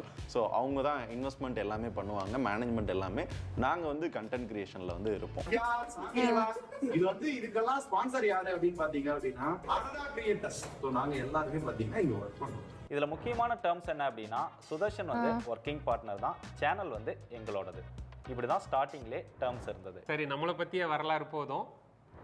அவங்களோட அந்த வீடியோ அலிகேஷன்ஸ்க்கு வந்து டைரக்டாவே அட்ரஸ் பண்ண ஆரம்பிச்சிடலாம். சரியா? அதுக்கு முன்னாடி போறதுக்கு முன்னாடி நாங்க சுதர்ஷனை போவே சொல்லலை, அது அவனோட முடிவு. எங்களுக்குமே என்ன பண்றதுன்னு தெரியாம தான் அதை ஹேண்டில் பண்ணிட்டு இருந்தோம். அதனால தான் ஐ குவிட் டெக் பாஸ் அப்படின்னு போட்டாங்களே தவிர எங்கேயுமே நாங்க பிடிச்சு தள்ளணும் அப்படின்னு சொல்லலை. பட் இன்டைரக்டா அந்த மாதிரி மீன் பண்ணியிருப்பாங்க, பட் அவங்கள தான் வெளியே போயிட்டாங்க. அதை பத்தி அப்புறம் டீட்டெயில்டாக பேசுவோம். அதுக்கு முன்னாடி அவங்களோட மெயின் அலிகேஷனே என்ன அப்படின்னா, ஆரம்பத்தில் 90% ஆர்கானிக் கண்டென்ட், 10% பெய்ட் கண்டென்ட்னு சொன்னாங்களே. ஏன்னா வந்ததே அவ்வளோதாங்க. ஸ்டார்டிங் ஸ்டேஜில் இருக்கிற ஒரு சேனலுக்கு எவ்வளோ பெய்ட் கேம்பெயின்ஸ் வந்திருக்கும்? என்னமோ 100% பெய்ட் கேம்பெயின்ஸ் வந்து அதில் 90% வேணாம்ப்பா அப்படின்னு தள்ளி விட்டுட்டு 10% மட்டும் பண்ணிவிட்டு 90% ஆர்கானிக் கண்டென்ட் பண்ண மாதிரி பேசுவாங்க. ஆனால் ஃபேக்சுவலாக வந்ததே 10% தான். இதுலேயுமே நிறைய இது வரலன்னு ஃபீல் பண்ணவர் தான் சுதர்ஷன். இப்போ என்னோட பேமெண்ட் வந்து இது, அப்போ என்னோட பேமெண்ட் அது, நீ வந்து இப்போ இருக்கிற பேமெண்ட் வந்து எனக்கு பண்ணிடு, நீ சொல்கிற சேஞ்சஸ் பண்ணி நான் பப்ளிஷ் பண்ணிடுறேன் அப்படின்னு சொல்லுங்க.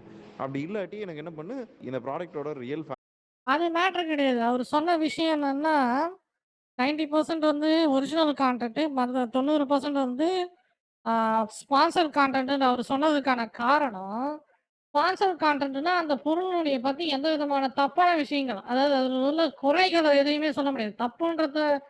வந்து தப்புன்றத விட, அதில உள்ள குறைகள சொல்ல முடியாத ஒரு ஸ்பான்சர் கான்டென்ட் தான் அவரு சொன்னாரு. அவரு என்ன சொன்னாருன்னா, சேனல் ஆரம்பிக்கும்போது 90% வந்து சேனலினுடைய கான்டென்ட் ஒரிஜினல் கான்டென்ட்னா அந்த பொருளினுடைய குறைகள், நிறைகள் 2த்தையும் சேர்த்து சொல்ற மாரி இருந்தது. அதுக்கப்புறம் இப்ப என்ன ஆச்சுன்னா 90% வந்து ஸ்பான்சர்டு. என்னால எந்த குறையுமே அந்த ஃபோன பத்தி சொல்ல முடியல. அப்படின்றது தான் அவருடைய குறைபாடு. இது அப்படியே உல்டா பண்ணி, இது என்ன மாரி சொல்றாங்க பார்த்தீங்களா? இதுதான் டாக்டிக்ஸ், மார்க்கெட்டிங் டாக்டிக்ஸ்ன்றது. இந்த சேனல இதுக்கு மேல நீ நம்பணுமா? ஸோ இது எல்லாரும் வந்து ப்ரொமோட் என்ன ஒரு டுபாக்கூர் விடுறாங்க. கேட்கிறவன் என்ன லூசா? நான் வந்து இதை எப்படி கொண்டு போகணுமோ அதை அப்படி கொண்டு போய்க்கிறேன் அப்படின்ற மாதிரி நீங்க மாட்டி விட்டுருங்க. ஆக்சுவலாக ரியல்மி எல்லாம் பே பண்ணுறது இல்லைன்றதுனால பண்ண வேணான்ட்டான். அப்போ 99% பெய்டு 1% ஆர்கானிக்னு சொல்கிறாங்களே இப்போவும் வந்ததே அவ்வளோதாங்க.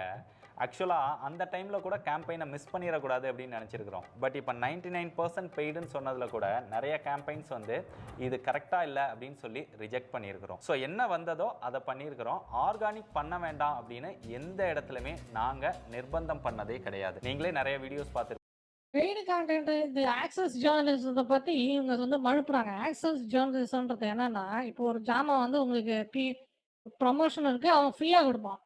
அந்த ஜாமான பத்தி நீங்க நல்ல விஷயங்கள் சொன்னாலே ஒழிய, நீங்க தப்பா அந்த ஜாமானுடைய குறைகள், இது வேலை செய்யல, இது சரியா இல்லன்னு சொன்னீங்கன்னா, அடுத்த தாட்டி அவன் வந்து அந்த ஃப்ரீ கான்டென்ட், ஃப்ரீ ஜாமான், அந்த ஃப்ரீ ஃபோனு அதெல்லாம் குடுக்க மாட்டான்.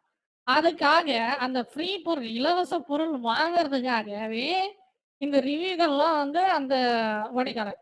அந்த அந்த பொருள பத்தி நல்லதாவே இருக்குமே தவிர, கெட்டதா எதுவுமே இருக்காது. அதுதான் ஆக்சஸ் ஜேர்னலிசம்ன்றது. இது வந்து இங்க மட்டும் பிரச்சனை இல்ல. இது வெளிநாட்டிலயும் இந்த பிரச்சனை இருக்குது. அந்த ஆக்சஸ் ஜேர்னலிசம் பிரச்சனை. அந்த பிரச்சனையே இவங்க வந்து என்ன மாரி அப்படியே பீட்டிங் அரவுண்ட் த புஷ் தான். அந்த புதர சுத்தி சுத்தி தான் ஓடிட்டு இருக்காங்க தவிர, உள்ள என்ன இருக்குதுன்னு சொல்ல மாட்றாங்க பார்த்தீங்களா?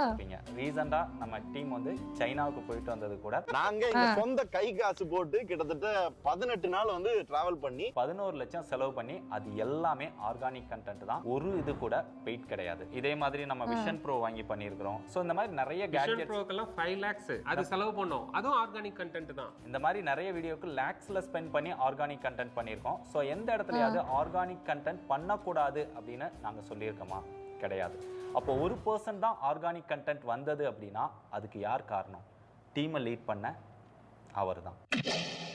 ஆக்சுவலாக சவுத் இந்தியாவிலே அதிக டீம் மெம்பர்ஸ் ஒர்க் பண்ண ஒரு டெக் சேனல்னா அது டெக் பாஸ் தான். அவ்வளோ டீம் மெம்பர்ஸ் இருந்தாலுமே அந்த டீம் மெம்பர்ஸ் கிட்ட டைரெக்டாக போய் விஜய் வந்து எதுவுமே சொல்லக்கூடாது. ஏன்னா சொன்னால் அது அவங்களுக்கு பிடிக்கல அப்படின்னு சுதர்ஷன் வந்து என்ன சொல்லியிருக்கான் அப்படின்னா, எதுனாலும் விஜய் வந்து சுதர்ஷன் கிட்ட சொல்லணும். சுதர்ஷன் வந்து டீம் மெம்பர்ஸை வந்து கைட் பண்ணிப்பாங்க. ஸோ டீமோட டோட்டல் கண்ட்ரோலும் யார்கிட்ட இருந்ததுன்னா சுதர்ஷன் தான். நாங்கள் என்ன சொல்லணும் அப்படின்னாலும் சுதர்ஷன் கிட்ட சொல்லுவோம், சுதர்ஷன் டீம் கிட்ட சொல்லுவாங்க. ஸோ அப்படி இருந்தால் தான் அது ஒரே மாதிரி மெசேஜாக கன்வே ஆகும். ஆளுக்கு வந்து டீமை டைரக்ட் பண்ண வேண்டாம் அப்படிங்கிறதுனால அதில் நாங்கள் தலையீடு வைக்கல.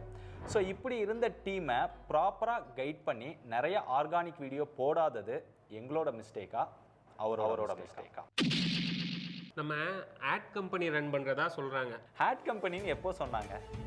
ஒருவேளை 2 வருஷமா பிரச்சனை போயிட்டு இருக்கு அப்படின்னு சொல்கிறாங்க. 2 வருஷத்துக்கு முன்னாடி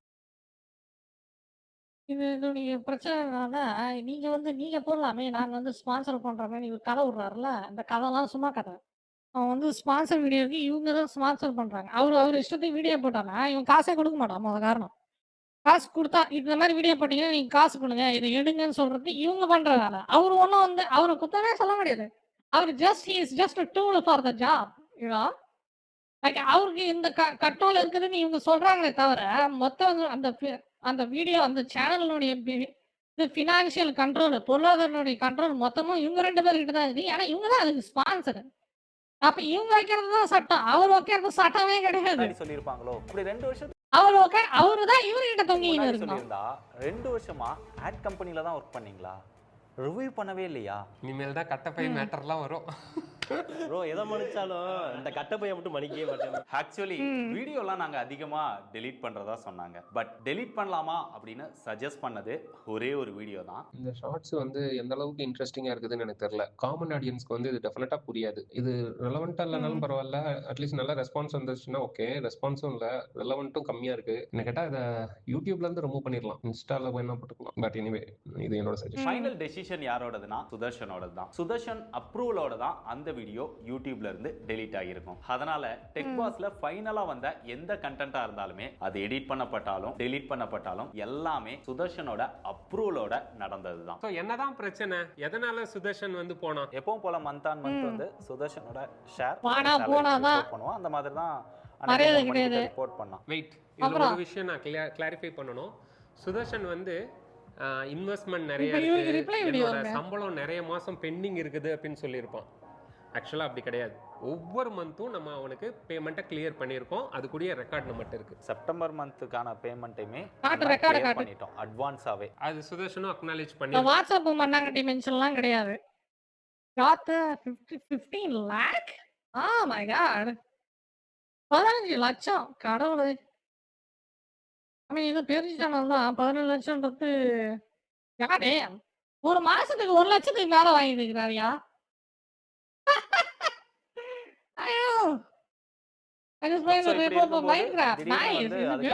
விஜய்க்கு வந்து ஒரு மெசேஜ் வருது. நான் இந்த வாட்ஸ்அப் மெசேஜ் எல்லாம் சும்மா கதை. இந்த காசு போனதுக்கு நீ போன் பே வச்சுக்கிறியா?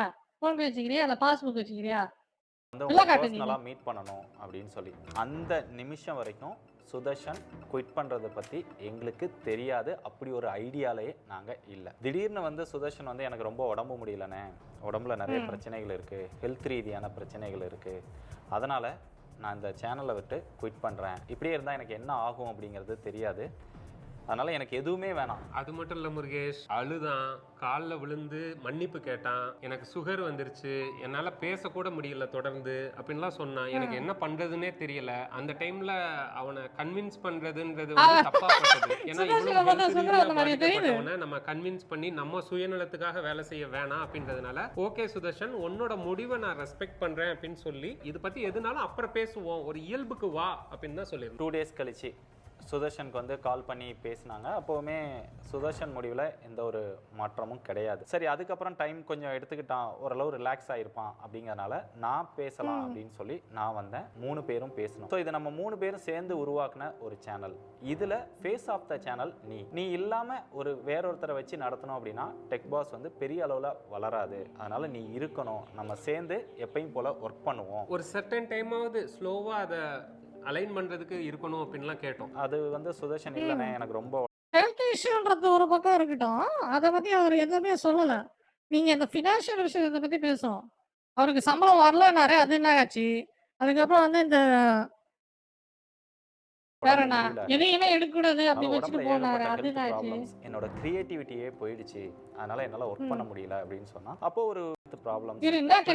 அது வந்து சுதர்ஷன் இல்லனே எனக்கு ரொம்ப உடம்பு முடியல, அதனால உடம்புல ஏகப்பட்ட ஹெல்த் ப்ராப்ளம்ஸ், என்னோட கிரியேட்டிவிட்டியே போயிடுச்சு, அதனால என்னால ஒர்க் பண்ண முடியல அப்படின்னு சொன்னா அப்போ ஒரு பிரேக் எடுத்துக்கோ, ஒரு 10 days வேணா எடுத்துக்கோ, 1 month வேணா எடுத்துக்கோ, இல்ல ஒரு 1 year கூட எடுத்துக்கோ, அப்பப்போ ஒரு கெஸ்ட் மாதிரி கூட வந்துட்டு போ அப்படின்லாம் நிறைய பேசணும். பட் எந்த இதுக்குமே சுதர்ஷன் வந்து பிடி கொடுக்கல. நான் வரல, குவிட் பண்ணிக்கிறேன், எனக்கு எதுவும் வேணாம் அப்படிங்கிற மாதிரி தான் சுதர்ஷனோட முடிவு இருந்தது. அதாவது அவனோட முடிவை தெளிவுபடுத்தினதுக்கு அப்புறம் இதனால என்னென்ன விளைவுகள் ஏற்படும்ன்றதையும் அவனுக்கு நான் உடனே சொல்ல ஆரம்பிச்சேன். ரீசெண்டாக தான் நம்மளுடைய ஆஃபீஸ் வந்து 6000 square feetல எக்ஸ்பேண்ட் பண்ணோம். நீங்க எல்லாருமே பார்த்துருப்பீங்க. அது எப்போ இருந்ததுன்னா சுதர்ஷன் மேரேஜ் வந்து March 1 நடந்தது. ஸோ அதுக்கப்புறம் தான் நம்ம ஆரம்பிச்சோம். எஸ்டிமேட் வந்து ஒரு 50 lakhs அப்படின்னு போட்டோம். பட் 50% ஒர்க் முடியாதுக்கே 1 crore தாண்டிடுச்சு. சுதர்ஷனோட கான்ட்ரிபியூஷன் எதுவும் இல்லை. ஏன்னா சுதர்ஷனுக்கு போக வேண்டிய ஷேர் மந்த் ஆன் மந்த் அவனுக்கு நாங்க கேஷை கிளியர் பண்ணிடுவோம்.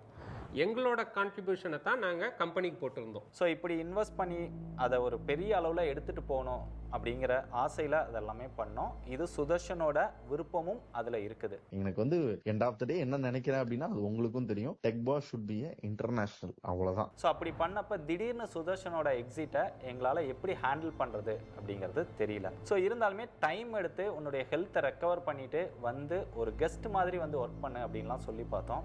பட் சுதர்ஷனோட முடிவில் எந்த மாற்றமும் இல்லை அப்படிங்கிறதுனால எங்களுக்கும் வேற வழி தெரியல அப்படிங்கிறதுனால ஸோ செப்டம்பர் வரைக்கும் உனக்கு கிளியர் பண்ணிட்டோம், இனிமே வரக்கூடியதை கொடுக்க இயலாது அப்படின்னா அன்னைக்கே நாங்கள் தெளிவாக கிளியராக சொன்னோம். முடியாதுன்னு சொல்லியிருக்க மாட்டோம், எங்களால் கொடுக்குற இயல்புல இல்லை அப்படின்றத தான் சொல்லியிருப்போம், இயலாதுன்னு தான் சொல்லியிருப்போம். மற்றபடி அந்த பொருளுக்குரிய காம்பன்சேஷனோ அவுட்ஸ்டாண்டிங் பணத்தை நம்மளால் தர இயலாது. இருந்தாலுமே இப்போ முடிவு பண்ண வேண்டாம் சுதர்ஷன், நீ இன்னும் ஒரு 2 days டைம் எடுத்துக்கோ அப்படின்னு தான் சொல்லி அனுப்பி வச்சோம். அப்படி சுதர்ஷன் யோசிச்சுட்டு சொன்ன முடிவு என்ன அப்படின்னா, அண்ணே எனக்கு எதுவுமே வேணாண்ணே, நான் குவிட் பண்ணிக்கிறேன் அப்படின்னு சொல்லிட்டு வாட்ஸ்அப் குரூப்ல இருந்து எக்ஸிட் ஆயிட்டாங்க. எக்ஸிட் ஆனதுக்கு அப்புறமும் சரி இன்னொரு டைம் பேசி பார்ப்போம் அப்படின்னு சொல்லிட்டு ஸோ விஜய், நான், சுதர்ஷன் 3 பேருமே கான்ஃபரன்ஸ் காலில் பேசினோம்.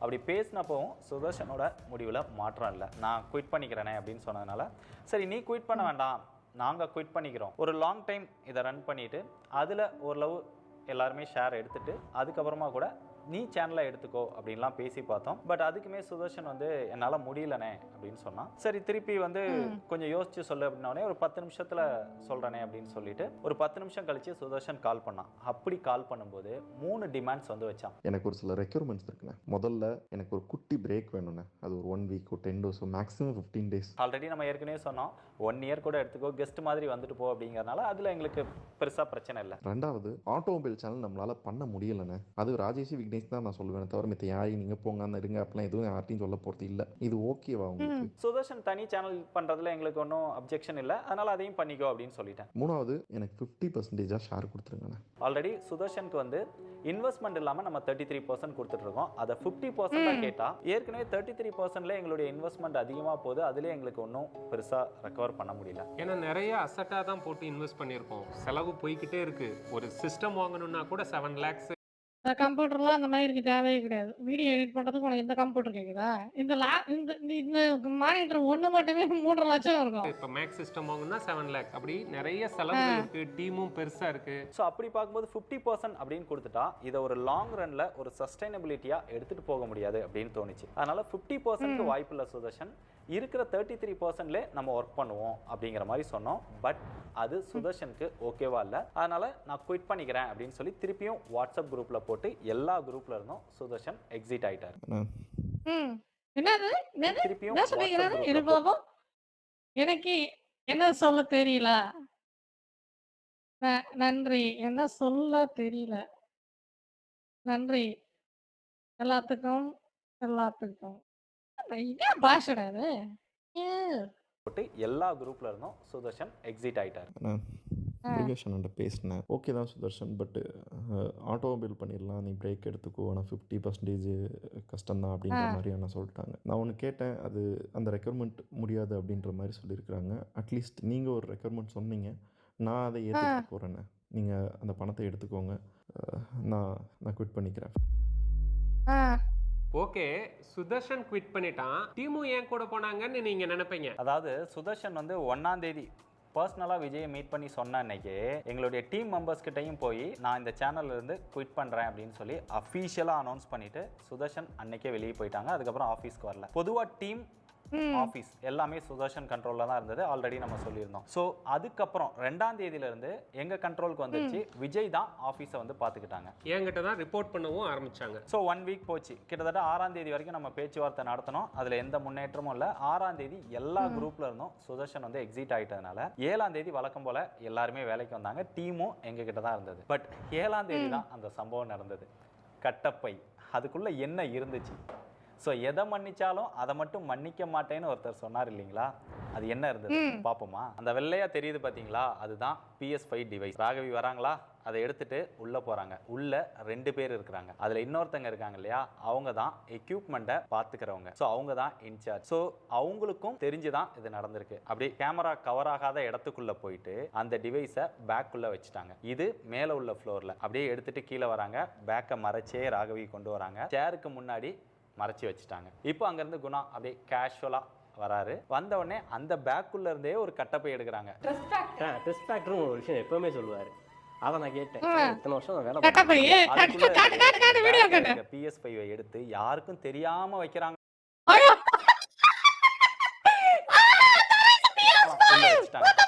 அப்படியே வாங்கிட்டு கேஷுவலா அப்படியே உள்ள போற மாதிரி போயிட்டு அப்புறம் அப்படியே வெளியில போனாங்க. வெளியில போகிறப்ப தான் கிருஷ்ணன் வந்து பிடிச்சிட்டாரு. அப்படியே சாப்பிட போன வழியிலே ஒருத்தர் போயிட்டேன்னு சொன்னார் இல்லைங்களா, அவர் சாப்பிட போன வழியிலே போல. நீங்க அதனால தானே சொல்லாமே வெளியே வந்தீங்க. அதனால தான் இவங்க பண்றதெல்லாம் பிடிக்கல. ராஜேஷ் உள்ள வந்து கட்டப்பையில என்ன இருக்குன்னு கூப்பிட்டு கேட்டுட்டாங்களே அப்படின்னு நம்ம மாட்டிக்கிட்டோமோ அப்படின்ட்டு அப்படியே தெரிச்சு வெளியில ஓடி போய் அங்கிருந்து ஃபோன் பண்ணி நானே வரல அப்படின்னு சொல்லிட்டு போயிட்டாரு. ஸோ கட்டப்பைக்குள்ள என்ன இருந்ததுன்னா துணி இருந்ததெல்லாம் இன்னொரு கட்டப்பை, PS5 இருந்தது தான் இந்த கட்டப்பை. நானே வரல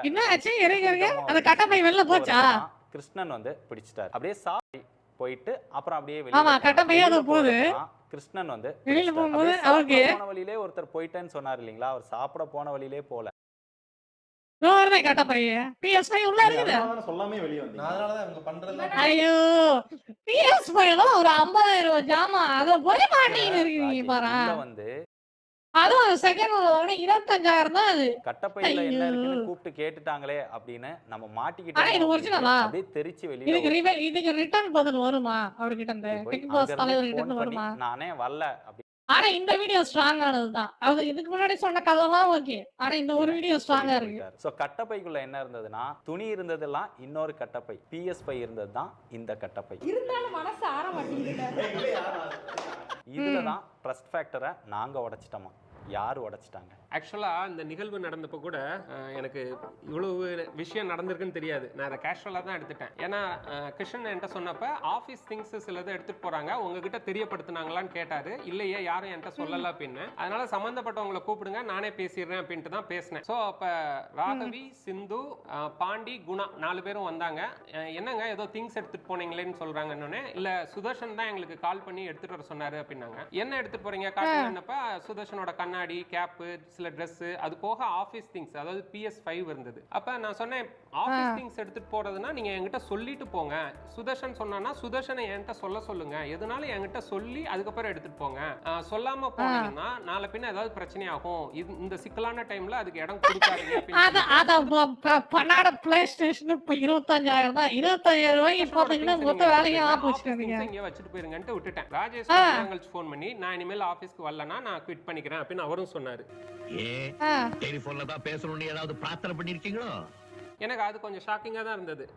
ஏன்னா எதுனாலும் நேரில் சொல்லிட்டு போகலாமே, எதுக்கு ஃபோனில் சொல்கிறாருன்னு அப்போ யோசித்தேன். அதுக்கப்புறம் நம்ம பசங்களுக்கெல்லாம் ஒரு மீட்டிங் வச்சு மீட்டிங்லேயே நான் தெளிவுபடுத்துகிறேன். இந்த மாதிரி சுதர்ஷனோட லீடர்ஷிப்பில் இத்தனை நாள் நீங்கள் வேலை செஞ்சீங்க, இதுக்கு மேலே வேற ஒருத்தவங்க லீட் பண்ண வேண்டிய ஒரு தேவை இருக்குது, உங்களில் ஒருத்தவங்களே லீட் பண்ணவும் வாய்ப்பு இருக்குது, நீங்கள் முழு மனதாக பண்ணுவீங்களா அப்படின்னு கேட்டப்ப உங்களோட ஃபீட்பேக் சொல்லுங்கன்னப்ப நிறைய பேர் நான் பண்ணுவேன் அப்படின்னு பல பேர் சொன்னாங்க. சில பேர் நாங்கள் இல்லை நாங்கள் குவிட் பண்ணிக்கிறோம் அப்படின்ட்டு அந்த வீடியோவில் பார்த்தவங்க, அப்புறம் இன்னும் சிலர் போயிட்டாங்க. அப்படி போகிறோன்னு சொன்னவங்க கூட ஒரு கம்பெனி அப்படின்னா ஒரு நோட்டீஸ் பீரியட் டைம்லாம் வச்சுருப்பாங்க. பட் அந்த மாதிரிலாம் நாங்கள் எதுவும் ரெஸ்ட்ரிக்ட் பண்ணல. ஏன்னா எங்களுடைய ப்ளஸ்ஸே ஃப்ரீடம் தான். ஸோ உனக்கு பிடிச்ச வேலையை நீ செய்ய அப்படிங்கிறதுனால நீங்கள் போகணுன்னு விருப்பப்படுறீங்களா தாராளமாக போங்க, எந்த ஒரு ரெஸ்ட்ரிக்ஷனும் இல்லாமல் அனுப்பி வச்சோம். அப்படி போனப்ப கேக் வெட்டி அவங்கள சந்தோஷமா தான் வழி அனுப்பிச்சோம். அவங்க நிறைய டிவைசஸ் வச்சிருந்தாங்க. முருகேஷ், குணா வந்து iPhone 15 Pro Max வச்சிருந்தாரு. தாரிக் வந்து iPhone 14 Pro Max வச்சிருந்தாங்க. ஏன்னா இப்போதான் தெரியும் நமக்கு யார் சப்போர்ட் பண்றாங்க. ஆமாமா. ஆருண் வந்து சாம்சங் ஃபிளிப் வச்சிருந்தான். இந்த மாதிரி நிறைய டிவைஸ் வச்சிருந்தாங்க. அவங்களுக்கு டைம் கொடுத்தோம். ஆக்சுவலா ஒரு 2 daysல எங்களுக்கு ரிட்டர்ன் பண்ணிருங்க. சில பேர் வந்து என்ன சொன்னாங்கன்னா நாங்க போன் ஆர்டர் பண்ணி அதுக்கப்புறம் நாங்க எங்களோட டேட்டாஸை மாத்திட்டு தரோம் அப்படின்னப்ப அட்லீஸ்ட் மந்த் எண்டுக்குள்ள ரிட்டர்ன் பண்ணிருங்கன்னு சொல்லி அந்த ஒரு ஃப்ரீடம் தான் நம்ம அனுப்பிச்சு வச்சோம். இதுதான் ட்ரஸ்ட் ஃபேக்டர். நம்மளை விட்டு போனாலும் அவங்க நமக்கு திருப்பி கொடுத்துருவாங்க அப்படின்னு ட்ரஸ்ட் பண்ணோம். பட் எதை மன்னிச்சாலும் இதை மன்னிக்க மாட்டேன்னு சொன்னார் இல்லைங்களா. ஏதாச்சும் ஒரு பொருள் இங்கேருந்து நான் எடுத்துகிட்டு போயிருப்பானா, என்னால் காணா போச்சு நான் வீட்டுக்கு எடுத்துகிட்டு போயிட்டேன் அப்படின்னு சொன்னாருன்னா அவர் தான் 15 Pro Max ஃபோனை வச்சுருந்தாரு. பட் ஃபோன் பண்ணி கேட்டப்ப என்ன சொன்னாங்கன்னா, குணா ப்ரோ வந்து மொபைல் ரிட்டர்ன் எப்போ கிடைக்கும்னு தெரிஞ்சுக்கலாமா ப்ரோ? இல்லை இப்போ 2 நாளைக்கு மேலே தான் இவர் வாங்கிட்டு போனாரு. டேட்டா கூட நான் மாற்றலாம் சோசன். அது இன்ஃபார்மாவது பண்ணியிருக்கலாம் என்கிட்ட. யாராச்சும் கேட்டுருந்தாங்க. ஏன்னா 1 month எனக்கு டைம் கொடுத்துருந்தாரு விஜயண்ணே. ஆமா அதான் போனதுல இருந்து யாருக்கும் இங்க இருந்து நான் கால் பண்ணனா இது பண்ணல மாத்தல. அவர்கிட்ட கேட்டு போன் ஹேண்ட் ஓவர் பண்றதுக்கு என்னவோ அதை மட்டும் ட்ரை பண்ணு. சார் இல்ல நான் முடிச்சு கூப்பிடுறேன். சொல்லுங்க அண்ணே. இந்த வெட்னஸ்டே தேர்ஸ்டே சொல்றேன்னு இருந்தீங்க போனுக்கு. சுதர்சன் இப்போ வந்து வாங்கிட்டு போறாருயா ஒரு 1/4 மணி நேரத்துல. வாங்கிட்டு போயிட்டாருங்களா? அதானே ஒன்னும் பிரச்சனை இல்ல. 3 பேருமே இப்போ பண்ணுவாங்க. அதுக்காக தான் நான் இன்ஃபார்ம் பண்றதுக்கு தான் சொன்னேன். எல்லாருமே இதே வேர்டை தான் சொன்னாங்க. பட் எல்லாரும் யார் கூட இருக்காங்க? நீங்களே இப்பதான் வீடியோல சொல்லிருக்கா? அதத்தான் யாரையுமே நம்ம வேலையை விட்டு போன்னு சொல்லவே இல்லை. அவங்களே முடிவு பண்ணி சொன்னாங்க. நம்ம வேற வழி தெரியாம அதை ஜஸ்ட் ரெஸ்பெக்ட் தான் பண்ணோம். சுதர்ஷனும் சரி, டீம் மெம்பர்ஸும் சரி, அது அவங்களோட ஓன் முடிவு. நம்ம அதை ரெஸ்பெக்ட் பண்ணோம். ஆனா அதுக்கப்புறம் என்ன நடந்தது தெரியுமா? அப்படி பண்ண சுதர்ஷனோட லீலைகள். நம்ம வந்துட்டோம், டீம்ல இருக்க முக்கியமான ஆளுங்கள்லாம் வந்துட்டாங்க. இருக்கிற ஆளுங்களை வச்சு இருந்தாலும் இவங்க வீடியோ போட்டுட்டு இருக்காங்களே, அது எப்படி போடலாம் அப்படின்னு சுதர்ஷனோட ஒரு டிவைஸும் ட்ரஸ்டட் டிவைஸா இருந்தது. ஏன்னா நம்ம எல்லாமே மேக் யூஸ் பண்றோம். சுதர்ஷன் தான் இதுக்கு முன்னாடி கண்ட்ரோல் பண்ணிட்டு இருந்தான். எந்த அளவுக்கு ஃப்ரீடம் இருந்ததுன்னு தெரிஞ்சுக்கோங்க. டோட்டல் சிஸ்டமும் சுதர்ஷன் கண்ட்ரோல் பண்ற அளவுக்கு நாங்க ஃப்ரீடம் கொடுத்துருந்தோம். அந்த கண்ட்ரோலவே யூஸ் பண்ணி எங்க கிட்ட சீனியர் எடிட்டர்ஸ் யூஸ் பண்ண எல்லா சிஸ்டம்லயும் இருந்த டேட்டாவை ஆப்பிள் ஐடி மூலமா ஈஸியா எரேஸ் பண்ணிட்டாங்க. Holy shit. Okay. அதையுமே நாங்க சுதர்ஷன் கிட்ட எந்த ஒரு இதுவுமே கேட்கல. அதுக்கப்புறமும் விடாம நாங்க ஆபீஸ்க்காக வாங்கின ஓலா பைக், அது சுதர்ஷன் பேர்ல வாங்கியிருந்தோம். ஏன்னா சுதர்ஷன் தான் எல்லாமே பண்ணா அப்படிங்கறதுனால சுதர்ஷன் பேர்ல வாங்கியிருந்தனால அதை வந்து ஆப் மூலமா லாக் பண்ணிட்டு அதை சர்வீஸ்க்கு கொடுக்கும்போது போலீஸை கூட்டு வந்து பிரச்சனை பண்ணி அதை எடுத்துட்டு போனாங்க. சரி சுதர்ஷன் பேர்ல தானே இருக்கு, வச்சுட்டு போட்டோம் அப்படின்னு அதையுமே நம்ம கொடுத்துட்டோம். இது போக சுதர்ஷன் கிட்டயுமே நிறைய காஸ்ட்லியான டிவைசஸ், சாம்சங், சோனி இந்த மாதிரி இதெல்லாம் இருக்குது. பட் அதெல்லாம் சுதர்ஷன் வச்சுக்கிட்டோம் அப்படிங்கிற மாதிரி நாங்க அதையுமே எந்த இடத்துலயுமே கேட்கல, அன்லஸ் அது பிராண்ட் கேட்காத வரைக்கும். சோ இதெல்லாம் கேட்காம இருந்தாலும் அதை பத்தி வீடியோல மென்ஷன் பண்ணல. என்னதான் அவங்க எங்களுக்கு பிரச்சனை கொடுத்தாலுமே நாங்க சொன்ன மாதிரி நடந்துகிட்டோம். அதுக்கு மேலேயும் ஒரு சில விஷயங்கள் பண்ணோம். சுதர்ஷன் வீலாக் சேனல் ஒன்று வச்சிருந்தாங்க, சுதர்ஷன் சன் ஆஃப் மாலதி அப்படின்னு. அந்த சேனல் வேணும்னே அப்படின்னு கேட்டாங்க. ஓனர்ஷிப்பே டிரான்ஸ்ஃபர் பண்ணி அதுல இருந்து எக்ஸிட் ஆயிட்டோம். சேனலை ஃப்ரீயாவே கொடுத்துட்டோம். அதே மாதிரி பாண்டி அவங்க எல்லாமே ஃபுட் ஃபண்ட். எத்தனை வியூஸ் இருந்தது? எத்தனை சப்ஸ்கிரைபர்?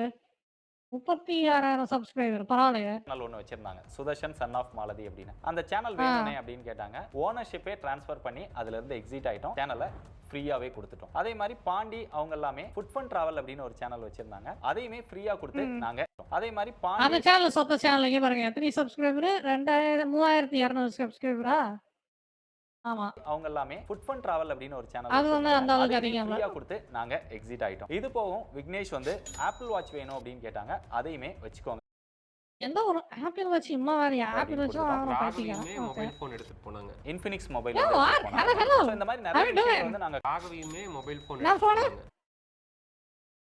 இன்ஃபினிக்ஸ் மொபைல் வந்து எடுத்துட்டு போனாங்கன்னு நினைக்கிறேன். சோ இந்த how are you doing? I'm doing good. I'm just watching some videos. பண்ணவங்க நல்லா இருக்கணும் அப்படிங்கிறதுக்காக அதெல்லாம் ஃப்ரீயா கொடுத்தோம்.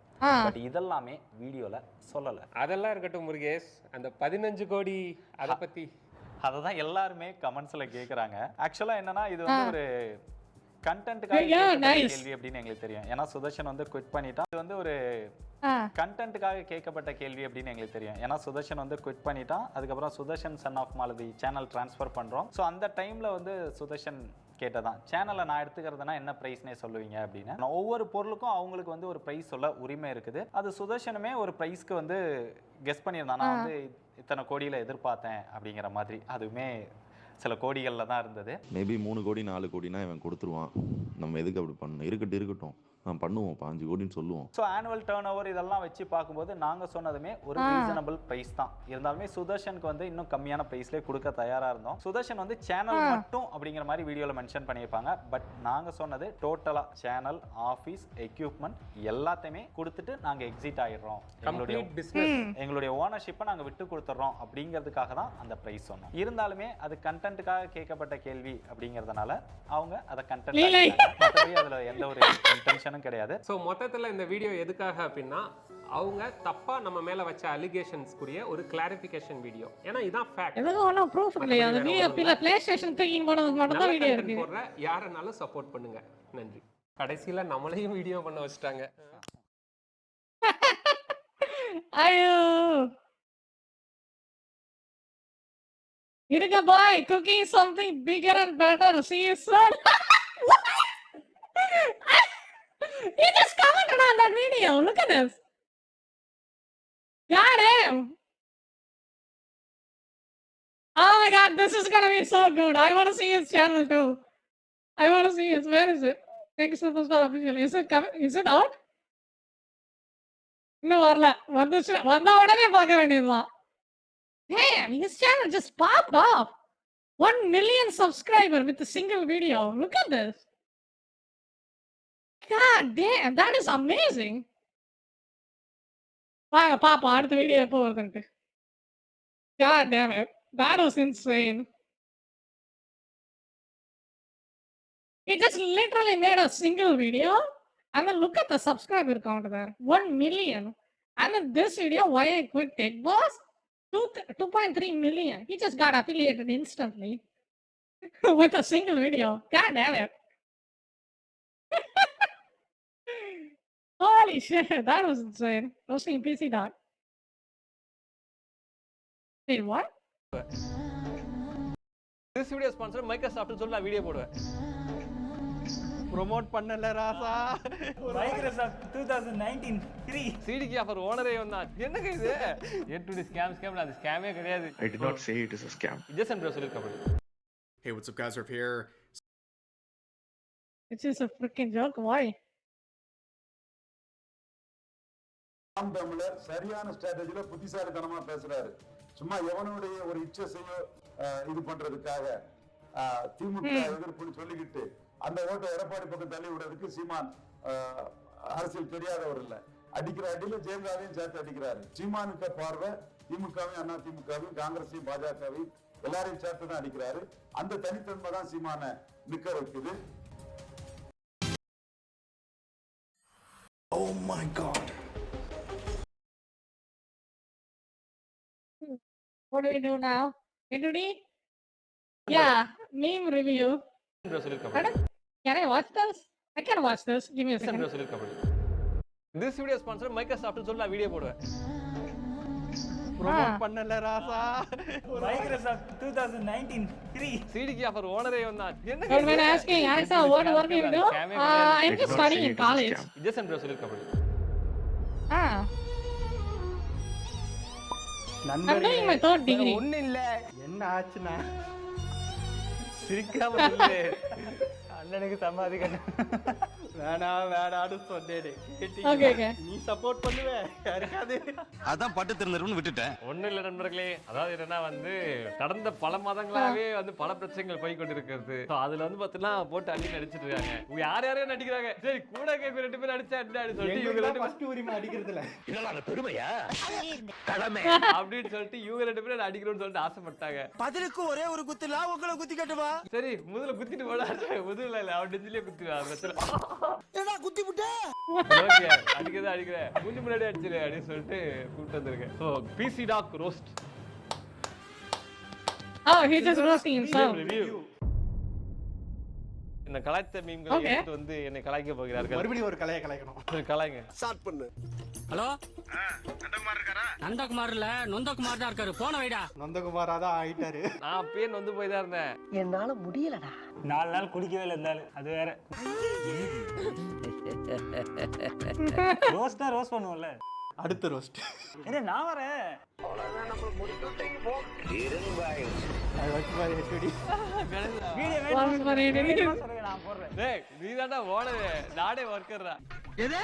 ஆமாங்க சிடிக்கு ஆஃபர் ஓனரே வந்தான். சைனால இருந்து வந்திருக்கா இப்பதான். ஓனரே நீதான். டேரியர்ல இந்த கண்டென்ட் கட்டு உங்களுக்கு எஸ்எஸ்டி எடுத்து வெளிய அடிக்க போறேன்.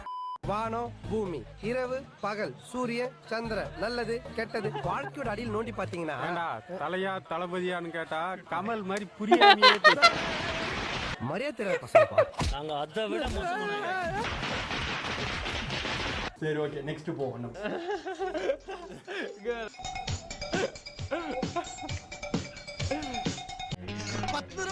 பார்க்கலாமா சொன்னியே ஒரு தடவை என்னைய பாத்தியாடா நீ?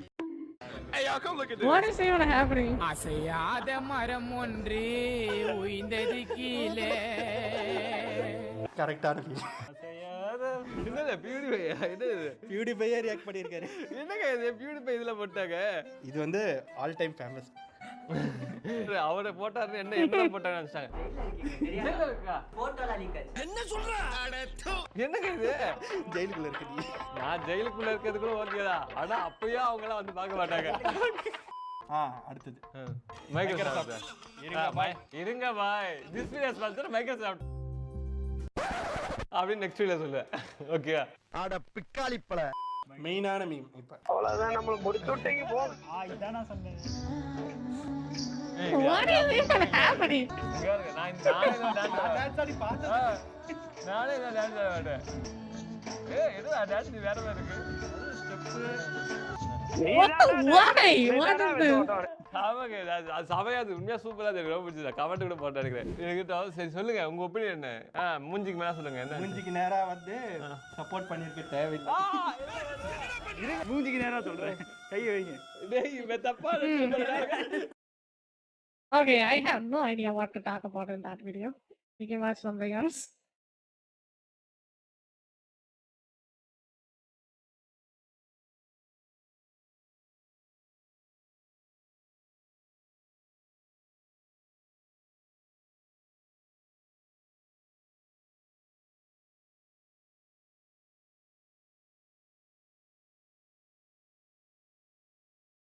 விஜய் கண்ணீர் விட்டாரு மன்னிப்பு கேட்டாரு. What? What happened? Oh! Oh, shit, that's interesting.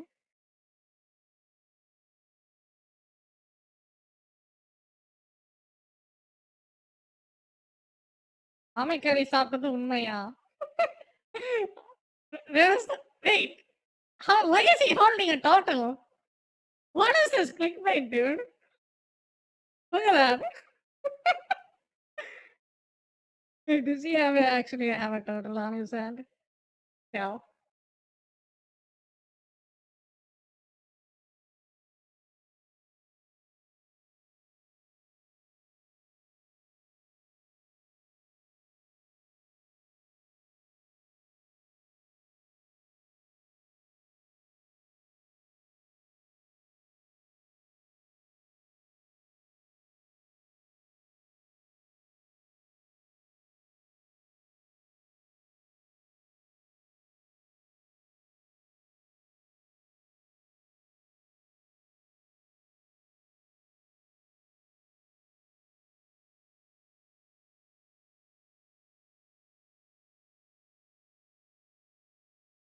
ஆகுது.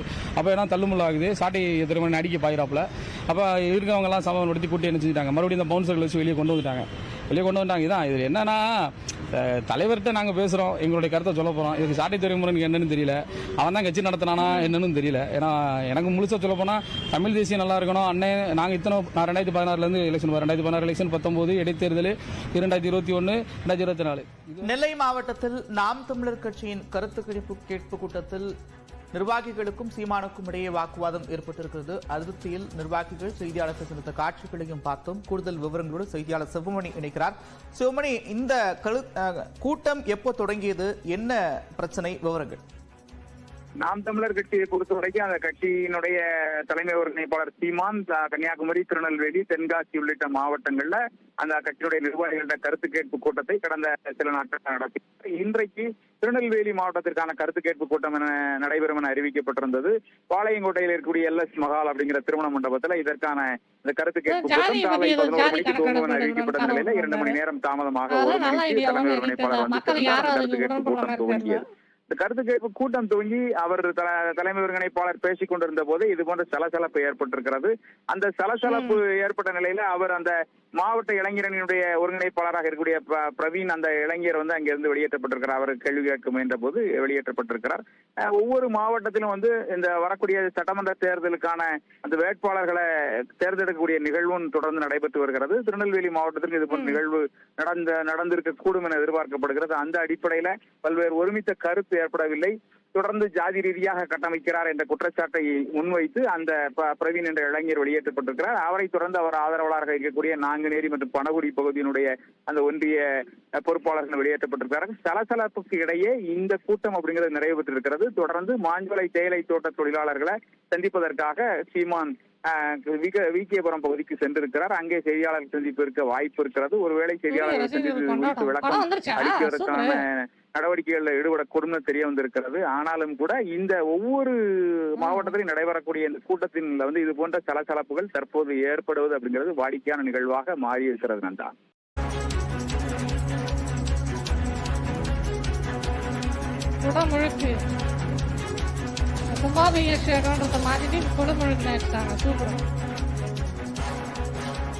ஒரு சந்தேகத்தையும் ஒரு இதையும் கேட்க முற்படும் போது அவங்கள பிடிச்சி தள்ளவும் அவங்கள வெளியே போன்னு சொல்றதும் அநாகரிகமான ஒரு 200 பேர் முன்னாடி வச்சு அவங்களை அசிங்கப்படுத்துறது ரொம்ப தப்பு. ஒரு தலைவனுக்கு இது அழகு இல்லை. அது மட்டும் இல்லாமல் தலைவராக இதை செய்து முடிச்சாலும் கூட நாங்கள் அட்ஜஸ்ட் பண்ணிக்கிடுவோம். எங்களை போல பொறுப்பாளர்கள் வந்து முந்திக்கிட்டு வந்து அடிக்கிறது சாட்டை துறைமுகம் பண்ணலாம் பெரிய தவறு. அவரெல்லாம் இதை பண்ணியிருக்க கூடாது. அது பெரிய தவறு. அவரை கடுமையாக நான் கண்டிக்கிறேன். அது மட்டும் இல்லாமல் போன தடவை எலெக்ஷனில் இவ்வளோ ஓட்டு வாங்கியிருக்கோம், இந்த தடவை ஏன் இவ்வளோ குறைஞ்சதுன்னு அந்த வாரம் எந்தவித வாதமும் அங்கே நடக்கலை. கட்டமைப்பு காலமுறை நாங்கள் கட்டமைச்சுட்டே தான் இருக்கிறோம். நாங்கள் கஷ்டப்பட்டு தான் இருக்கோம். ஆனால் எங்களுக்கான வாய்ப்புகள் எதுவுமே கிடைக்கல. இந்த கட்சி நாங்கள் குறை சொல்லலை, தீர்மானம் குறை சொல்லலை. எங்களுக்கான வளர்ச்சியை நீங்கள் தந்தால் மட்டும்தான் உங்கள் கட்சி நாங்கள் வளர்த்து தர முடியும். இன்னைக்கு நாம் தமிழர் கட்சியுடைய மாவட்ட கலந்தாய்வு கூட்டம் நடந்துச்சு திருநெல்வேலி மாவட்டத்துக்கு. இந்த கலந்தாய்வு கூட்டங்கிறதே பொதுவாக வந்து கலந்து பேசுறது தான் கலந்தாய்வு கூட்டம். நாங்களாம் மாவட்ட பொறுப்பாளர், தொகுதி பொறுப்பாளர். அண்ணன் சீமான்ட்ட வந்து எங்களுடைய கருத்துக்கள், எங்கள் குறைகள், அடுத்தல என்ன செய்யணுங்கிறதையும் பேசலாம்னு நினச்சிருந்தோம். அவர் ஒன் சைடாகவே ஃபுல்லாக பேசி அவரே பேசி முடிச்சுட்டு முடிக்க போகிறாரு. அப்போ நான் எந்திரிச்சு அண்ணே அப்படின்னு சொல்லி பேச ஆரம்பித்தேன். அப்போ ஒரு என்னன்னே தெரில, ரொம்ப கோபமாக என் மேலே, யாரா நீ, உனக்கு கட்சிக்கு என்னடா சம்மந்தம் இருக்கு, யாரா நீ வெளியே போடா அப்படின்னாரு. அப்போ நான் வந்து என்னண்ணே இது அப்படின்னு சொல்லி, என்னண்ணே அப்படிங்கும்போது, நீ சாதி ரீதியாக கட்டமைச்சிட்டு இருக்க அப்படின்னாரு. நான் அதில் என்ன அதை பற்றி உங்கள்கிட்ட பேசணும் அப்படிங்க. ஆனால் என் கூட அப்படி ஒரு அலிகேஷனே கிடையாது. இந்த தேர்தல் முழுக்க நம்ம எங்கள் வேட்பாளர் கூட நான் வந்து சீஃப் ஏஜென்ட் வந்து எல்லா இடத்துக்கும் போயிருக்கேன். எல்லா டீமும் நம்ம பழகக்கூடிய ஆள் தான். அவங்க மேலே யார், எங்கள் மண்டல பொறுப்பாளர் மேலே ஏகப்பட்ட குற்றச்சாட்டு இருக்குது. கட்சிக்குள்ள அதிருப்தியில் இருக்காங்க. அப்போ அதனால் நம்ம என்ன சொன்னால் மற்ற எல்லாரும் நம்ம ஒருங்கிணைச்சு நம்ம நல்லபடியாக கட்சியை கொண்டு போயிடலாம் அப்படிங்கிற ஒரு 80% பொறுப்பாளர்கள் அதிருப்தியில் இருக்காங்க. அப்போ அவங்களால நம்ம இவர் தான் சொல்லுதாரு. அதனால நம்ம என்ன செய்தோம், அரவணைச்சு என்னென்ன செய்யலாங்கிறத கொண்டு வந்துட்டு இருக்கோம். அப்போ இன்றைக்கி நம்ம அதை பேச வாய்ப்பு கிடைக்கும்னு நம்ம எந்திரிச்சோம். சம்மந்தம் இல்லாமல் நம்ம இப்படி பேசும்போது ஏன்னா அதை பற்றி நம்ம உங்கள்கிட்ட பேசணும் அப்படிங்க. மறுபடியும் நம்ம ரொம்ப ஆசை பேசுகிறேன். ஏன் கட்சியில் அது இருக்க நேரம் வெளியே போடா அப்படிங்க. அப்போ நான் பார்த்தேன், நான் வெளியே போகிறேன் நச்சு வரட்டுமா அப்படின்னு நான் கிளம்பி வந்துட்டேன். அதுக்கப்புறம் நம்ம அண்ணன் தான், அவர் நாங்குநேரி தொகுதி செயலாளர் அந்த விஜய். இல்லை இது என்ன, அண்ணன் வந்து பேசிட்டு இவரை வெளியே அனுப்பிடுறாரு. அனுப்பினோன்னா எங்களுக்கு ஒரு வருத்தம். ஏன்னா எந்த கருத்தும் கூட கேட்கல, ஒரு மாவட்ட கலந்தாய்வு கூட்டம்னு வச்சுட்டு கருத்து கேட்கல, வெளியே அனுப்பிட்டாங்க.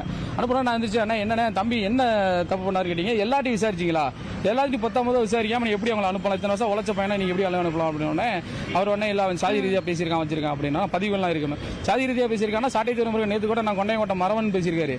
கட்சியில் ஜாதி பேசக்கூடாதுன்னு நாம் தமிழர் கட்சியில் இருக்கோம். அவர் கொண்டையங்கோட்டை மரவன் பேசியிருக்காரு. அப்போ அது என்னென்ன அர்த்தம், அது தப்பா அப்படின்னு பேசும்போது அவர் அப்படி தான்டா பேசுவான், நான் கட்சி நான் தான் முடிவெடுப்பேன், நான் தான் பேசுவேன், நான் சொல்கிறத கேட்கறான்னு சொல்லி சீமானுக்கு எனக்கு வாக்குவாதம் ஆகுது. அப்போ ஏன்னா தள்ளுமுள்ள ஆகுது, சாட்டை திருமணி அடிக்க பாயிராப்புல. அப்போ இருக்கவங்கலாம் சமப்படுத்தி கூட்டி என்ன செஞ்சுட்டாங்க, மறுபடியும் இந்த பவுன்சர்கள் வச்சு வெளியே கொண்டு வந்துட்டாங்க. இதான் இது என்னன்னா, தலைவர்கிட்ட நாங்கள் பேசுகிறோம், எங்களுடைய கருத்தை சொல்ல போகிறோம். இதுக்கு சாட்டை துறைமுறைக்கு என்னன்னு தெரியல, அவன் தான் கட்சி நடத்தினானா என்னன்னு தெரியல. ஏன்னா எனக்கு முழுசாக சொல்ல போனால் தமிழ் தேசியம் நல்லா இருக்கணும் அண்ணே. நாங்கள் நான் 2016 எலெக்ஷன் 2016 எலெக்ஷன் 19 இடைத்தேர்தல் 2021 2024. நெல்லை மாவட்டத்தில் நாம் தமிழர் கட்சியின் தரக்குறைவாக பேசி வெளியே அனுப்புவதுடன் அவர்கள் சீமானும் கடும் வாக்குவாதத்தில் ஈடுபட்டனர்.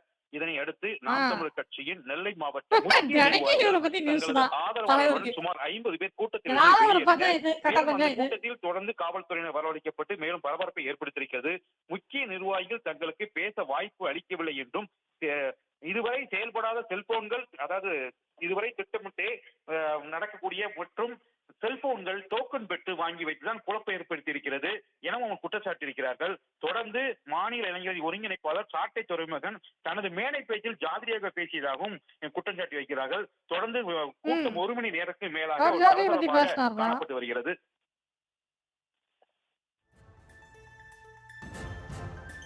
விவரங்களுக்கு நன்றி. எத்தனை வருஷம் இதை பத்தி பேசிட்டு நம்ம ஊர மக்களை ஏமாத்த போறாங்கன்னு தெரியல. கூட்டம் நடக்கும்போது கூட்டம் ஃபுல்லாக அண்ணன் பேசி முடிச்சாரு. முடிக்கும்போது நாங்கள் ஒரு கருத்து சொல்லணுன்ட்டு எந்திரிச்சோம். நான் எந்திரிக்கும் பொழுது அண்ணன் வந்து, நீ யாரா, நீ கட்சிக்கு உனக்கு என்னடா சம்மந்தம் இருக்கு, நீ பேசக்கூடாடாங்க அப்படின்னாரு. நான் இப்போ அதில் என்ன பிரச்சனை அப்படின்னு கேட்கும்போது, நீ சாதி ரீதியாக ஒருங்கிணைக்க அப்படின்னாரு.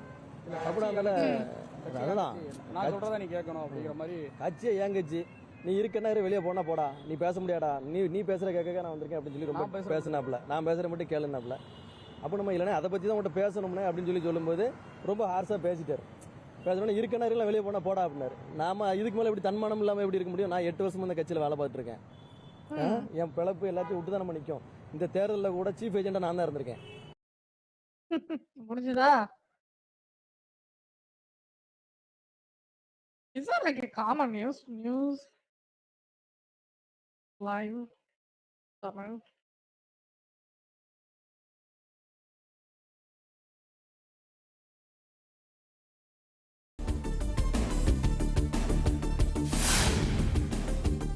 பாம்பன் புதிய ரயில் பாலத்தில் ரயிலை வேகமாக இயக்கியும் செங்குத்து தூக்கு பாலத்தை மேலே தூக்கியும் சோதனை. இரண்டாவது நாளாக நடைபெறும் சோதனையை ரயில்வே முதன்மை பாதுகாப்பு ஆணையாளர் சௌத்ரி ஆய்வு. Nice. Looks pretty cool. Olympic போட்டிகளை மதுரையில் நடத்துவது குறித்து ஆலோசித்து வருவதாக அமைச்சர் மூர்த்தி தகவல். சர்வதேச போட்டிகள் நடத்தும் அளவுக்கு உள்கட்டமைப்புகளை மேம்படுத்த தொடர் நடவடிக்கை எடுக்கப்படும் எனவும் உறுதி.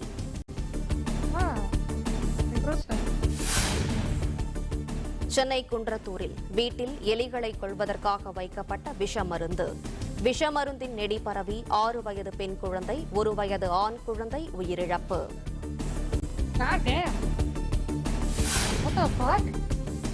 செல்போன் செயலி மூலம் நூதன முறையில் பணம் பறித்து மோசடியில் ஈடுபட்டது தொடர்பான வழக்கு.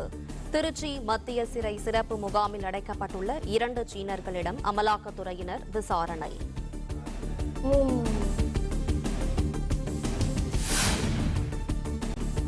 பொங்கல் பண்டிகைக்கான விலையில்லா வேட்டி சேலை தயாரிப்பு பணி வேகப்படுத்தப்பட்டுள்ளதாக கைத்தறித்துறை அமைச்சர் ஆர் காந்தி தகவல். திட்டமிட்டபடி பொங்கலுக்கு முன் விலையில்லா வேட்டி சேலை வழங்கப்படும் என பேட்டி.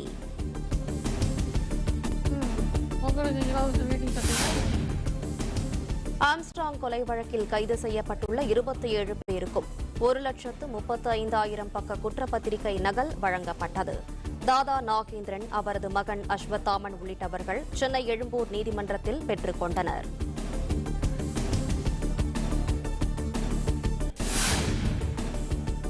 Chennai Okay, I think I'm gonna continue playing the game, probably. Probably that's a good idea, don't you think?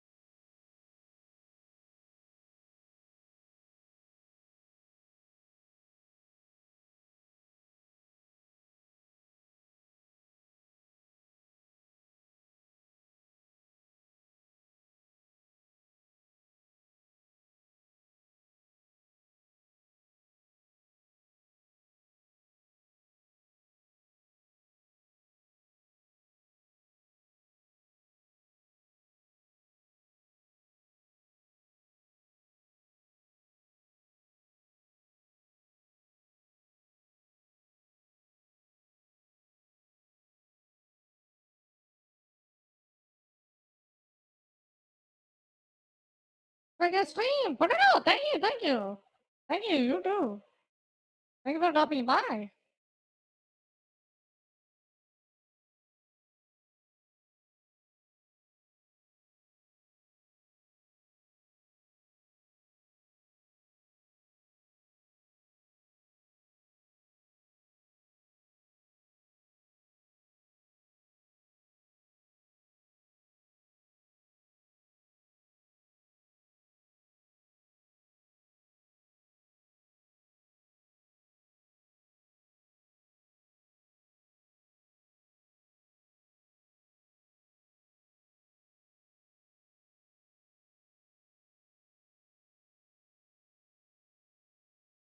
What are you reacting to today? I'm not sure.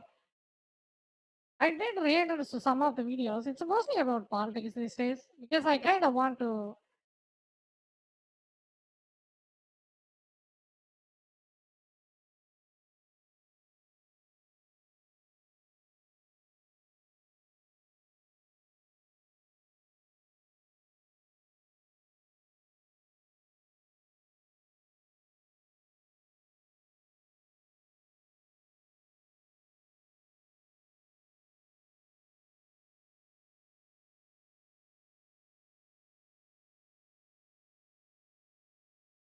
There's only channel I don't politics. I see. It's not exactly. Otherwise, I know many. It's about Tamil politics. It's only around my state, you know.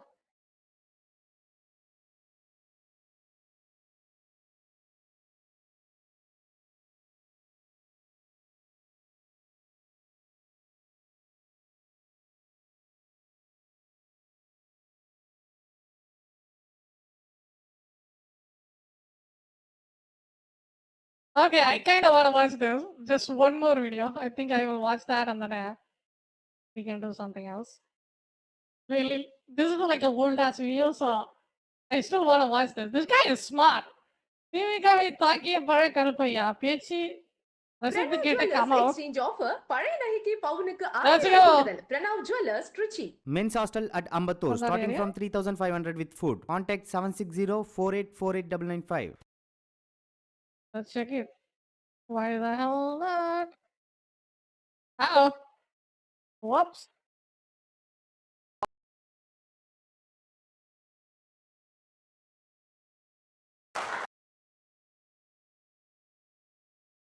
Canadian police. Yeah, this is all kind of whole statewide. I don't see anything that's important. What the hell? Who is that? Is Congress feeling the heat of the Maharashtra election? Yeah, he's talking about the whole Indian politics. That's the funny part. Indian politics and Tamil politics is completely separate. You know? ரெண்டு Let's பேருடைய go. அரசியலுக்கும் ஒரு வித்தியாசமும் இல்லை. இவன் TV கொடுப்பான், அவன் mixie கொடுப்பான். ஒரு கொள்கையும் இல்லைங்க திராவிடத்துல. அவங்க ஒரு கொள்கையும் கிடையாது. அவன் ரொம்ப நெருக்கினா நான் தான் ரொம்ப இருக்குங்கிறேன். இந்த இரண்டு அயோக்கியர்களையும் அரசியலை விட்டு அகற்ற வேண்டும் என்பதில் எனக்கு ரொம்ப இப்ப எது தாங்க முடியவில்லை என்றால் ஏதோ கருணாநிதி காலத்தோடு இந்த ஊழல் ஒழிந்து விடும் என்று நினைத்தேன். அப்புறம் ஸ்டாலின் வந்து உட்கார்ந்தார். சரி இவரோடு ஒழிந்து விடும் என்று நினைத்தால் அடுத்த ஆள் வந்து உட்கார்ந்து விட்டார். இப்போ உதயநிதி. இவர்கள் வீட்டில் பிள்ளைகளுக்கும் பஞ்சமில்லை, வாரிசுகளுக்கும் பஞ்சமில்லை, வழி வழி தோன்றல்களுக்கும் பஞ்சமில்லை. தேனியிலே போய் உதயநிதி பேசுகிறார். டீ கடை வைத்திருந்த ஓபிஎஸ்க்கு இவ்வளவு 1000 ஏக்கர் நிலங்களும் இந்த சொத்தும் எப்படி வந்தது என்று கேட்கிறார். உனக்கு எப்படி வந்தது? திமுகவுக்கும் அதிமுகவுக்கும் என்ன வித்தியாசம்னா அதிமுக தோட்ட கழட்டி தான் புடிங்கின்னு போயிடுவேன், திமுக காதோட இருக்குன்னு போயிடுவேன். அவங்களுக்குள்ள ஒரு வெக்கமும் இல்லை, ஒரு மானமும் கிடையாது. வெளியே பேசிக்கிறது மட்டும் என்ன இவங்களுக்கு ஒண்ணு 10 வருஷமா அவனையே சொல்லிக்கிட்டு இருக்கானே, நாங்க எப்போ சொல்றது? மாறுதல் வேண்டாமா? விடியலை நோக்கி விடியலை நோக்கி. Yeah, duh. Every state politics is separate for their own state. Yeah. What a revolution that one is. எந்த விடியலை நோக்கி? இப்பொழுது மோடி இந்த பக்கம் வந்து விட்டால் இப்பொழுது எடப்பாடி கடுமையாக இந்துத்துவாவை எதிர்ப்பார். இதான் அவர்களுடைய அரசியல். இப்பொழுது உனக்கு என்ன நெருக்கடி? அசம்பிளி தேர்தல். ஒன்று அவன் தோட்ட கழட்டிக்கிட்டு போறவன் வருவான், இல்ல காதோட இருக்கிறவன் வருவான். இந்த காங்கிரஸுக்கெல்லாம் கமல் கருத்து எனக்கு தெரியாது, நானாக சொல்லுகிறேன். இந்த காங்கிரஸுக்கெல்லாம் என்ன கொள்ளை வந்தது? புதுச்சேரியிலே உன்னுடைய வேட்டியை உருவி விட்டான். அப்புறமும் இங்கே எங்களுக்கு 8 முளை வேட்டி தருவார் அவர் என்று சொல்லிக் கொண்டிருக்கிறாயே என்று கேட்கிறேன் நான். கோபனத்தோடு திரிகிறான், இங்கே 8 முளை வேட்டி தருவான் என்று சொல்லுகிறார். Oh, goddamn. This is insane. மக்கள் நீதி மையத்தினுடைய தலைவர் நம்மவர் பெருமதிப்புக்குரிய கமலஹாசன் அவர்களே, குழுமியிருக்கின்ற மக்கள் நீதி மையத்தினுடைய பொதுக்குழு உறுப்பினர்களே, உங்களை எல்லாம் தமிழ்நாட்டு அரசியலின் நெருக்கடி மிகுந்த இந்த காலத்தில் ஒத்த கருத்துடைய உங்களை சந்திக்கவும் உங்களிடம் சில கருத்துக்களை பரிமாறிக்கொள்ளவும் மதிப்புக்குரிய கமலஹாசன் அவர்கள் எனக்கு அளித்த வாய்ப்புக்காக முதலில் என்னுடைய நன்றியை தெரிவித்துக் கொள்கிறேன். Kamal is a smart man. He actually got a Karbaya. இன்றைய காலத்தின் தேவை. நான் கமல் அவர்களை திரைப்படத்துறையிலேயே அறிவேன் என்றாலும் கூட அண்மை காலமாகத்தான் அவரை மிக நெருக்கமாக அவரை உற்று நோக்குகின்ற நிலை எனக்கு ஏற்பட்டது. இப்பொழுது நாம் செய்ய போகின்ற காரியம் அவர் இந்தியனில் செய்தது வன்முறை நீங்கி. அவர் இந்தியனில் என்ன செய்ய வேண்டும் என்று விரும்பினாரோ, இந்த நாடு எப்படி மாற வேண்டும் என்று விரும்பினாரோ அதைத்தான் செய்வதற்காக ஒரு கட்சியை உண்டாக்கியிருக்கிறார். பொறுத்து கொள்ள முடியாமல் நாட்டினுடைய சுதந்திரத்திற்கு பாடுபட்டவர்கள் என்ன நோக்கத்திற்கு பாடுபட்டார்களோ அந்த நோக்கத்தை விட்டு விலகிய நிலை இன்றைய அரசியலில் ஏற்பட்டிருக்கிறதே என்று சினந்து தன்னுடைய மகனாக ஆனாலும் அவனையும் கொன்று இந்த நாட்டில் நீதியை நிலைநாட்டுவேன் என்று சொன்ன இந்தியன் அதனுடைய வயலன்ஸ் வன்முறை நீங்கிய நிலைதான் இன்றைக்கு மக்கள் நீதி மையம் மேற்கொண்டிருக்கின்ற முறை என்று நான் கருதுகின்றேன். ஊர் கூடி தேரெடுப்பது என்று சொல்வார்கள். இது சாதாரணமான வேலை இல்லை. ஒரு கட்சியை கட்டி அந்த கட்சியை ஆட்சிக்கு கொண்டு வருவது என்பது சாதாரணமான வேலை இல்லை. அது தேரை இழுப்பது போன்றது. அதனுடைய வடத்தை தூக்குவதற்கே வலிமை போதாது. ஆகவே எல்லோரும் சேர்ந்து செய்ய வேண்டிய ஒரு காரியம். தமிழ்நாட்டு அரசியலில் 50 ஆண்டுகளாக பாழ்பட்டு போன நிலையிலிருந்து அதை மீட்டெடுப்பதற்கு ஒரு முயற்சி இப்பொழுது மேற்கொள்ளப்பட்டிருக்கின்றது. ஆனால் அன்றைய காலகட்டத்தில் அந்த மேடையில் பேசப்பட்ட செய்திகளெல்லாம் சாதாரணமான செய்திகள் இல்லை. சோசலிசம் பேசுவார்கள், கம்யூனிசம் பேசுவார்கள், லிங்குவிஸ்டிக் நேஷனலிசம் பேசுவார்கள், மாப்போசி போன்றவர்கள் மாநில சுயாட்சி பேசுவார்கள். ஆக பெரியார் பேசினார், அண்ணா பேசினார், மூதறிஞர் ராஜாஜி பேசினார், முத்துராமலிங்க தேவர் பேசினார், பி ராமமூர்த்தி பேசினார், மாப்போசி பேசினார். இப்படி பேசிய தலைவர்களெல்லாம் அறிஞர்களாக இருந்தார்கள். கேட்ட மக்களெல்லாம் பேதைகளாக இருந்தார்கள், அறியாதவர்களாக இருந்தார்கள். அறியாத மக்களிடம், படிக்காத மக்களிடம் மிக படித்த மிக சிந்தனை வாய்ந்த தலைவர்கள் பேசினார்கள். அவர்கள் பேசுவதை இவர்களால் வாங்கி கொள்ள முடியுமா என்று நினைக்க முடியாத அளவிற்கு அன்றைக்கு கேட்பவர்களுக்கும் பேசுபவர்களுக்கும் இடையே இடைவெளி இருந்தது. ஆனாலும் படிக்காத அந்த மக்களுக்கு உலகத்தின் உயர்தரமான அரசியலை அந்த தலைவர்கள் மேடையிலிருந்து கற்பித்தார்கள். நான் எண்ணி பார்க்கிறேன், மக்களெல்லாம் முட்டாள்களாக இருந்த காலத்தில் தலைவர்களெல்லாம் அறிஞர்களாக இருந்தார்களே, இப்பொழுது தலைவர்களெல்லாம் முட்டாள்களாக இருக்கின்ற காலத்தில் மக்களெல்லாம் அறிஞர்களாக இருக்கிறார்களே என்று எண்ணி பார்க்கின்றேன். It is an irony. இது ஒரு முரண். எப்படி இது நடக்க முடிகிறது? மக்கள் கீழே உட்கார்ந்திருப்பவர்களை விட மேடையில் இருக்கின்றவன் கூடுதலான உயரமுடையவன் என்பதுதான் பொருள். அதனாலே தான் உயரத்தில் நின்று மக்களிடம் பேசுகிறான். அப்படியானால் படித்த மக்கள், அதுவும் தேர்ச்சியான படிப்பு படித்தவர்கள், நுண்மான் நுழைபுலம் வாய்ந்தவர்களாக இன்றைய மக்கள் ஆகிவிட்டார்கள். ஆண்கள் பெண்கள் எல்லோரும் சமமாக படித்து ஏறத்தாழ படிக்காதவன் கைநாட்டு என்று யாருமே இல்லை என்கின்ற ஒரு காலகட்டத்தில் தலைவர்கள் ரொம்ப விவரம் இல்லாதவர்களாக, ரொம்ப மட்டமானவர்களாக எப்படி இருக்க முடிகிறது என்று நான் நினைத்து பார்க்கின்றேன். மக்களெல்லாம் முட்டாள்களாக இருந்தபோது அண்ணாவும் ராஜாஜியும் பெரியாரும் மற்றவர்களும் தலைவர்களாக இருந்தார்களே, இப்பொழுது மக்களெல்லாம் அறிவாளிகளாக இருக்கிற போது எப்படி எடப்பாடியாலும் ஸ்டாலினாலும் தலைவராக இருக்க முடிகிறது என்று எண்ணி பார்க்கின்றேன்.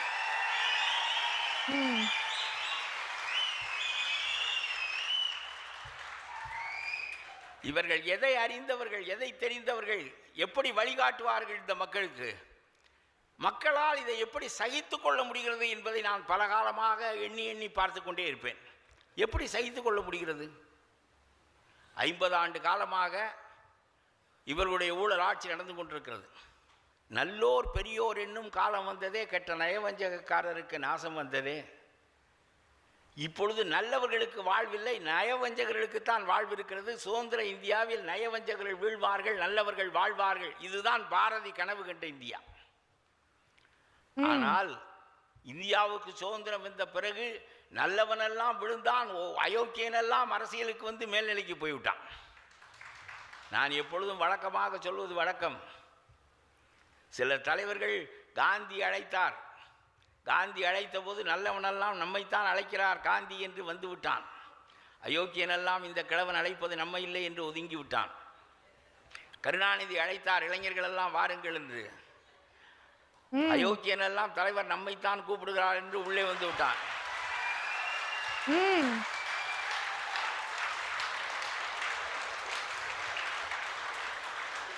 நல்லவனெல்லாம் இது நமக்கான அழைப்பில்லை என்று ஒதுங்கி விட்டான். அழைப்பவன் எவனோ அவனை பொறுத்து பின்பற்றுவோருடைய கூட்டம் இருக்கிறது. கமல் அழைக்கிறார், கற்றறிந்தவர்கள் எல்லாம் இங்கே கூடியிருக்கிறீர்கள்.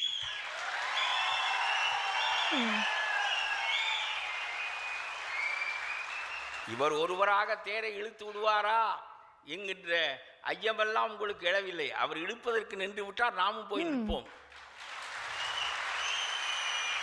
தேர் உருள்வது உருளாததை என்கின்ற அந்த எண்ணம் ஒருவராக செய்ய வேண்டும். இரண்டு பேருடைய அரசியலுக்கு ஒரு வித்தியாசமும் இல்லை. இவன் டிவி கொடுப்பான், அவன் மிக்சி கொடுப்பான். ஆனால் அவன் மிக்சி கொடுக்கறதுல அவன் கொஞ்சம் குறைச்சலா புரிஞ்சவன். அவன் டிவி கொடுத்தா நம்ம நிறுவனம் வளருமேன்னு அதுக்கு தோதானதை பார்த்து கொடுப்பாரு. அவர் வெறும் டிவியை கொடுக்கறது நம்ம குடும்பமும் சேர்ந்து வளர்றதுக்கு தோதா உள்ளதை கொடுப்போம்னு கருணாநிதி செய்வார். அதெல்லாம் அவருக்கு ரொம்ப யோசனை அதிகம். அவன் மிக்சியை கொடுப்பான்.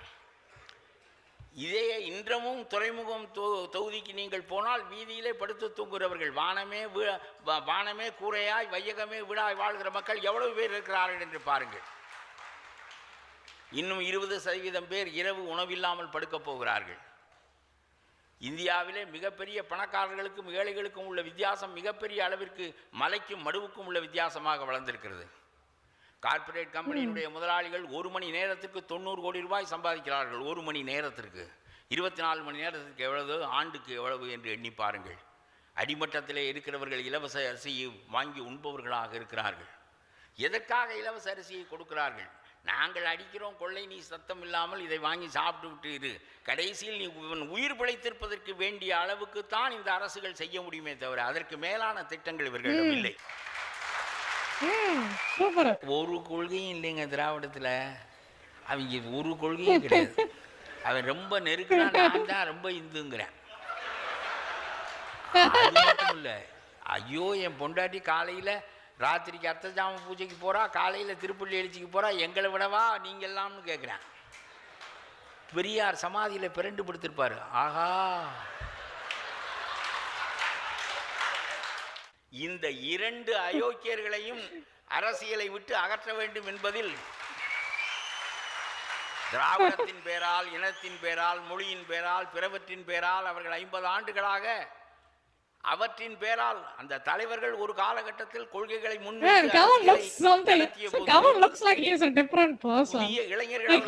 ஈர்க்கப்பட்டு ஒரு பெரிய நிறுவனமாக ஆகிவிட்டது. நான் பல நினைப்பேன், ஏன் இந்த 2 கட்சிகளையும் 50 ஆண்டுகளாக வீழ்த்த முடியவில்லை? அவன் ஊழல் என்று மக்களுக்கு தெரிகிறது. மக்கள் ஊழலை விரும்புகின்றவர்கள் இல்லை. ஆனாலும் திரும்ப திரும்ப அவர்களே வந்து உட்கார்கிறார்களே, எப்படி நடக்கிறது? என்ன குறைபாடு, என்ன குறை என்று நமக்கு தெரிந்தால் தான் புதிதாக கட்டுகின்ற நம்மை போன்றவர்கள் முயற்சி செய்ய முடியும். ஆகவே சொல்கிறேன், ஏன் 50 ஆண்டுகளாக அவர்களை அகற்ற முடியவில்லை? ஒரே ஒரு தன்மை தான் எனக்கு தெரிகிறது. பெரிய கட்சியாக எப்படியோ ஆகிவிட்டார்கள். 69 அண்ணா இருந்தது வரையிலும் அமைதியாகவும் மென்மையாகவும் முறையாகவும் கொண்டு போய்விட்டார். அவருக்கு பின்னாலே வந்தவர்கள் பெரிய நிறுவனமாக ஆகிவிட்ட நிலையில் அவர்களோடு சேர்ந்துதான் ஆக வேண்டும். இவருக்கு மாற்று கட்சி. இதில் எம்ஜிஆர் ஒருவர் தான் மிக குறிப்பாக ஒரு அரசியலில் 3வது சக்தியாக எழுந்து 2வது சக்தியாக இருந்தவர்களை வெளியேற்றினார். திமுகவை வெளியேற்ற வேண்டும், திமுகவை இறக்க வேண்டும் பதவியிலிருந்து. எம்ஜிஆர் வெளியே வருகிறார். வெளியே வந்து அவர் கேட்ட கேள்விகள் ரொம்ப பளிச்சென்று போய் நெருப்பு பிடித்தது போல் பிடித்தன. நேற்று வரையிலும் முழு பீடி வாங்கி குடிக்க முடியாமல் கீழே கிடந்த ஒட்டு பீடியை குடித்துக் கொண்டிருந்தவன் இன்றைக்கு 3 மாடி கட்டிடத்திற்கு வந்தானே எப்படி என்று கேட்டார். நான் கணக்கு கேட்கிறேன், கருணாநிதி கொடுக்க மறுக்கிறார் என்று சொன்னார். அவ்வளவுதான், தீ பிடித்தது போல் பிடித்தது. 72 அவர் இதை சொல்லி 77 ஆட்சிக்கு வந்து விட்டார். அவரால் சர்க்காரியா கமிஷன் கருணாநிதியின் மீது போடப்பட்டது. முதலாக ஒரு முதலமைச்சரின் மீது ஊழல் வழக்கு போடப்பட்டது என்கின்ற பெருமை கருணாநிதிக்குத்தான் உண்டு. இவ்வளவு ஊழலை வைத்துக்கொண்டு பரம்பரையாக ஆள வேண்டும் என்று வேறு சொல்லுகிறார்கள். இந்த ஊழலை நான் செய்தது போதாது, என் மகன் செய்ய வேண்டும், மகனுக்கு பிறகு என் பேரன் செய்ய வேண்டும், பேரனுக்கு பிறகு அவன் மகனும் செய்ய வேண்டும். வழி வழியாக நாங்கள் திராவிட பேரரசை நடத்துவோம். மகனுக்கு சொல்லிவிட்டு போயிருப்பார். என்ன செய்தாலும் இந்த பெரியார் படத்தையும் அண்ணா படத்தையும் வைத்துக் கொள்ள, அது அடையாளம். அப்புறமும் பொண்டாட்டியை கோயிலுக்கு போக சொல், நீ பஞ்சாங்கம் பார், எல்லாம் செய், அதெல்லாம் ஒன்றும் குறையில்லை. ஆனால் இந்த படத்தை அடையாளத்துக்கு வைத்துக்கொள். இது திராவிட பேரரசு என்று பெயரை நிலைநாட்டு, நம்முடைய வம்சாவளி, திருவையாறு வம்சாவளி தொடர்ந்து ஆளட்டும் என்று சொல்லி வைத்து விட்டு போயிருக்கிறார்.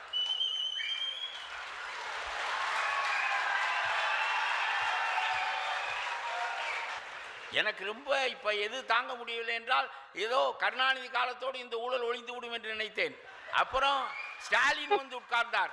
சரி, இவரோடு ஒழிந்து போகும் என்று நினைத்தால் அடுத்த ஆள் வந்து உட்கார்ந்து விட்டார். இவர்கள் வீட்டில் பிள்ளைகளுக்கும் பஞ்சம் இல்லை, வாரிசுகளுக்கும் பஞ்சம் இல்லை, வழி வழி தோன்றல்களுக்கும் பஞ்சம் இல்லை.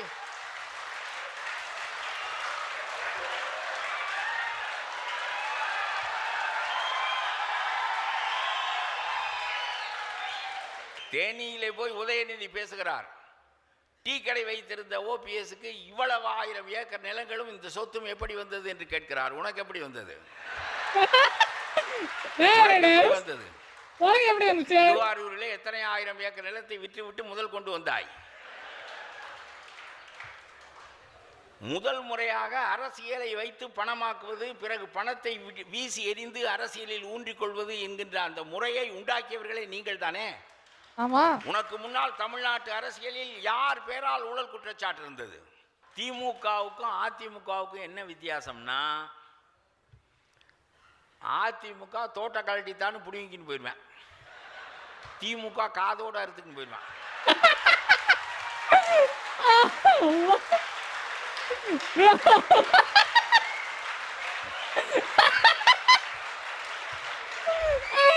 அவங்களுக்குள்ள ஒரு வெக்கமும் இல்லை, ஒரு மானமும் கிடையாது. வெளியே பேசிக்கிறது மட்டும் என்ன. இவங்களுக்கு ஒன்று 10 வருஷமா அவனே சுரண்டிக்கிட்டு இருக்கானே, நாங்கள் எப்போ சுரண்டுறது? வேண்டாமா? விடியலை நோக்கி, விடியலை நோக்கி. எந்த விடியலை நோக்கி? தெளிவா சொல்லு. கோபாலபுரத்தின் விடியலை நோக்கி. அது எனக்கு புரியும். இந்த மணலை சுரண்டாத கட்சி திமுகவோ அதிமுகவோ உண்டா? ஆற்று மணலை, இந்த ஆற்று மணலை 50 ஆண்டு காலமாக சுரண்டி சுரண்டி இப்பொழுது அது கட்டாந்தரையாக ஆகி மாட்டு வண்டி போகின்ற நிலைமை வந்து விட்டது. அவ்வளவு மணலையும் சுரண்டி முடித்து விட்டார்கள். இந்த மணலுக்கு உண்மையான விலை 6000 ரூபாய் அரசாங்கத்துக்கு கிடைக்கிறது. அரசாங்கம் பெறுவது வெறும் 6000 ரூபாய். நமக்கு சேர்கிற போது நாம் கொடுக்கின்ற பணம் 40,000 ரூபாய்.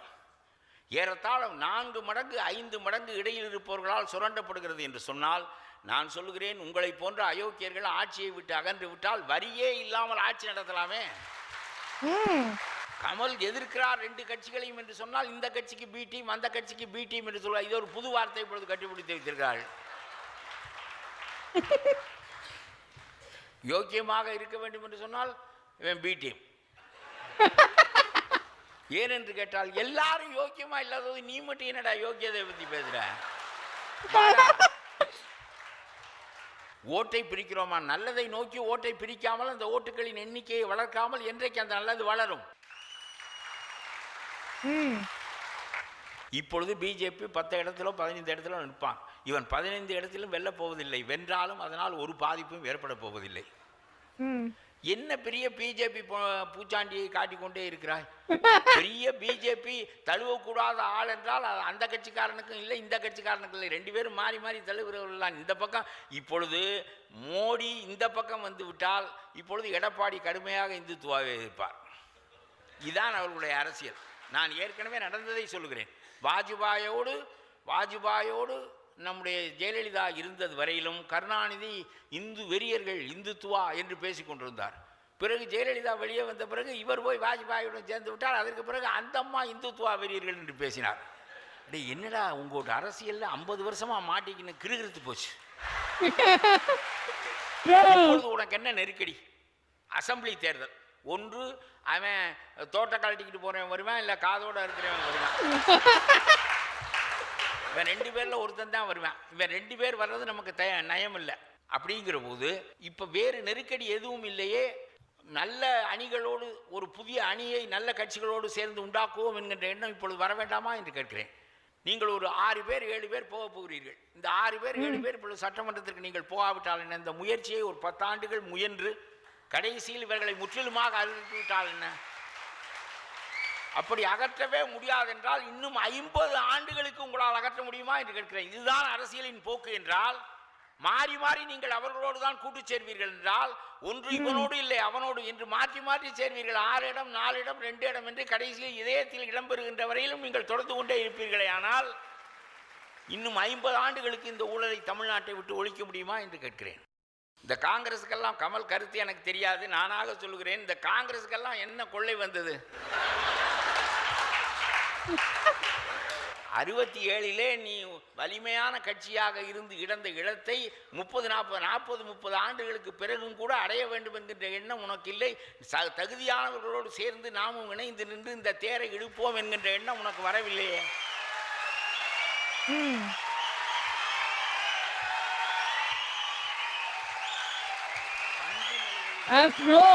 புதுச்சேரியிலே உன்னுடைய வேட்டியை உருவி விட்டான். அப்புறமும் இங்கே எங்களுக்கு 8 முழ வேட்டி தருவார் அவர் என்று சொல்லிக் கொண்டிருக்கிறாயே என்று கேட்கிறேன். அவர் கோபத்தோடு திரிகிறான், இங்கே 8 முழ வேட்டி தருவான். அது வேறு கட்சி, நீ வேறு கட்சியா என்று கேட்கிறேன். ஒரே கட்சி தானே. இவர்களுடைய தன்மை இதுதான். இப்பொழுது எல்லோரையும் நீங்கள் இப்படியே போனீர்களே, நான் உங்களுக்கு சொல்லுகிறேன், நீ 60 இடம் பெற்றாய், 80 இடம் பெற்றாய், 40 இடம் பெற்றாய், இப்படியே பல்வேறு காலங்களில் ஒரு கட்டம் கருணாநிதி பாதி இடங்களும் காங்கிரஸ் பாதி இடங்களுமாக நின்றது. அப்பொழுது கருணாநிதி கேட்டார், 2 பேரும் சமமாக இடங்களை பகிர்ந்து கொண்டிருக்கிறோமே, நாளைக்கு மறுபடியும் தேர்தல் முடிந்த பிறகு யார் முதலமைச்சர் என்கின்ற கேள்வி வந்தால் என்னை தள்ளி விடுவார்களே, என்ன செய்வது? அதனாலே எனக்கு 10 இடமாவது கூட வேண்டாமா என்று கேட்டார் கருணாநிதி. அப்பொழுது இந்திரா காந்தி சொன்னார், இல்லை இல்லை, நீங்கள் குறைவாக வந்தாலும் முதலமைச்சர் நீங்கள் என்று நான் சொல்லிவிடுகிறேன், நீங்கள் இந்த இடத்தையே பெற்றுக்கொள்ளுங்கள் போதும் என்று சொல்லிவிட்டார். அப்படிப்பட்ட நிலைமையிலிருந்து இப்படி வந்து இப்பொழுது 10 இடம் தருகிறேன் என்கிறானாம், 12 இடம் தருகிறேன் என்கிறானாம். கடைசியிலே நான் சொல்லுகிறேன், இப்பொழுது நீ 12 இடத்தை வாங்கி கொண்டு நெல்லு, அடுத்த தேர்தலில் 5 இடம், அதற்கு பிறகு அவர்கள் இதயத்தில் தான் இடம் தருவார்கள்.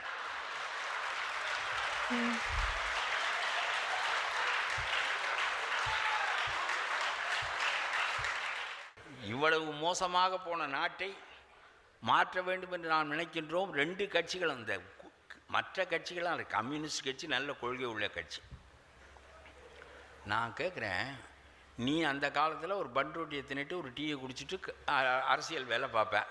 வர்றவனுக்கும் ஆளுக்கு ஒரு பன் ரொட்டியை கொடுத்துட்டு, இப்போ இவங்க வந்து தேர்தலில் 4 இடம் 2 இடம் வாங்கி நிற்கிறாங்களே, அந்த பெரிய கட்சிக்காரன் வருவேன், வாங்க ஓட்டு கேட்க போவோம்னு இவன் பன் ரொட்டி ஒன்றை கொடுத்து தின்னுனா மூஞ்சியில் அடிச்சிருவான். ஏண்டா என்னடா நினச்சிக்கிட்டு இருக்கேன்? எப்பொழுது நீ நினைப்பதற்கு ஏற்ப அவனை மாற்ற முடியவில்லையோ, அவன் போக்கிற்கு நீ மாறி கடைசியிலே அவர்கள் 25 கோடி ரூபாய் கம்யூனிஸ்ட் கட்சிக்கு கொடுத்தார்கள் என்ற செய்தி தெரிந்தபோது நான் உண்மையிலேயே ரொம்ப மனம் நொந்தேன். கம்யூனிஸ்ட் கட்சிக்கே இவர்கள் வாங்கி எடுத்துக்கொண்டார்கள் என்று நான் சொல்லவில்லை. ஆனால் உன் போக்குக்கு அவங்க கையில் ஒரு பன் ரொட்டியை கொடுத்துட்டு வாங்க ஓட்டு கேட்க போகும்னு சொல்லாமல், அவன் கொடுக்குற பணத்தை வாங்கி கொண்டு நாமும் 25 கோடி செலவு செய்து அந்த தேர்தலில் 2-4 பேர் நீங்கள் பாராளுமன்றத்திற்கு போனால் என்ன, போகாவிட்டால் என்ன? இவர்கள் தனித்து 3வது அணி என்றெல்லாம் போட்டு பார்த்தார்கள் போன முறை. போட்டு அதில் வெல்ல முடியவில்லை. வெல்ல முடியாவிட்டால் என்ன, கொஞ்சம் கொஞ்சமாக வளர்ச்சி அடையுங்கள். பிறகு வெல்ல முடியவில்லை என்பதற்காக தப்பான ஆளோடு போய் சேர்ந்து மீண்டும் அந்த ஊழல் நிலை பெறுவதற்குத்தானே துணை புரிகிறீர்கள். நீங்கள் சென்ற முறை விஜயகாந்தினுடைய தலைமையில் நின்றீர்கள், அது பெரிதாக வேலை செய்யவில்லை. இருக்கட்டும், ஒரு அளவு ஓட்டு வாங்கினீர்கள், பெரிதாக வெல்ல முடியவில்லை. ஆனால் நான் கேட்கிறேன், வெல்ல முடியவில்லை என்று நீங்கள் இப்போ அவர்களோடு போய் நுழைந்து கொண்டு அவர்களிடம் 4 இடம் 5 இடங்களை 2 இடத்தை பெற்றுக்கொண்டு நீங்கள் தேர்தலில் நிற்கிறீர்கள். இப்பொழுது எதை நீங்கள் ஒப்புக்கொண்டு விட்டீர்கள்? போன முறை நாங்கள் 3வது அணியாக நின்று பார்த்தோம், வெல்ல முடியவில்லை, ஆகவே ஊழல் வெல்லப்பட முடியாதது என்று இப்பொழுது உங்களோடே சேர்ந்து விட்டோம் என்று சொல்லி ம். இந்த கூட்டணியில் இவர்களெல்லாம் பங்கு பெறுவார்களே, ஆனால் அதனுடைய பொருள் இதுதானே. வெல்ல முடிந்தாலும் வெல்ல முடியாவிட்டாலும் அந்த ஊழல், அந்த நச்சு வேர் அறுத்தறியப்படுகின்ற வரையிலும் நம்முடைய முயற்சி தொடர வேண்டாமா என்று கேட்கிறேன். நான் சின்ன சின்ன கட்சிகளை கேட்கின்றேன். இவர்களுடைய சின்னங்களை வேறு பறிக்கிறார்கள். அவர்கள் டார்ச் லைட்டை பறித்த போது மீட்டு கொண்டு வந்து விட்டார்.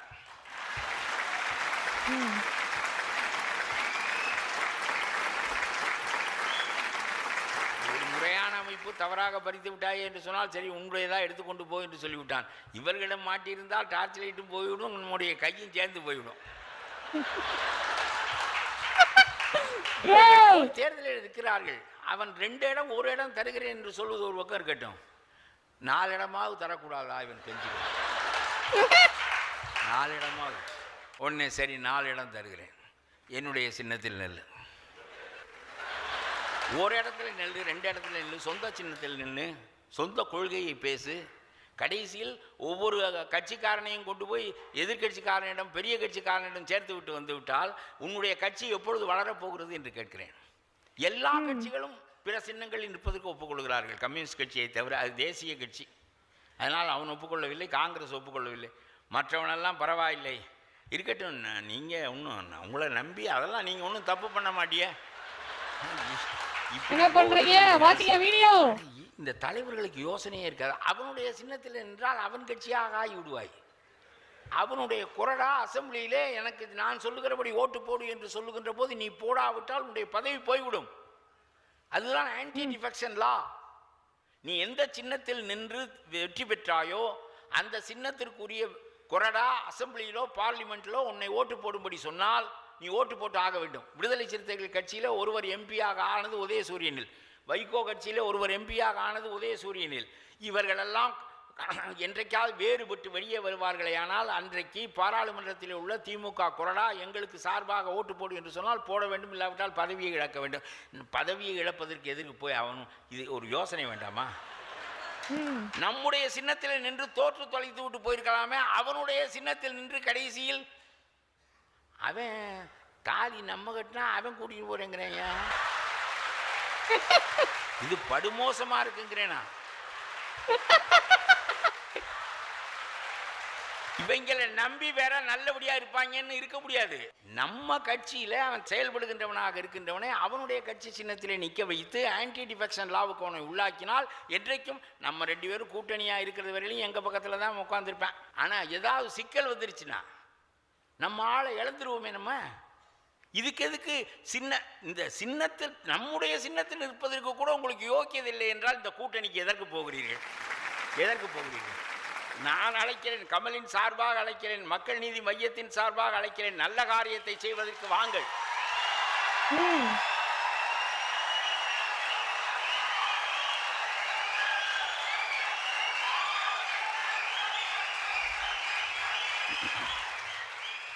வராவிட்டால் உங்களுக்கு அசிங்கம். நாங்கள் சீரிய செயலை செய்து கொண்டே போவோம்.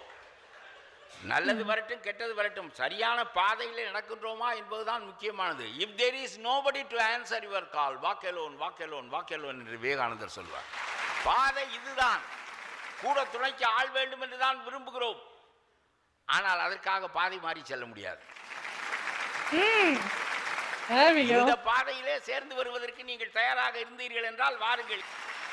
முக்கியமான தலைவராகிய கமலுக்கு முன்னால் நடக்கிறேன் என்று சொன்னால் பரவாயில்லை, நான் பின்னால் நடக்கிறேன், வா நல்ல காரியத்தில் சேர்ந்து நடப்போம் என்றுதான் அவர் சொல்வாரே தவிர இன்னும் எவ்வளவு காலத்திற்கு இந்த ஊழல் மூட்டைகளை கட்டிக்கொண்டு அழுவது? நக்கீரன் டிவிக்கு What an amazing speech that was. That was amazing.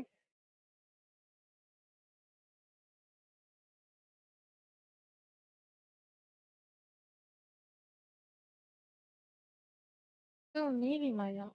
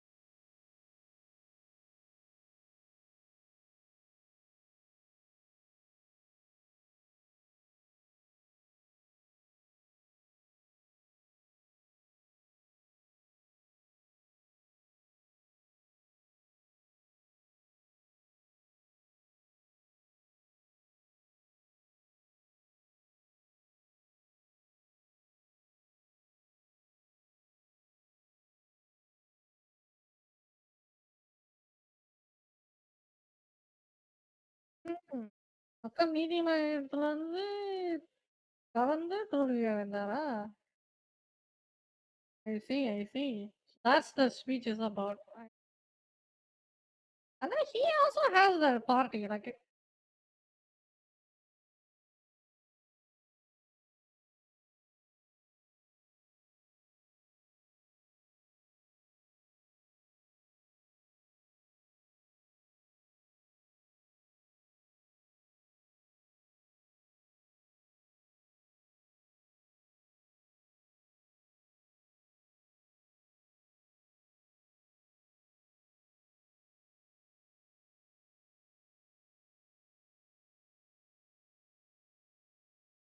ம்.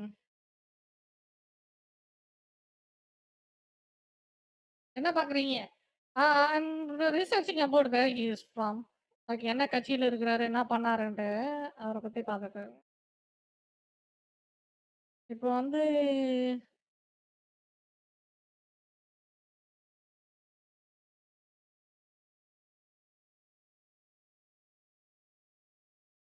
சர்க்காரா?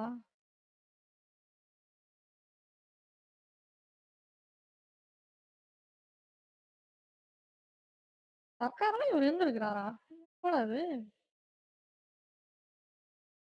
ஆ.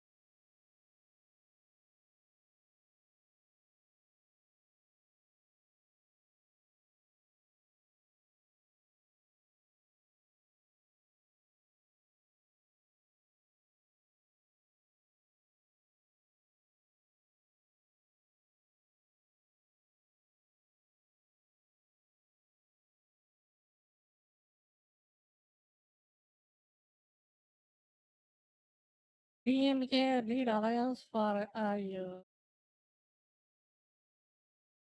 திமுகவுல போய் திரும்பியும் சேர்ந்தீங்க. அந்த கட்சிய ஒழிக்க முடியாது போலவே.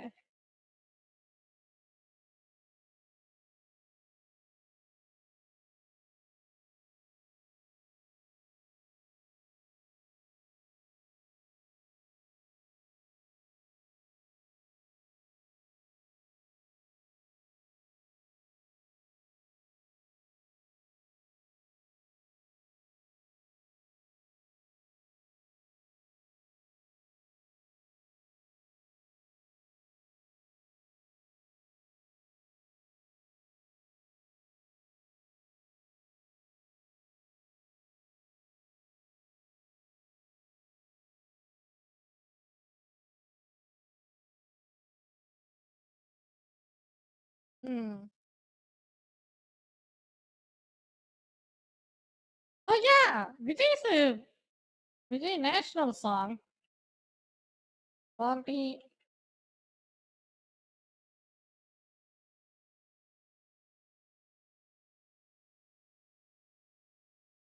I want to see that. Yeah, this is the one. Wait, am I in Firefox or? Let me check.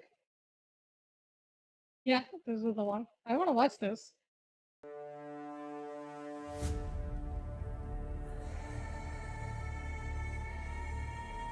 All right.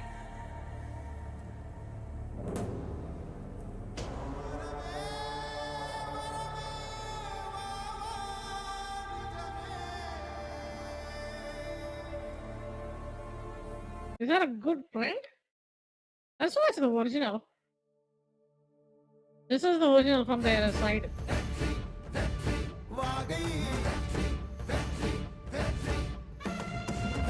Wait, hold on.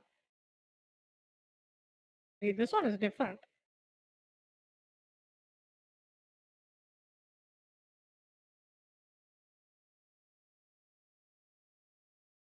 This is it? There we go.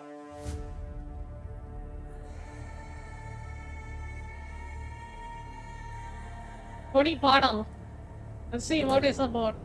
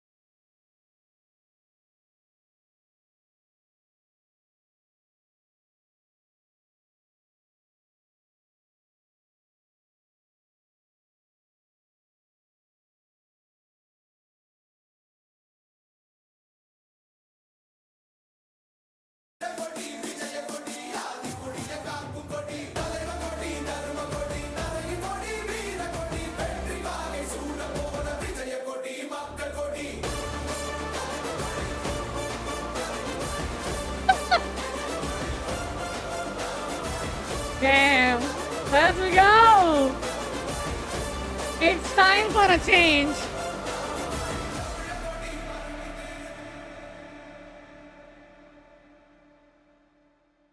really good. And the only thing I have complaints over, I think he should have sung this song.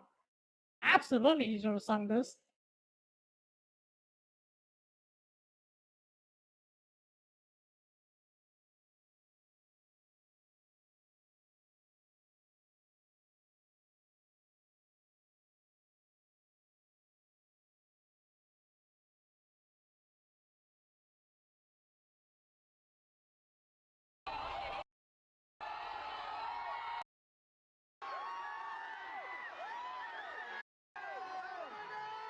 I mean, there are so many people just to see him because he's just for the fact that he is an actor, you know.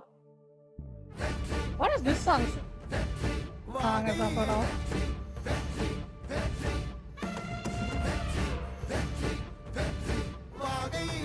Volgai Padal. Okay.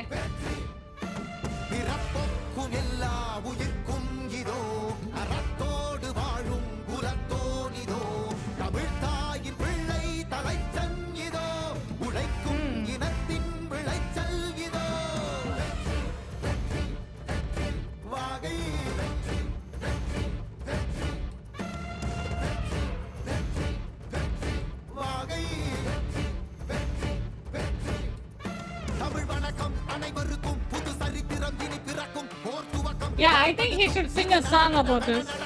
Absolutely. எவனையாவது எழுதி கொடுக்க வச்சது ஒரு பாட்டு விஜய் பாடி ஆகணும் இதை பத்தி.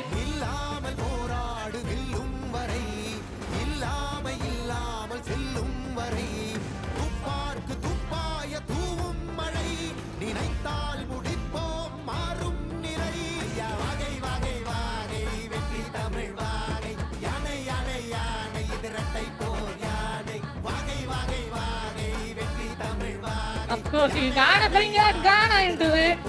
அந்த கானாவை கொண்டு வந்தே ஆகணும். குடியிருக்கும் தோழர்களே, பிறப்புக்கும் எல்லா உயிர்க்கும்னு சொன்ன ஆதியோன் திருவள்ளுவருடைய வழியில நம்முடைய தமிழக வெற்றி கழகத்தின் கொள்கை தலைவர்களா பகுத்தறிவு பகலவன் தந்தை பெரியாரையும், பார்போற்றும் பெருந்தலைவர் காமராஜரையும், அரசியல் சட்ட மாமேதை டாக்டர் அம்பேத்கரையும், வீர தமிழ் மங்கை வேலு நாச்சியாரையும், மக்கள் சேவகர் அஞ்சலை அம்மாளையும் நம்முடைய அரசியல் வழிகாட்டிகளா ஏற்று சாதி மத பாலின பாகுபாடு இல்லாத சமத்துவ சமுதாயத்தை உண்டாக்க மதச்சார்பற்ற சமூக நீதி கொள்கைகள், அதாவது செக்யூலர் சோஷியல் ஜஸ்டிஸ் ஐடியாலஜிஸோட நம்ம தமிழக வெற்றி கழகத்தின் வழியா உங்களுக்காக உழைக்கணும்னு நான் வரேன்.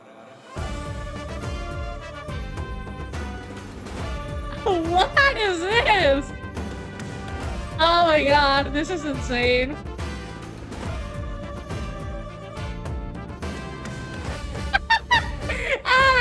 You gotta be kidding me. This is too much. Vijay கையில ஒரு கொடியை கொடுத்து கடலுக்கு முன்னாடி இவரையே நிக்க வச்சிருக்கான். அப்படியே கூட வந்து மக்கள் அப்படியே திரண்டு வர மாதிரி அனிமேஷன் எடுக்கிறதுக்கு நான் கொடுக்க ஐடியா உங்களுக்கு.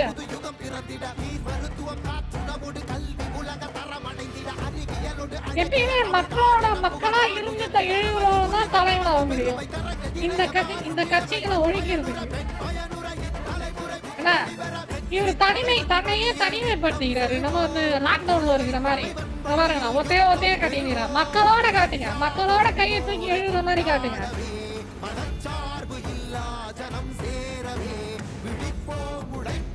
மக்கள் தனியா எப்பயுமே ஒரு நியூஸ் பேப்பர்லயும் காணொலியிலையும் தான் பார்த்துட்டு இருக்காங்க.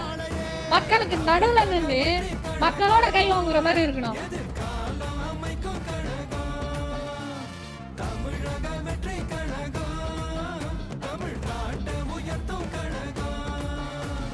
Vijay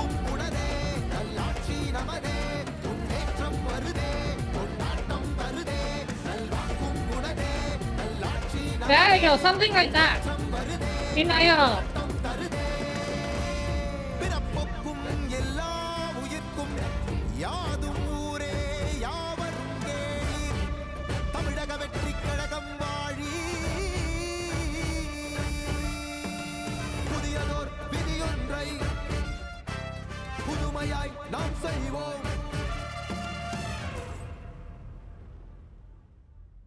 Yeah, I think he should do something even better.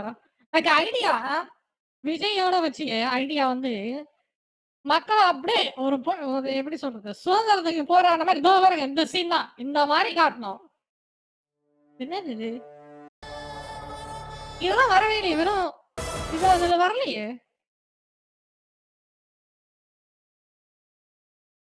இதோ பாருங்க இந்த தம்ப்நெயில்ல இருந்ததுல அந்த மாதிரி காட்டணும் அவரை. அது ஆளைய காணோம். இதோ பாருங்க மக்களோட மக்களா கொடியை பிடிச்சி நிக்கிற மாதிரி மக்கள் கையவங்கிற மாதிரியும் காட்டிருக்காங்க பாத்தீங்கன்னா இந்த சின்ன ஒரு படத்துல இந்த மாதிரி காட்டியிருக்கோம். அது அந்த மாதிரி எதுவுமே இல்ல. விஜய் மட்டும் தனியா இருக்கிற மாதிரியும் மக்கள் தனியா இருக்கிறவங்க அந்த பிரிந்து இருக்கிற மாதிரி காட்டுறது எப்படி சொல்றது, அது அந்த அளவுக்கு நல்லா இல்ல பாக்குறதுக்கு. ஏன் கதவு மூடுற மாதிரின்னு சொன்னாரு, எங்க கதவு மூடுது? ஒரு வீடியோ ஒரு பதிவுல பார்த்தேன் நானு. அரசியல் தமிழக வெற்றி கட்டும் தமிழகம். Something like this.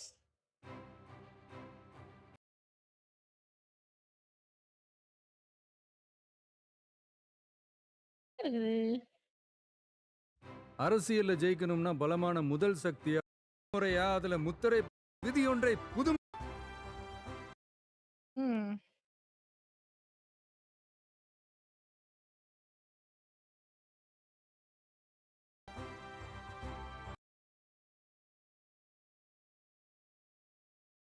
என் நெஞ்சில் குடியிருக்கும் அனைவருக்கும் வணக்கம். அரசியல் தான் நம்ம தமிழக வெற்றி கழகம். வாழ்க தமிழக வெற்றி கழகம், வளர்க தமிழகம்.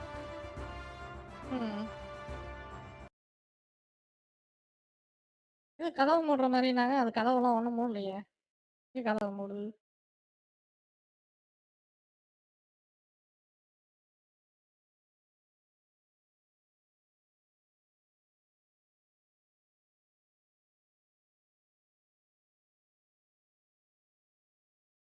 இதான் வெஜினோடைய ஒரிஜினல் மூஞ்சியா? பாப்போம்.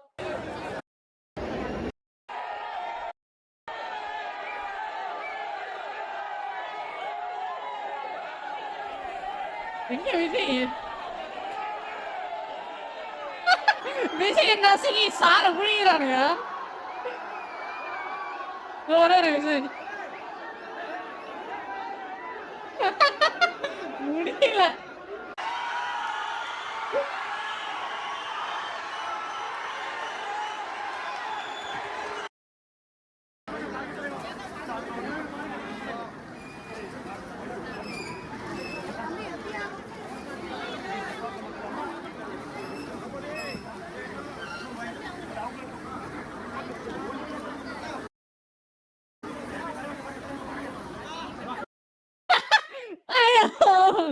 This is kind of uncomfortable to look at.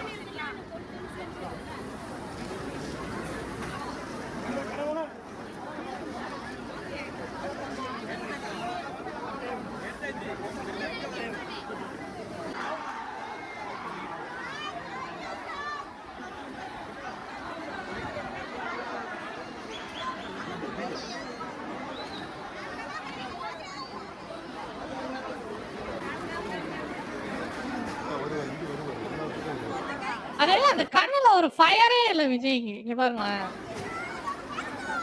நான் ஜெயிக்க போறேன் அப்படின்ற ஒரு ஃபயரு அந்த முகத்துல தெரியல பாருங்க. மனுஷ முகம் நொந்து போயிருக்கு பாருங்க.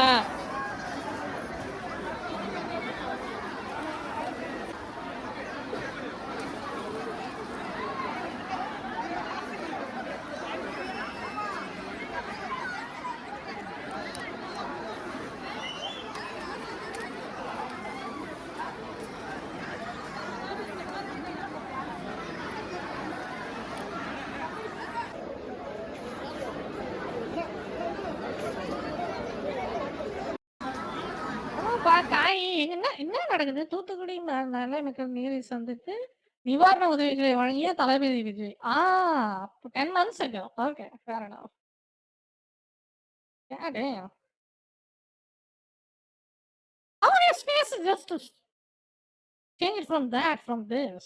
What is going on?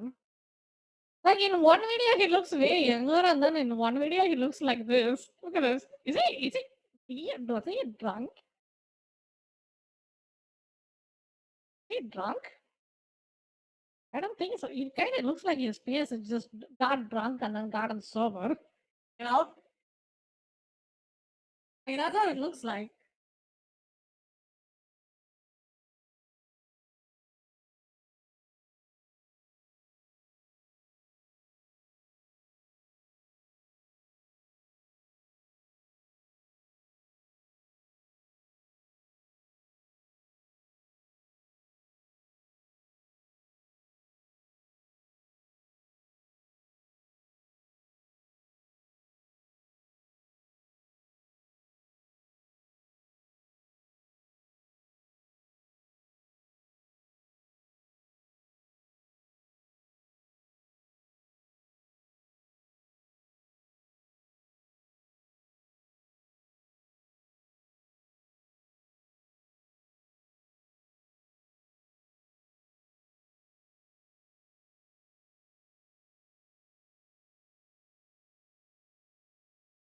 Another decoding video, meme review.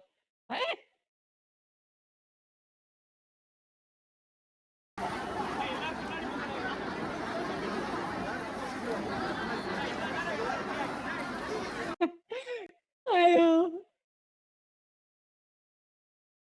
This is just feels like so.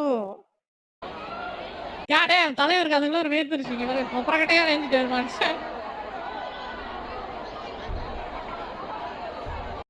Did you vote Modi? I don't vote anyone. I don't vote. I don't even exist. I'm a cartoon. What's up? Did you vote? I'm a cartoon. I don't vote. Andre Kaliyama, Siman.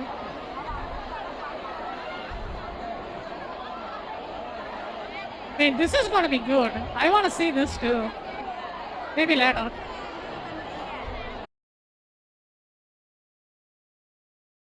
I wanna watch it offline or something.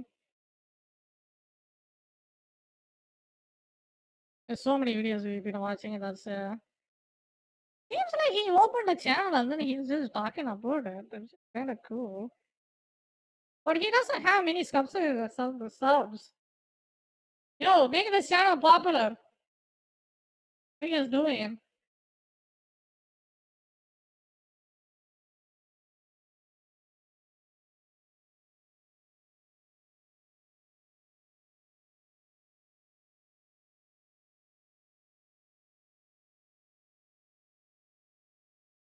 One following. Who is he following?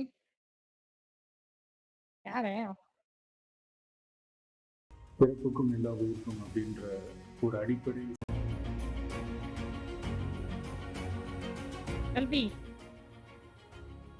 இது என்னோட ID card. தமிழக வெற்றி கழகத்தினுடைய உறுப்பினர் card நான் எடுத்துட்டேன். பிறப்புக்கும் எல்லா உயிருக்கும் அப்படின்ற ஒரு அடிப்படை சமத்துவ கொள்கையை ஃபாலோ பண்ணி வரப்போகிற சட்டமன்ற தேர்தலை நோக்கி என்னோட பயணத்தில் இணைஞ்சி மக்கள் பணி செய்ய நாங்கள் ஏற்கனவே வெளியிட்ட எங்கள் கட்சியினுடைய உறுதிமொழியை படிங்க. உங்கள் எல்லாருக்கும் பிடிச்சிருந்ததுன்னா நீங்கள் எல்லாரும் விருப்பப்பட்டீங்கன்னா ஜாயின் பண்ணுங்க ப்ளீஸ். இது ரொம்ப ஈஸி தான், ஈஸி டு ஆக்சஸ்.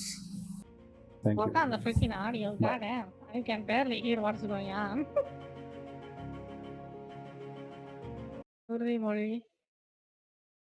அந்த ஒரு ஃபயரே இல்ல. அந்த வகையில சீமானு கத்து கத்து கத்து கத்துன்னு கத்துவாரு. அந்த மாதிரி இவர் ஒரு டயலாக் விடணும் ஒரு தாட்டியாவது. அப்படி இளைஞர்கள் பொங்கலைங்க குப்பரிக்க வைக்கலாம், பொங்க வைக்க வேணாம். அதை விட்டுட்டு பதசு பச்சை மிளகா மாதிரி பேசிக்கிட்டு என்னது இது? மக்களுக்கு ஒரு நம்பிக்கையே வர மாட்டேங்குது. இதை பார்த்தா நம்பிக்கை ஊட்டுற மாதிரியே இல்லையே. அந்த மேடை பேச்சு நல்லா இருந்தது, அதுலயும் கொஞ்சம் தடுமாற்றம் இருந்தது. பார்ப்போம் என்ன பண்றாருன்ட்டு. ஆனா இந்த வாட்டி கண்டிப்பா எல்லாரும் சப்போர்ட்டும் விஜய்க்கு தான். அங்கே விஜய் வந்து குறை சொன்னாலும் ஓட்டு அவருக்கு தான் போகும்.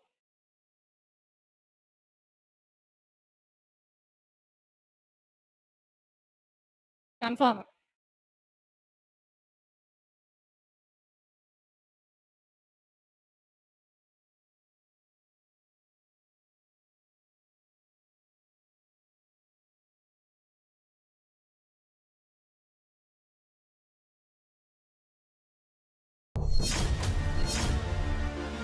எப்படி இருக்கீங்க? ஒரு தினம் உள்ள முடியுங்கிறாங்க. எங்க? Okay, we can watch something else. I don't want to watch the same person like a month to make the screen a little bit big or sane. Get ready for insane. Yeah, that's a bunch of bullshit.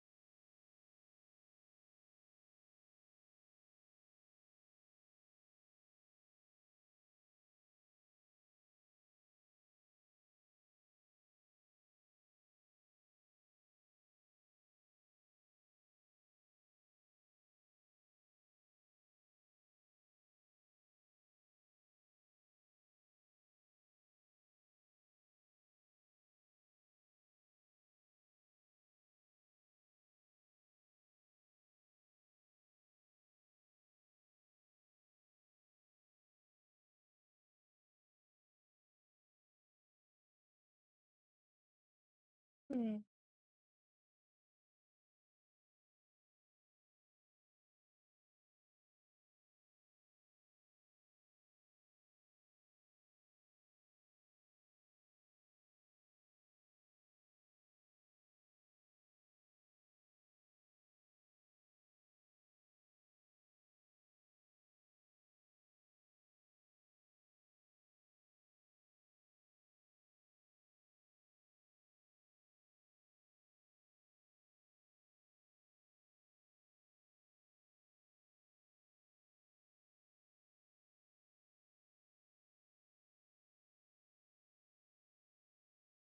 Dude, World of Warcraft 2, I play it. Goddamn.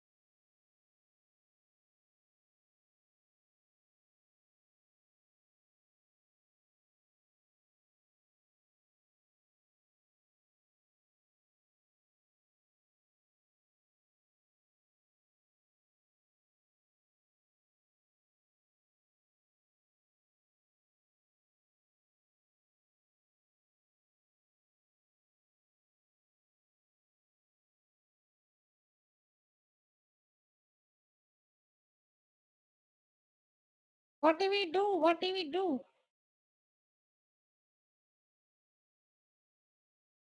Wait, I do have the anti-game.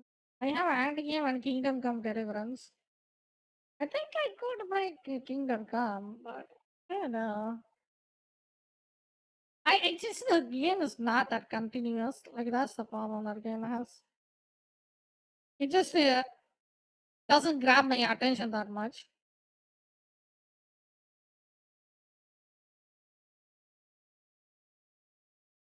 Oh.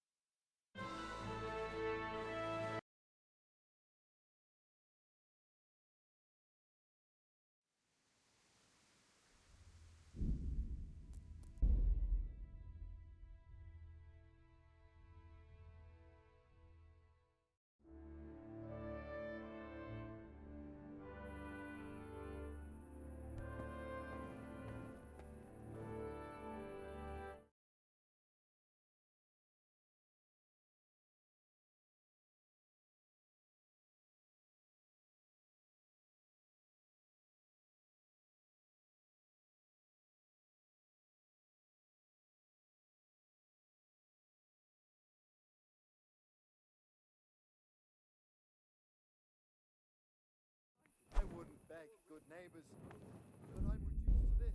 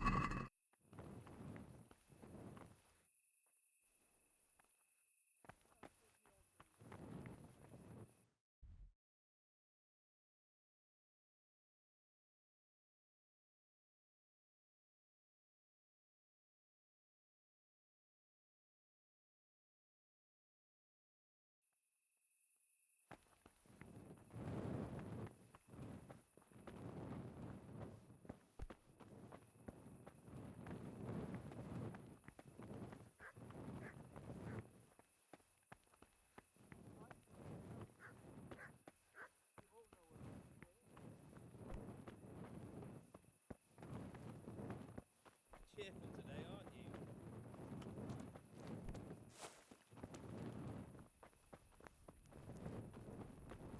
Hey, you. A word in your ear.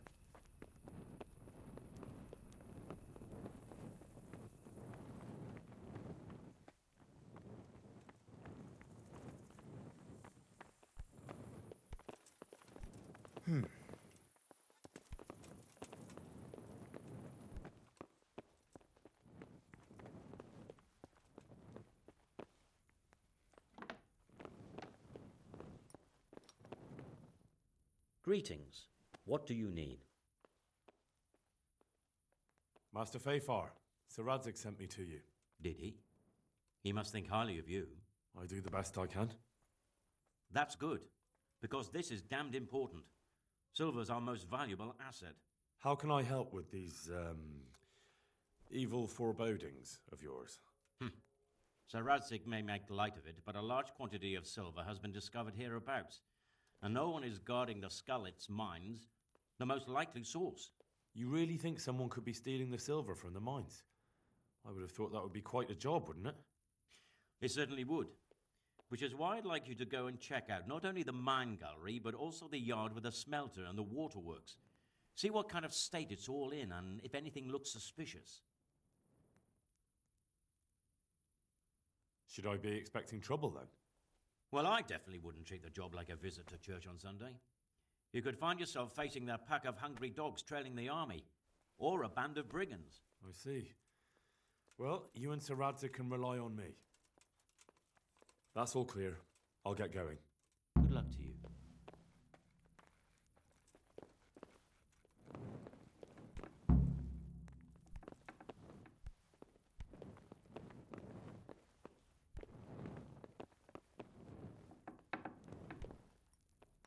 So what have you learned?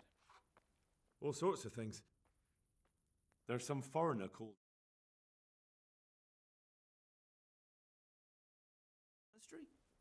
Really? That's what Yezhek claimed. So it's worse than I thought. If this is true, we'll have to proceed with the utmost caution. Why? Can't we just go to the monastery to investigate? No. If the church is truly involved, I have no authority. So what will you do? I'll have to think about it. It won't be an easy nut to crack. I'll have to consult with Hanush. And what of this Eric? Who is he? I don't know, but he's recruiting armed men in Sasau and forming an army. Damn. So it looks like Pribyslavitz wasn't the end of it. It most certainly wasn't, sir. And what's more, Sir Yezhek is convinced this Eric is only a go-between, and there's someone bigger behind him. You should return to Sasau and take a closer look at those recruiters. If they're going to attack, we must find out sooner than last time. It might not be as straightforward as that. Sir Yezhek didn't know them and has no idea how to find them. You'll have to manage somehow, my lad. Don't tell me there's an armed force amassing here and nobody knows anything. Go to Sasau and try to find them. I'm not sure where to start, sir. Then ask around the alehouses and inns, or at the Rathaus. Someone must have heard something. These things can't be entirely kept in the dark. Whatever you do, be careful, Henry. And best not mention my name. It would attract unwelcome attention. What we want is for the Crimps to take you for just another village lad they can lure into their gang. All right, sir. I'll try to blend in as best I can. I know I'm asking a lot of you, but I know of no one else who could help as much as you can now.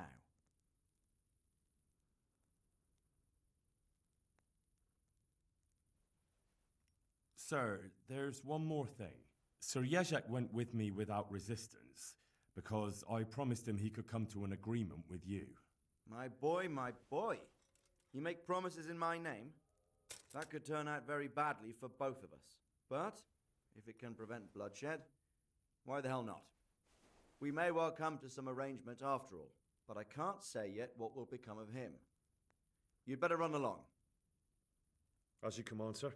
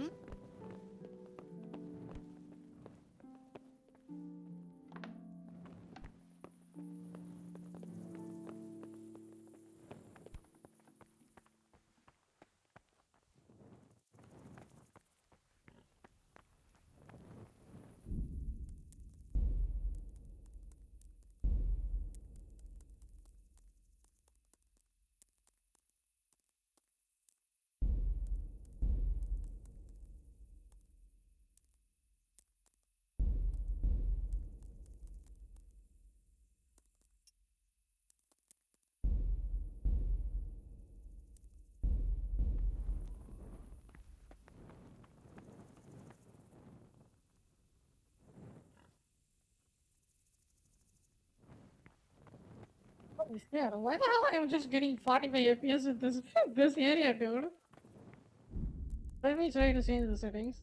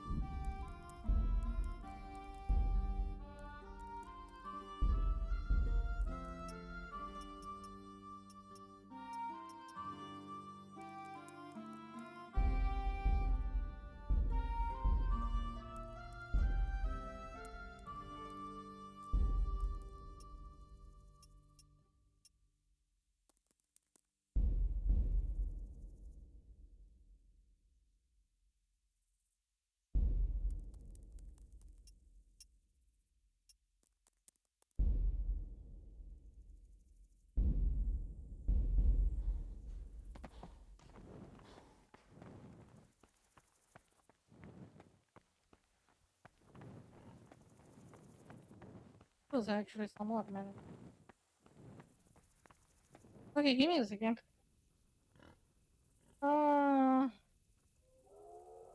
I'm gonna go get my food. We can continue.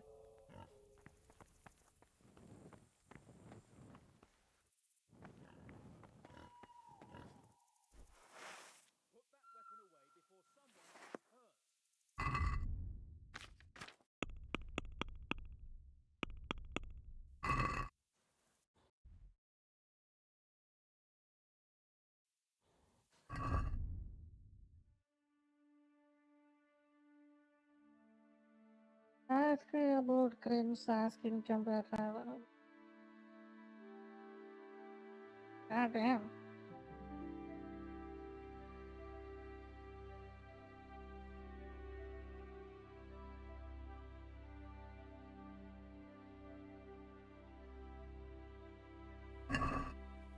Already, BRB.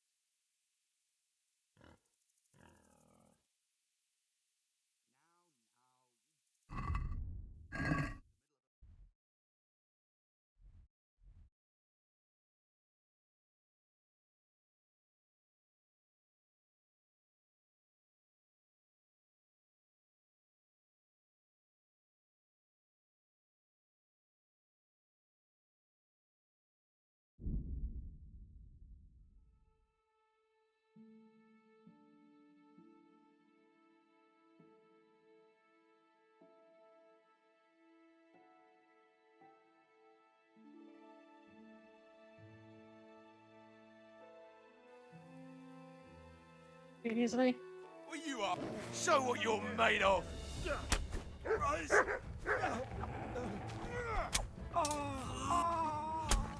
that all you got?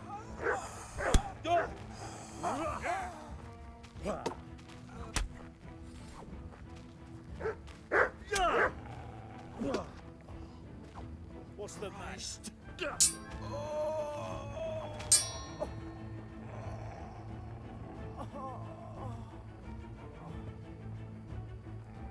Come back here.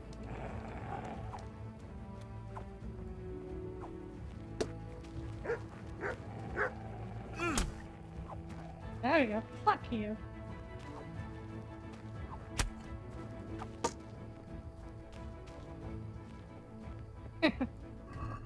Die, you little bitch.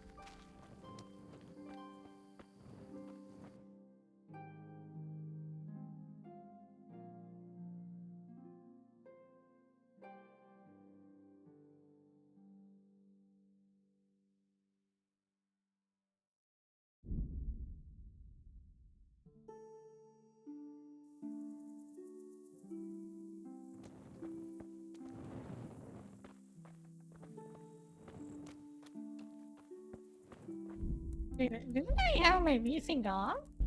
No, it's just freaking out like that.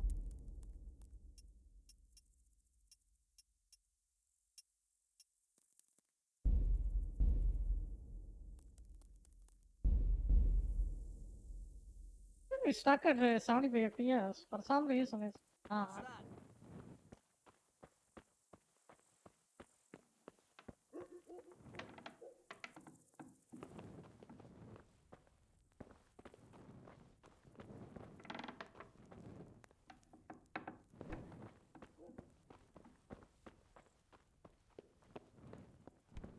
What's that?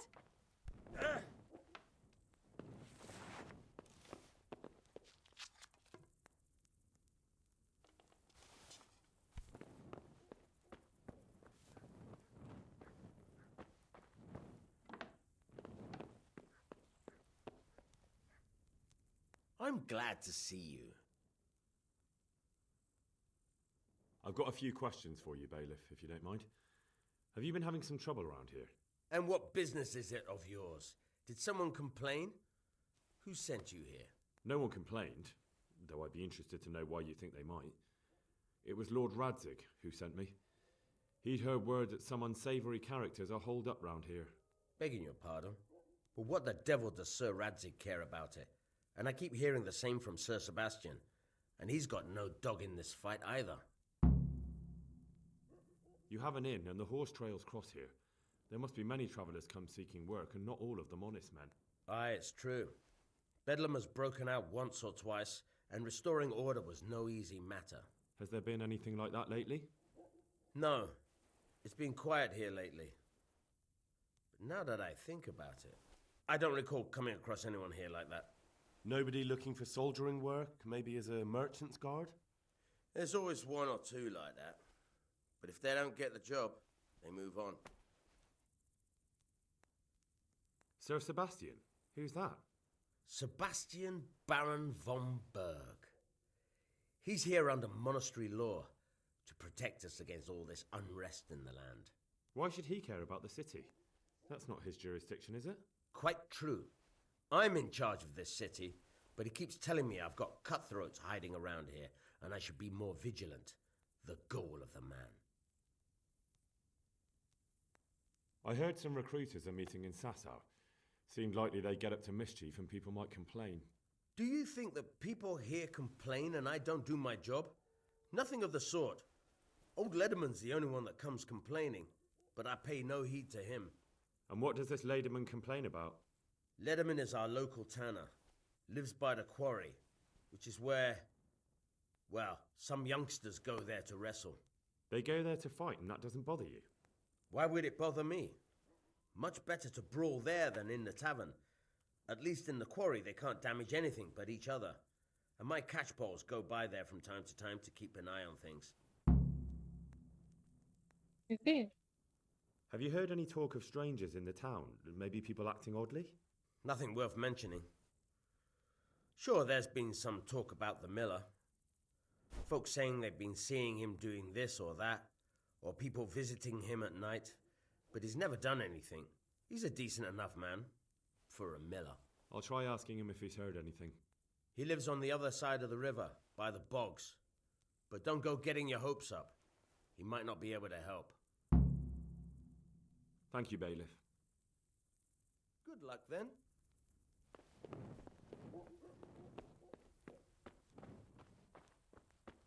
Ah!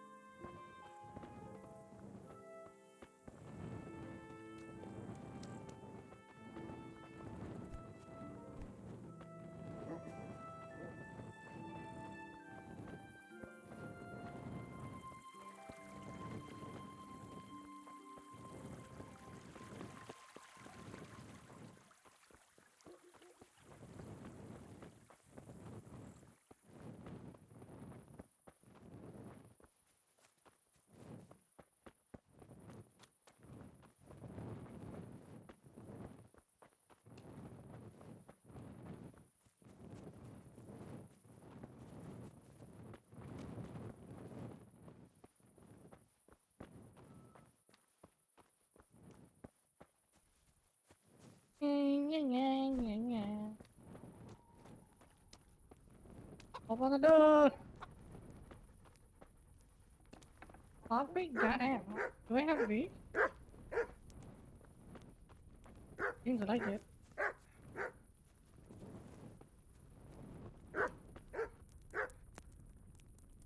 Oh, it's just gonna take water. Come now.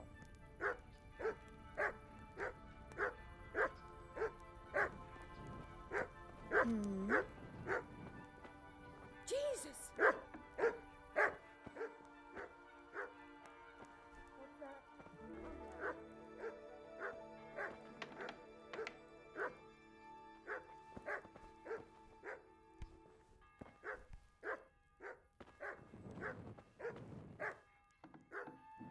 Not talking though.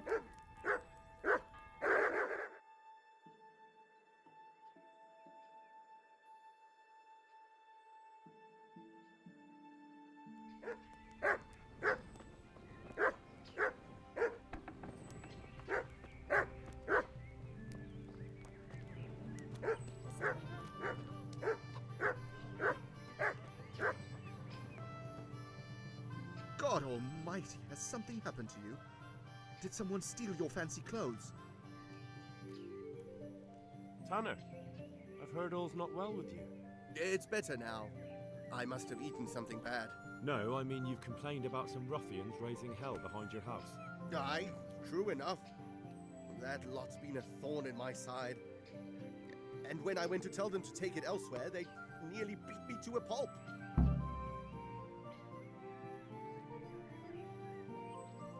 If you want, I'll take care of them. Well, you look like you could move mountains, but there are several of them and just one of you.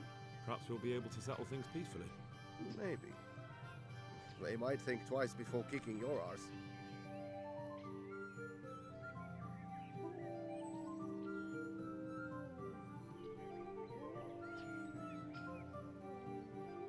Perhaps I can reason with them. It doesn't have to come to blows. Well, break a leg, lad. Or better yet, don't. But if you manage to pull it off, you'll get your reward. Don't worry. Good luck then.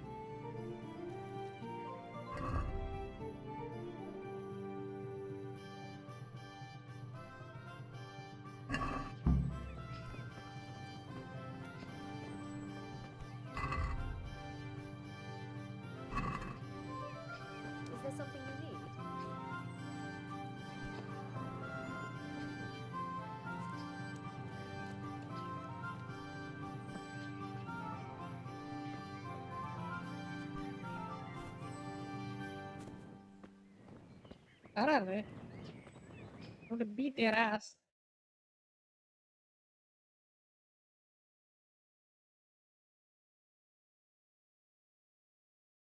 Meet in the evenings. Evenings. Okay. Thanks, kid.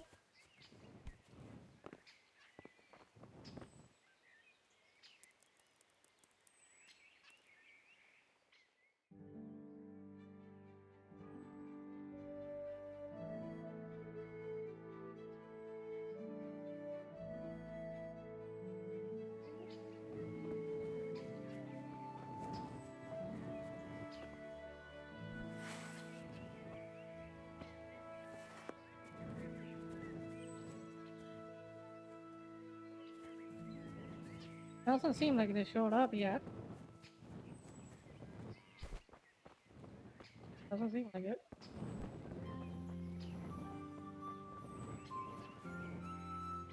Oh, there they are. That them? God almighty, has something happened to you? Did someone steal your fancy clothes? I heard that someone's looking for men willing to do anything. Do you know anything about that? Willing to do anything? Meaning what? Something filthy like helping the knacker? I wouldn't know. Go and ask someone else. That's not what I meant, but all right. What happened with the tanner? Nothing out of the ordinary. He came to test his mettle like everyone, but he couldn't even get past young Weed. Then he started whining about getting his money back because we tricked him, so we threw him out. He came back a few times after that complaining about all the shouting, and ordered us to bugger off elsewhere. But you didn't. No. And when he got really annoying, he got a punch in the mouth, and he hasn't been back since. Doesn't dare to. But it didn't shut that big mouth of his.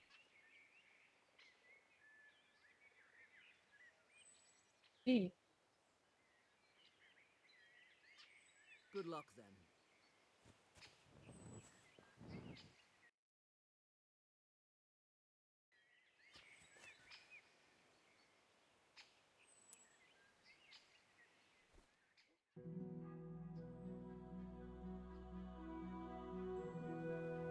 Was that the time you dropped? I'm glad to see you. I've heard that someone's looking for men willing to do anything. Do you know anything about it? If I knew you better, I might tell you. But as things stand... What went on with the tanner? When things got lively, I wasn't here. The others were, though. Go ask them. God be with you.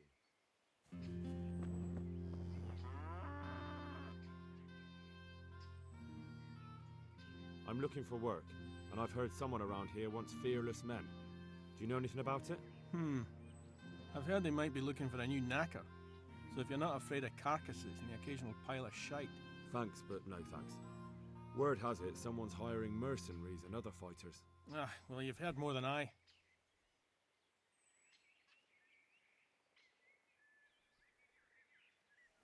The tanner sent me. He says you've been causing a commotion at night, and I thought I might convince you to stop. Ha! So all his whining finally found a friendly ear, did it? Let me tell you something first, whelp. I'm the bailiff's man, and we're not doing anything wrong here. Old Lederman's only been whining like that since he lost a bit of silver. Didn't bother him before that. He told me different. Ha! Of course he did. Otherwise no one would help him. Go ahead and ask the lads. They'll tell you the same. It's God's honest truth. I'll take you at your word. But what should I do now?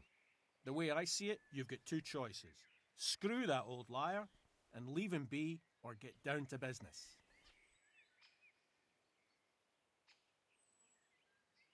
What do you mean, get down to business? Well, you may think you're pretty tough, and if you give us all a thrashing, we might think it over. But then again, we're no strangers to a hard fight. If I break your arm, then you won't be coming here for a while, will you? But I'm a fair fellow, so I'll make you an offer. If you enter our tournament and win, which means beating us all, then we'll go elsewhere. If you don't win, then you're flat out of luck and have to leave. That's not so bad, is it?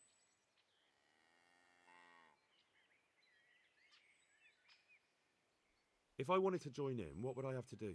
It's pretty simple. First you have to beat Weed. He's that not too dangerous looking fella there. But some nights, he gets a good rest and he's got God on his side. Then you can try one of those three. Doesn't matter which. And if you whip all three, you can test your mettle against me. Fair enough? So the last match is with you? That's right. They say a bout with me is no joke. Just bad humours. I want to fight you. What did I tell you? First beat Weed and those three clowns. And then I'll have time for you. Got it? Goodbye. What the fuck is Weed? God be with you. Let's do That's it. right. Let's go. God be with you. Ha! Yo!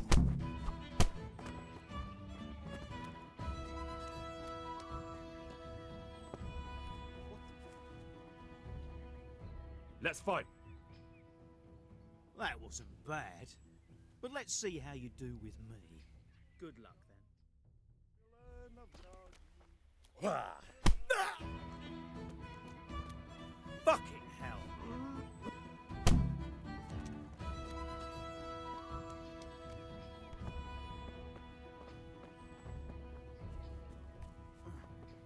That's the next one. Let's fight. That wasn't bad, but now we'll take it up a notch. See you later. I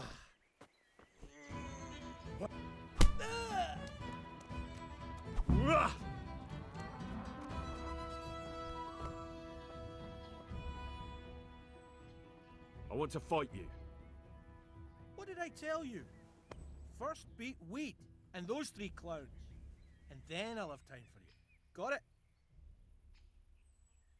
Take care.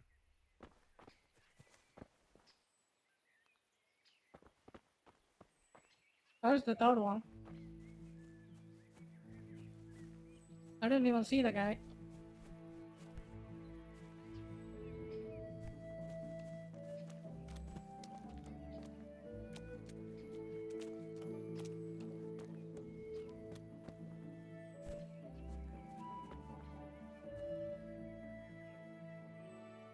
I heard that someone was looking for men willing to do anything.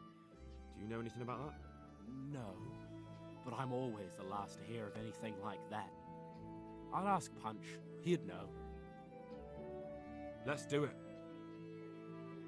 Last time you had your way, but today will be different. God be with you.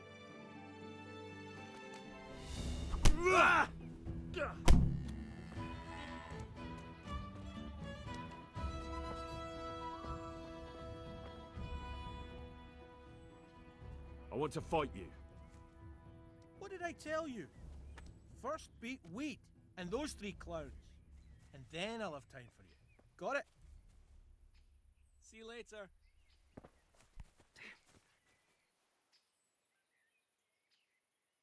Goodbye. Goodbye. He said 3 clowns, but I only see 2 of them. That's the third one.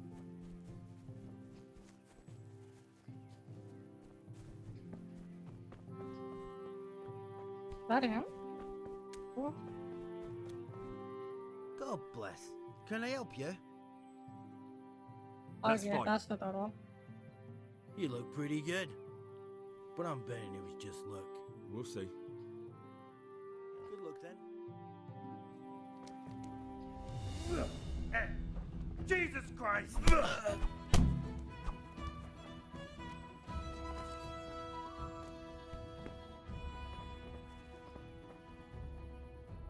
I want to fight you. You put on quite a show. Can't say I expected it. Good luck then.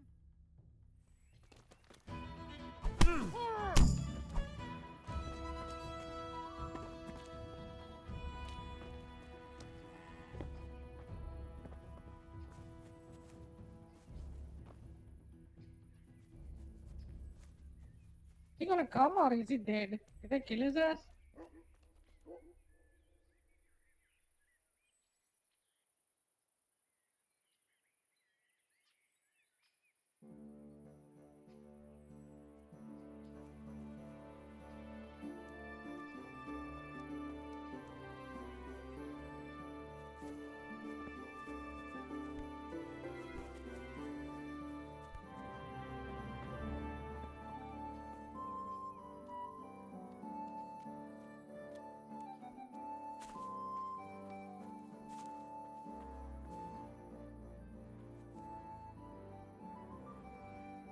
That was pretty good. I didn't think you had it in you. You were really good. I've got to hand it to you. Most lads don't make it past me. So listen, I want to tell you something. What's that? There are people here looking for really tough men, and I'd say you fit the bill.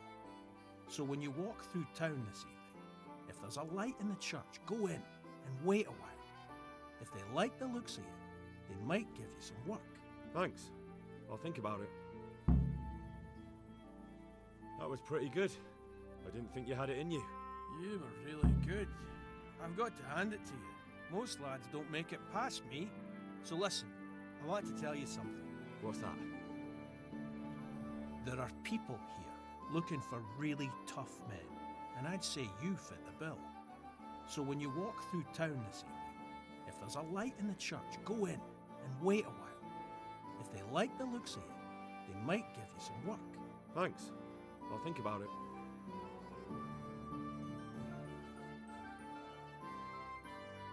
Take care.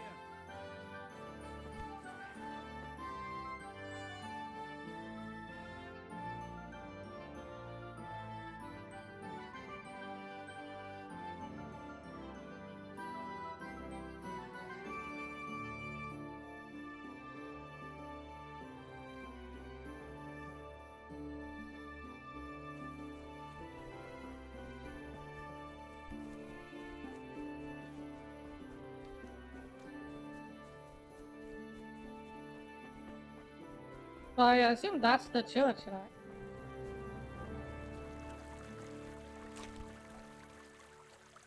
Because I don't know how the Scotland church looks like.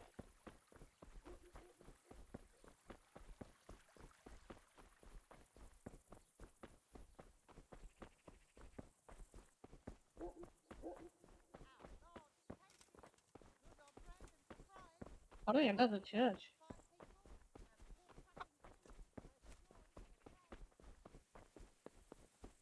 Is someone there?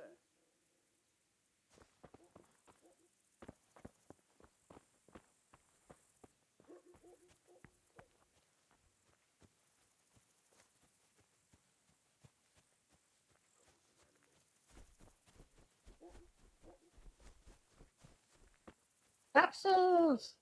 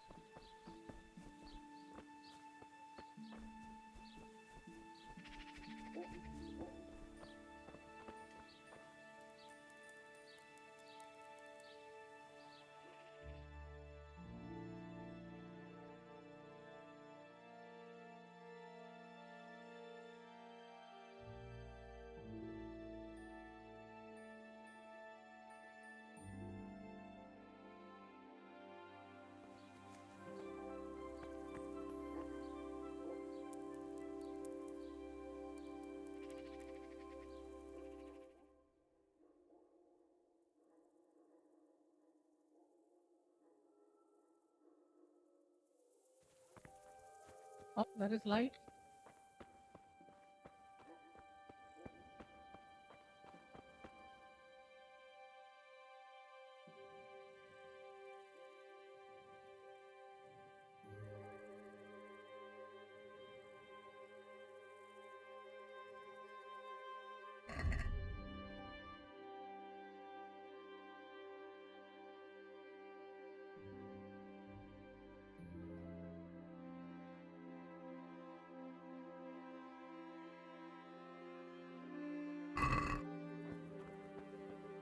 What do I need?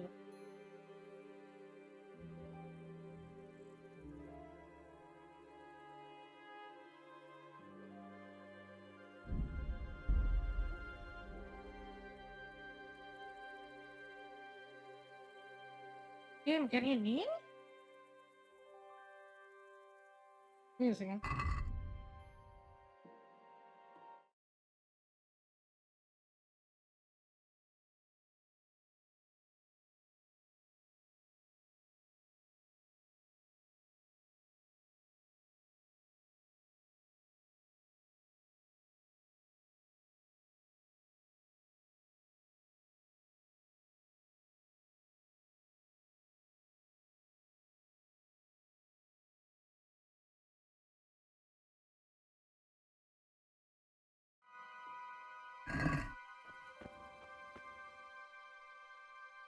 Oh. There we go. Thy will be done on earth as it is in Amen. heaven.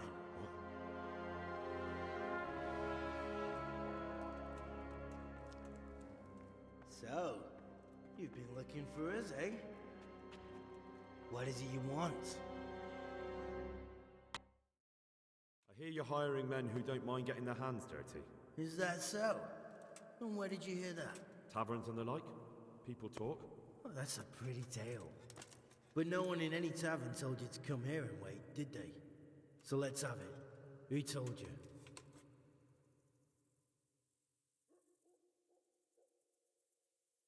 The bailiff's man told me about you.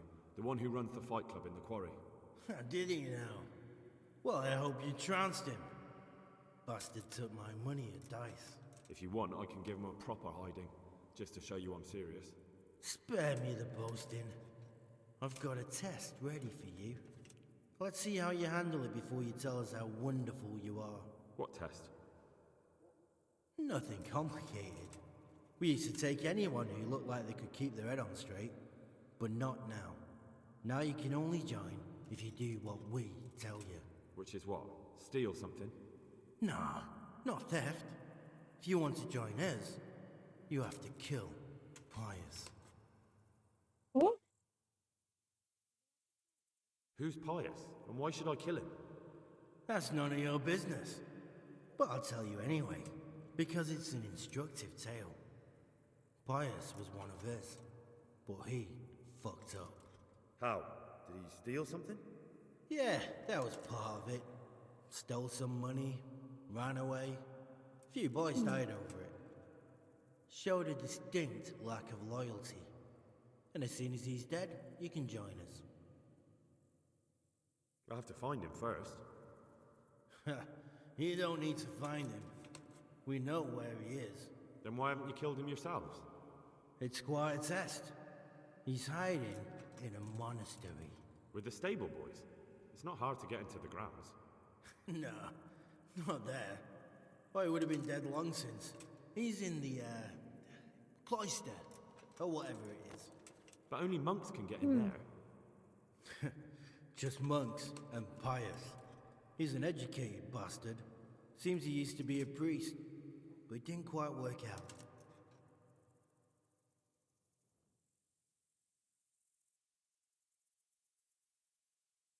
And how am I supposed to get into the cloister? You'll think of something. Maybe there's a secret passage. I've heard there's some cave underneath. The cave of St. Procopius. There might be a way into it from outside. And do you have any other ideas besides secret passages? Well, there is this one fellow been hanging around the taverns. Supposed to join the monastery soon. Might be he could help you somehow. I'd try talking to him if I were you. And if he doesn't help, knock him on his ass and take anything he's got that you could use to pass yourself off as him. A letter of admittance to the monastery, or whatever.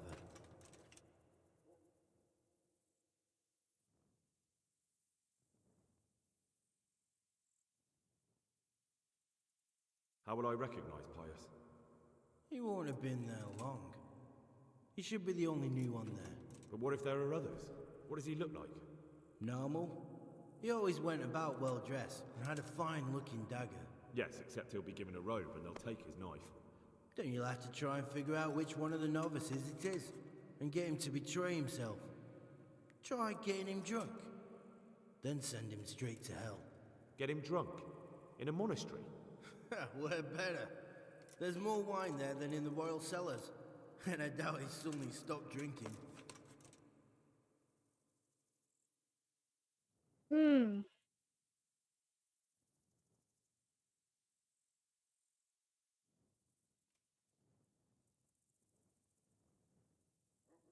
Fine.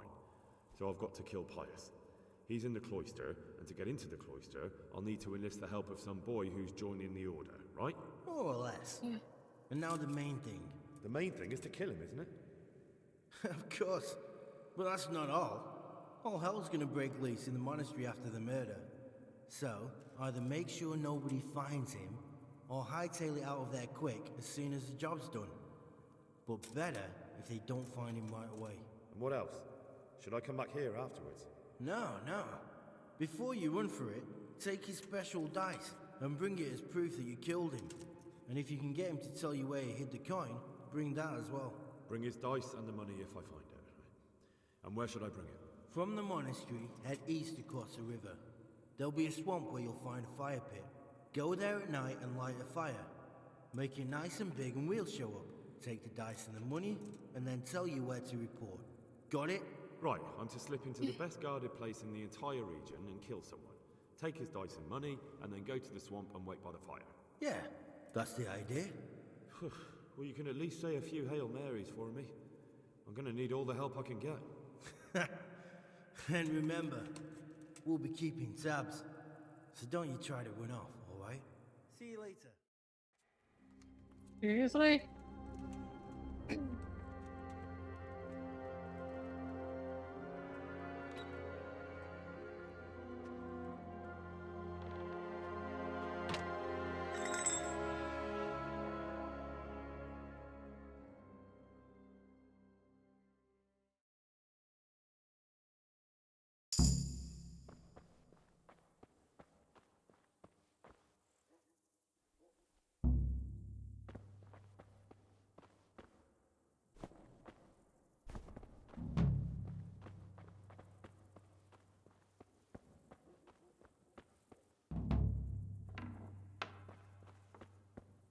Poverty, chastity. After the hangman who's supposed to be.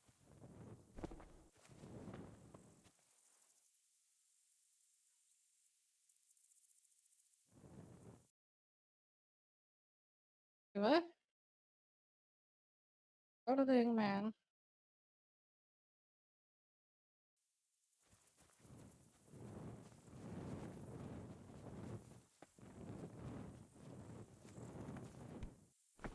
Angry! Let me out of the church! I'm a devil! Can't stay there. Jesus! What the fuck do you want?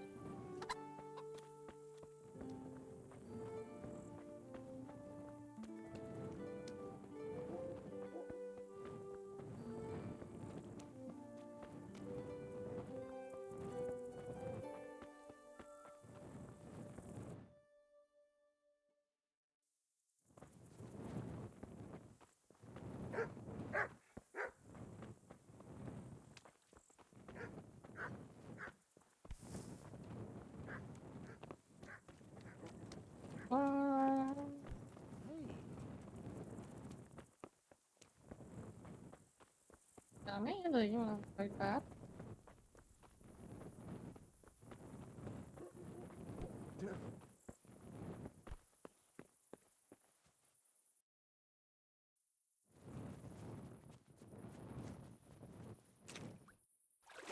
Ah, fuck.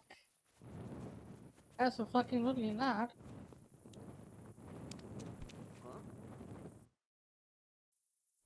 You gotta cross the bridge. I gotta cross the bridge.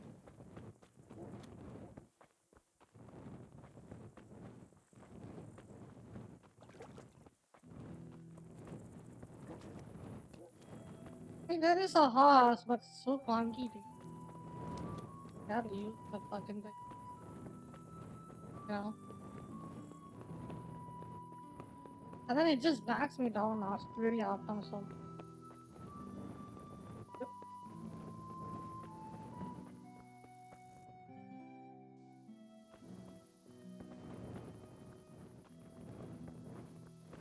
Look, how are you, Henry? Annoying. Where is it?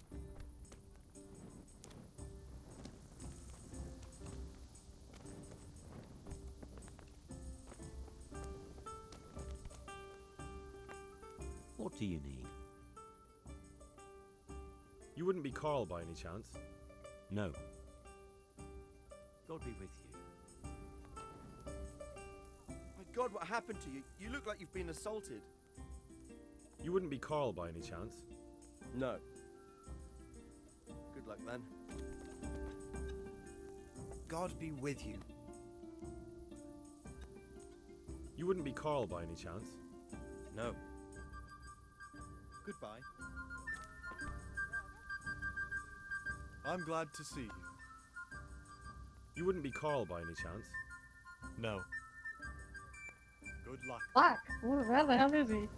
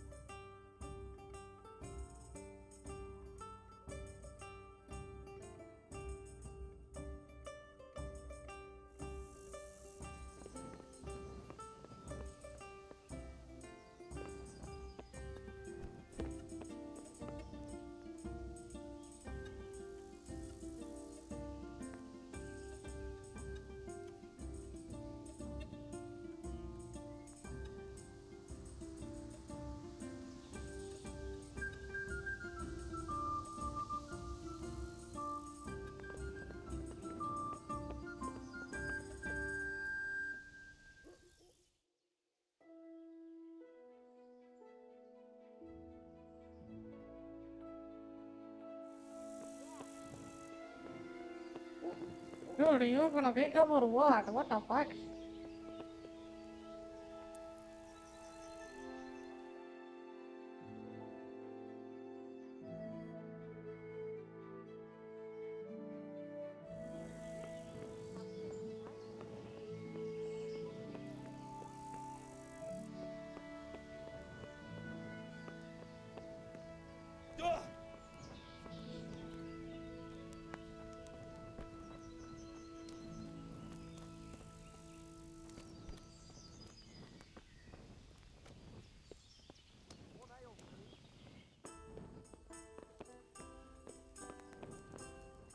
I'm glad to see you.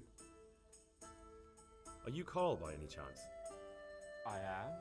Why do you ask? I've heard that you're bound for the monastery. Yes, it's true.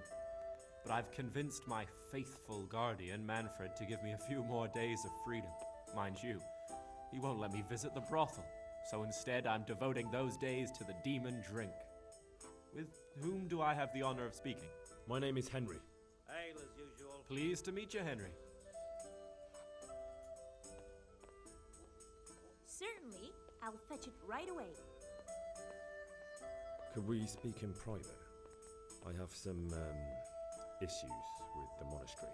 Really? Well, I'd love to talk about it, but we won't have privacy as long as Manfred here has his head permanently stuck up my arse. Get rid of him for me, please. Goodbye.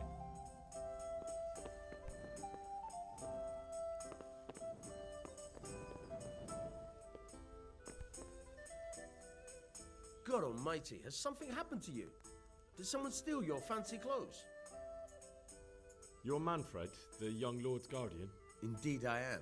Why?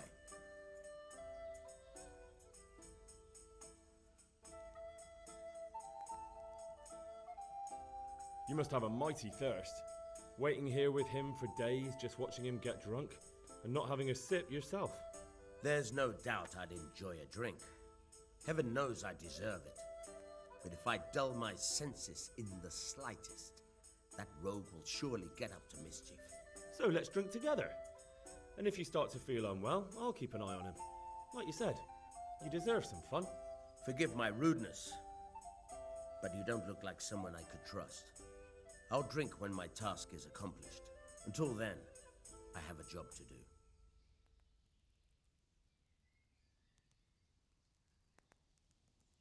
I've been looking for you two for quite some time. I've been sent by the young lord's father with a message intended only for him. So, I'm just to take you at your word, am I? But where's your seal? You haven't got one. And if you were a messenger, you wouldn't be idling about in this tavern. Get out of my sight, you fraud. Would you let us have a word in private for a moment? I would not. If I put my guard down for a second, he'll be gone. I have to keep my eye on him. Farewell.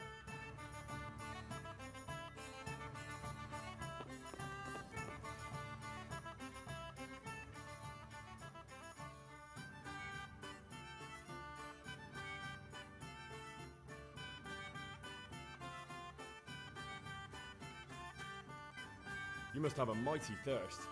Waiting here with him for days, just watching him get drunk, and not having a sip yourself. There's no doubt I'd enjoy a drink. Heaven knows I deserve it. But if I dull my senses in the slightest, that rogue will surely get up to mischief. So let's drink together. And if you start to feel unwell, I'll keep an eye on him. Like you said, you deserve some fun. Forgive my rudeness, but you don't look like someone I could trust. I'll drink when my task is accomplished. Until then, I have a job to do. Farewell. I'll bring it right away. Got it for you right here. Jesus Christ! Your clothes! Were you assaulted? Damn bandits, may they burn in hell!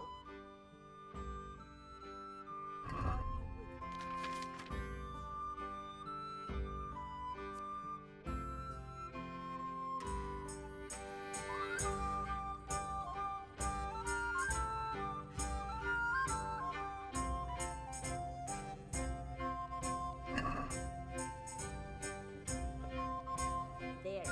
Satisfied? I'm in a frightful mood.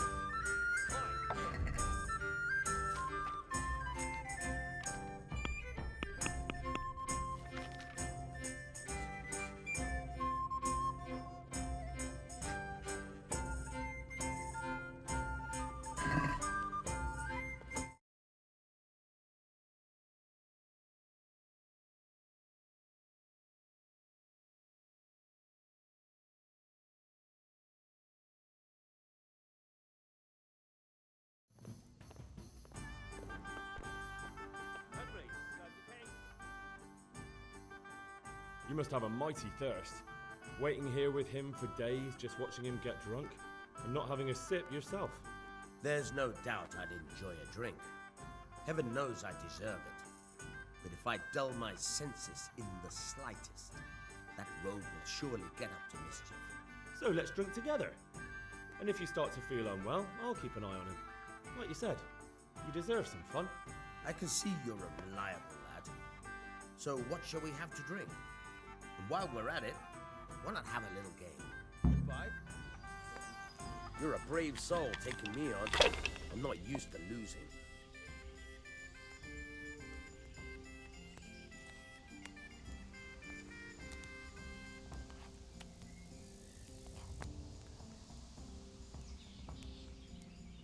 Here you are. Good help. Got it for you right here. Yeah, give me a minute. There. Satisfied?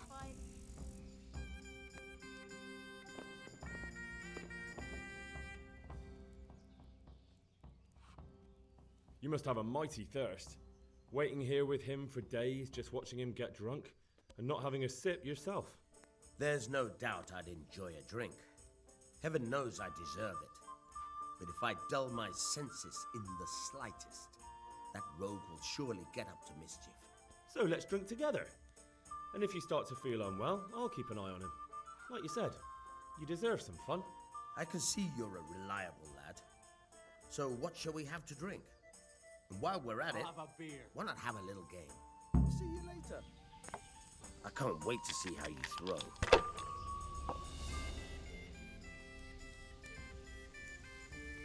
No one ever died from throwing dice, you know. How are you? Henry's come to see us.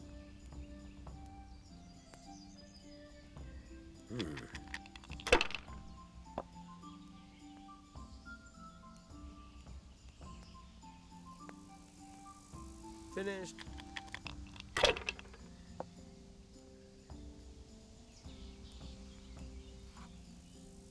There's cautious, and then there's chicken. Which is it? That's it. I don't know how this game even works.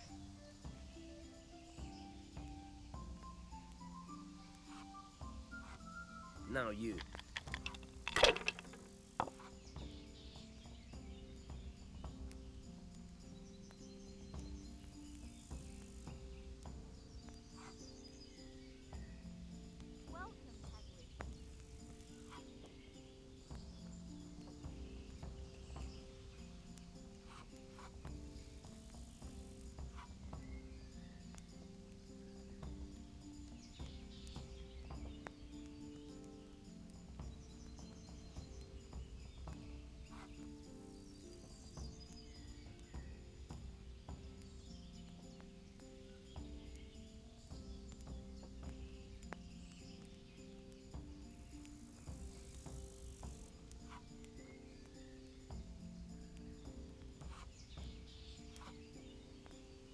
Any chance of finishing before curfew?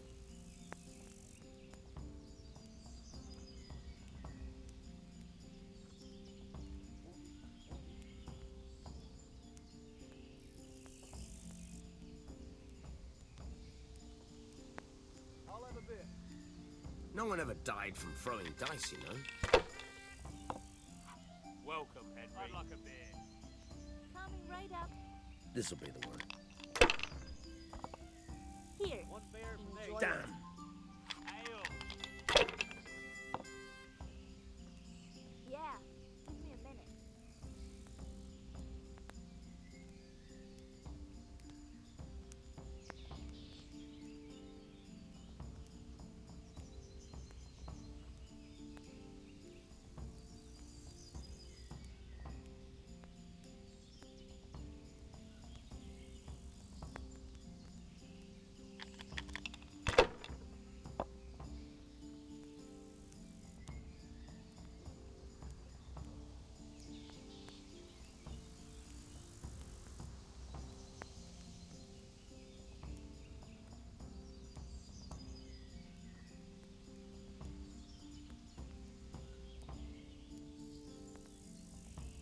If I was in your shoes, I'd pass while the going's good.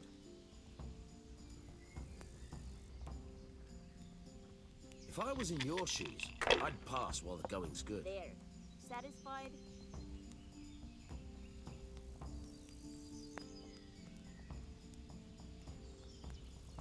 What's the hold up there?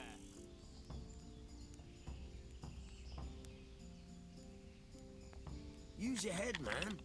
You'll lose Right, everything. time to get my own ale. Sacra. Where's my ale? I know that feeling.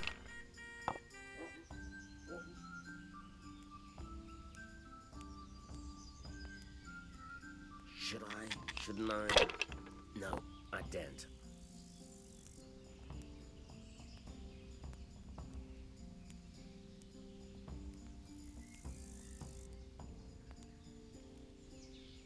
Over here. I'd like to order. Henry.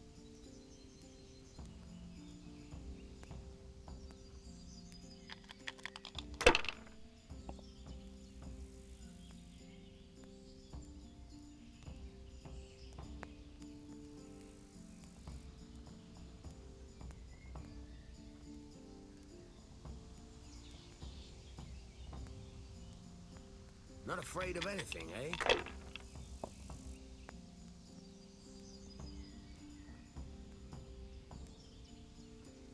Over here. I'd like to order. Not afraid of anything, eh? Christ, I'll have to get my own ale.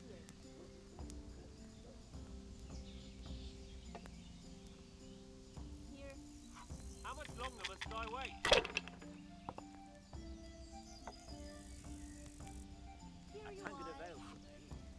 This one looks like a fun game. I kind of like it. They're rolling well this game. I've Good day. had enough. You said you wouldn't drink today. Silence!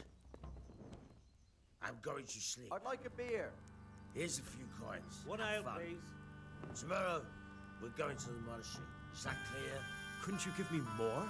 This isn't even enough for a toothless whore. It's enough for beer. Good start.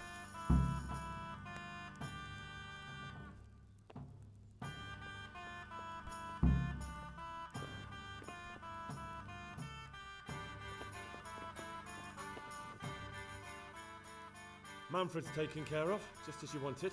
Thank God. He won't let me out of his sight for a second, and he's itching to get me in the monastery so he can head back home.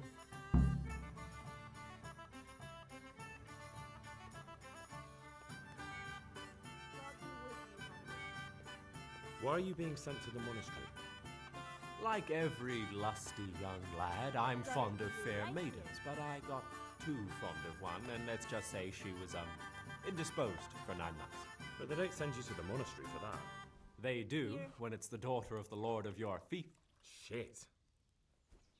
Shit is putting it mildly. The Lord of Bukover was less than pleased. He knows he'll never marry off his daughter now, so he gave father a choice. Either pay him 1,000 groschen in compensation, along with my balls on a silver platter, or pay 1,000 groschen and put me away somewhere no one will ever see me again. What if I entered the monastery instead of you? What? Voluntarily? You don't look like someone who'd want to spend the rest of his days on his knees praying. Well, that's your problem. You could only enter the monastery if you know how to read and write, and if you have a special writ from the abbot. That's a letter confirming they know who you are and that they've accepted you. So you give me your writ? I'll just tell them I'm you. Manfred has the writ. You'd have to take it from him, but he only puts it down when he sleeps. So I'll steal it and then you can disappear. Disappear? Bare arsed. What the hell would I do? I don't know how to work, I have no money, and that old bastard's even taken my cloak. He has me in the palm of his hand.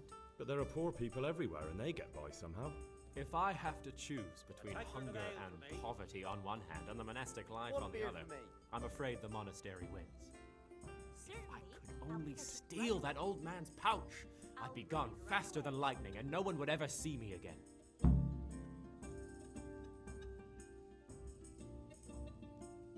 That's all then. Good luck then.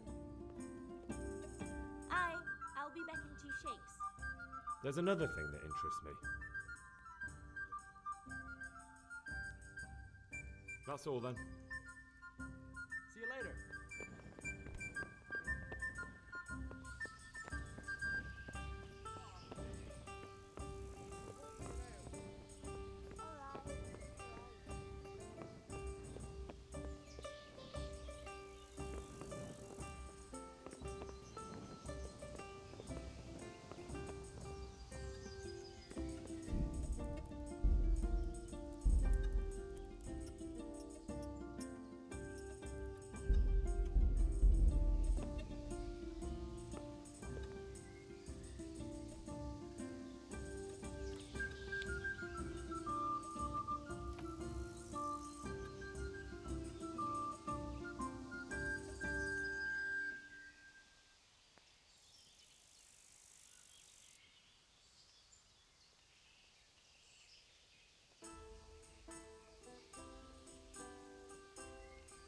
God be with you, Henry.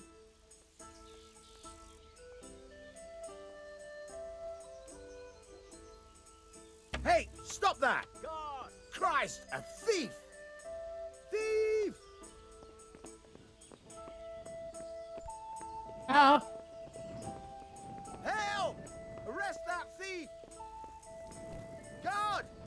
quick! There's a thief over there!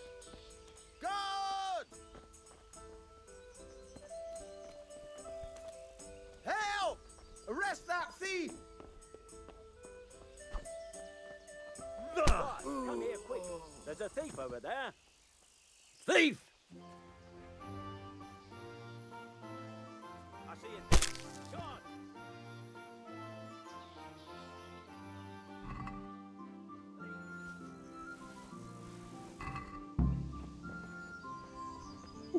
on. Okay. Well, you gotta do.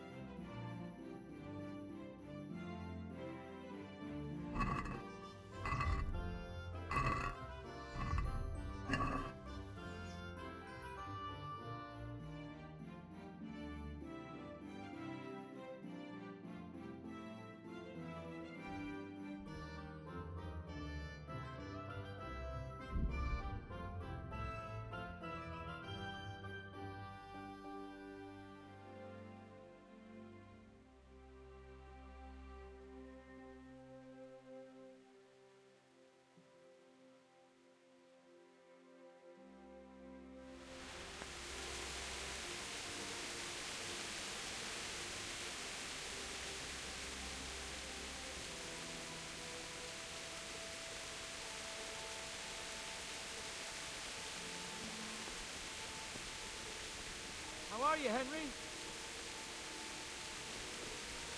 Ask your mother.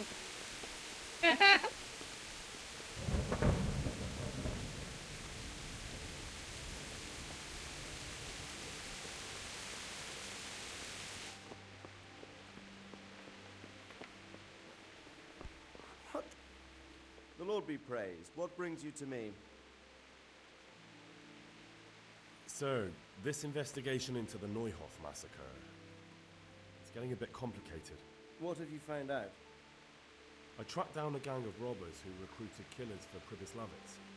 They know the Horsons who torched Neuhoff. That's excellent news. Did you find out any more? So far, not much. If I'm going to infiltrate them, I have to do what they say. That means murdering one of their former cronies, a fellow they call Pius. Apparently he was at Neuhoff too. You have to kill a criminal to prove yourself to them? Huh. I don't much like the sound of it. That's not the worst of it. This Pius is hiding out in the monastery pretending to be a novice.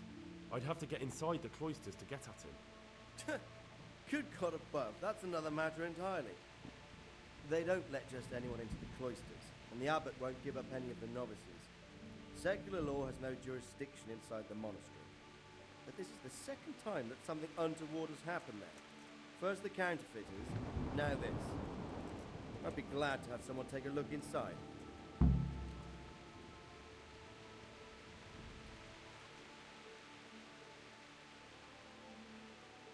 What should I do with Pius once I find him? Don't kill him. Bring him to the bailiff in Rattay. He'll interrogate the man and give him a fair trial.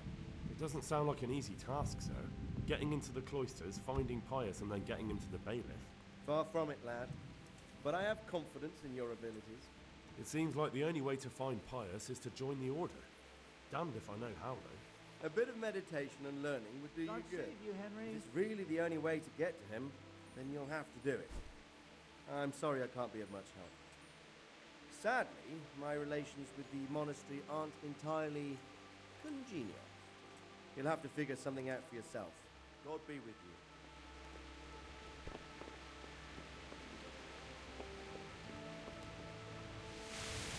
Ah!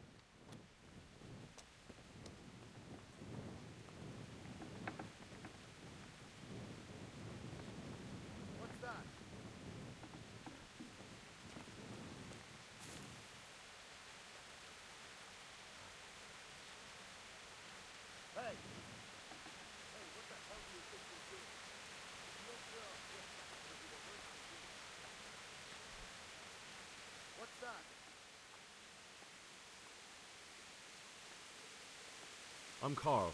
I'm supposed to enter as a novice. We expected you sooner. Weren't you supposed to come here with your guardian? It's been so hectic lately, people will keep turning up out of the blue.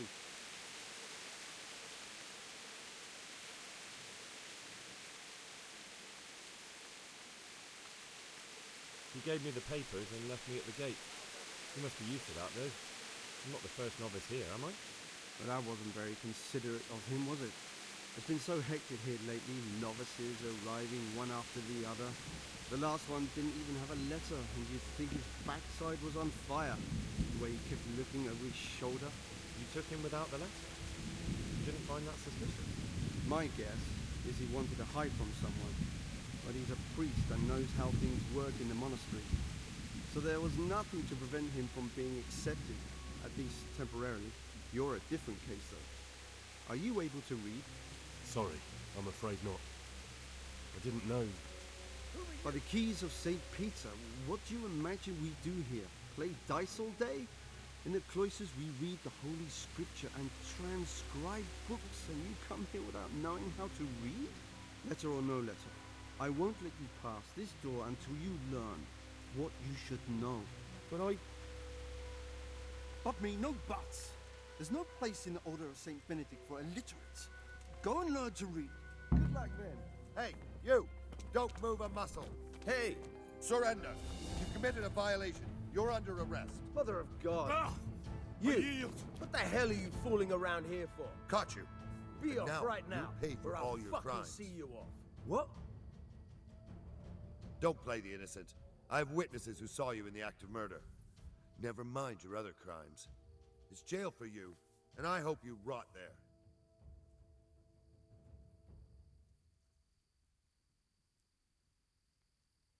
Just my luck. Look, I can't tell you anymore. The fate of the whole empire hangs in the balance between King Wenceslas and King Sigismund.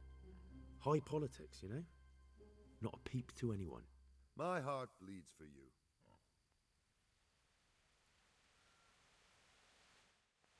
You! Stop right where you are! Christ!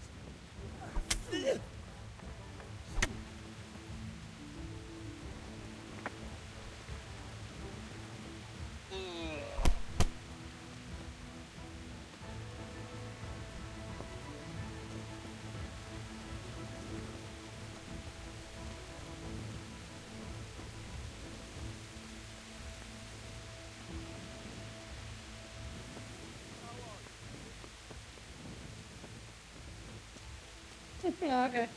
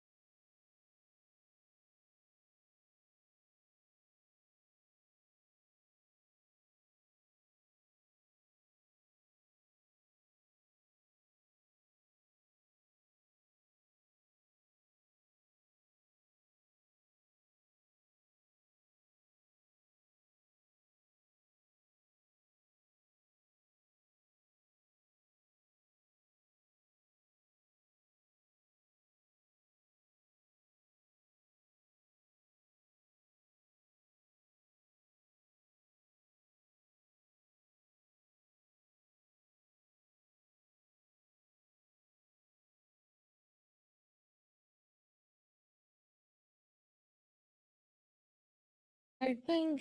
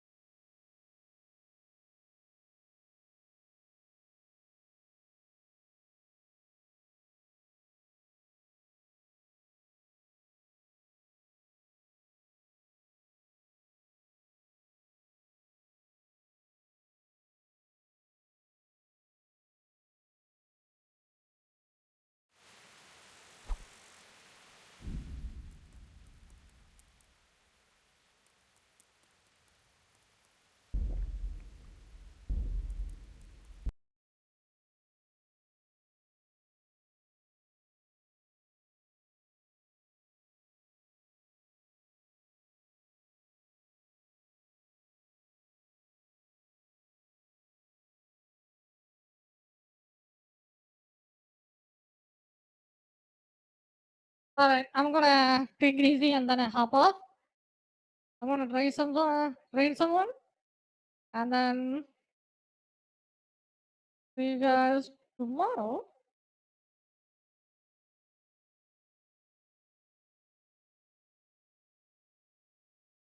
Thank you for dropping by. Thank you for the support. I will see you guys tomorrow.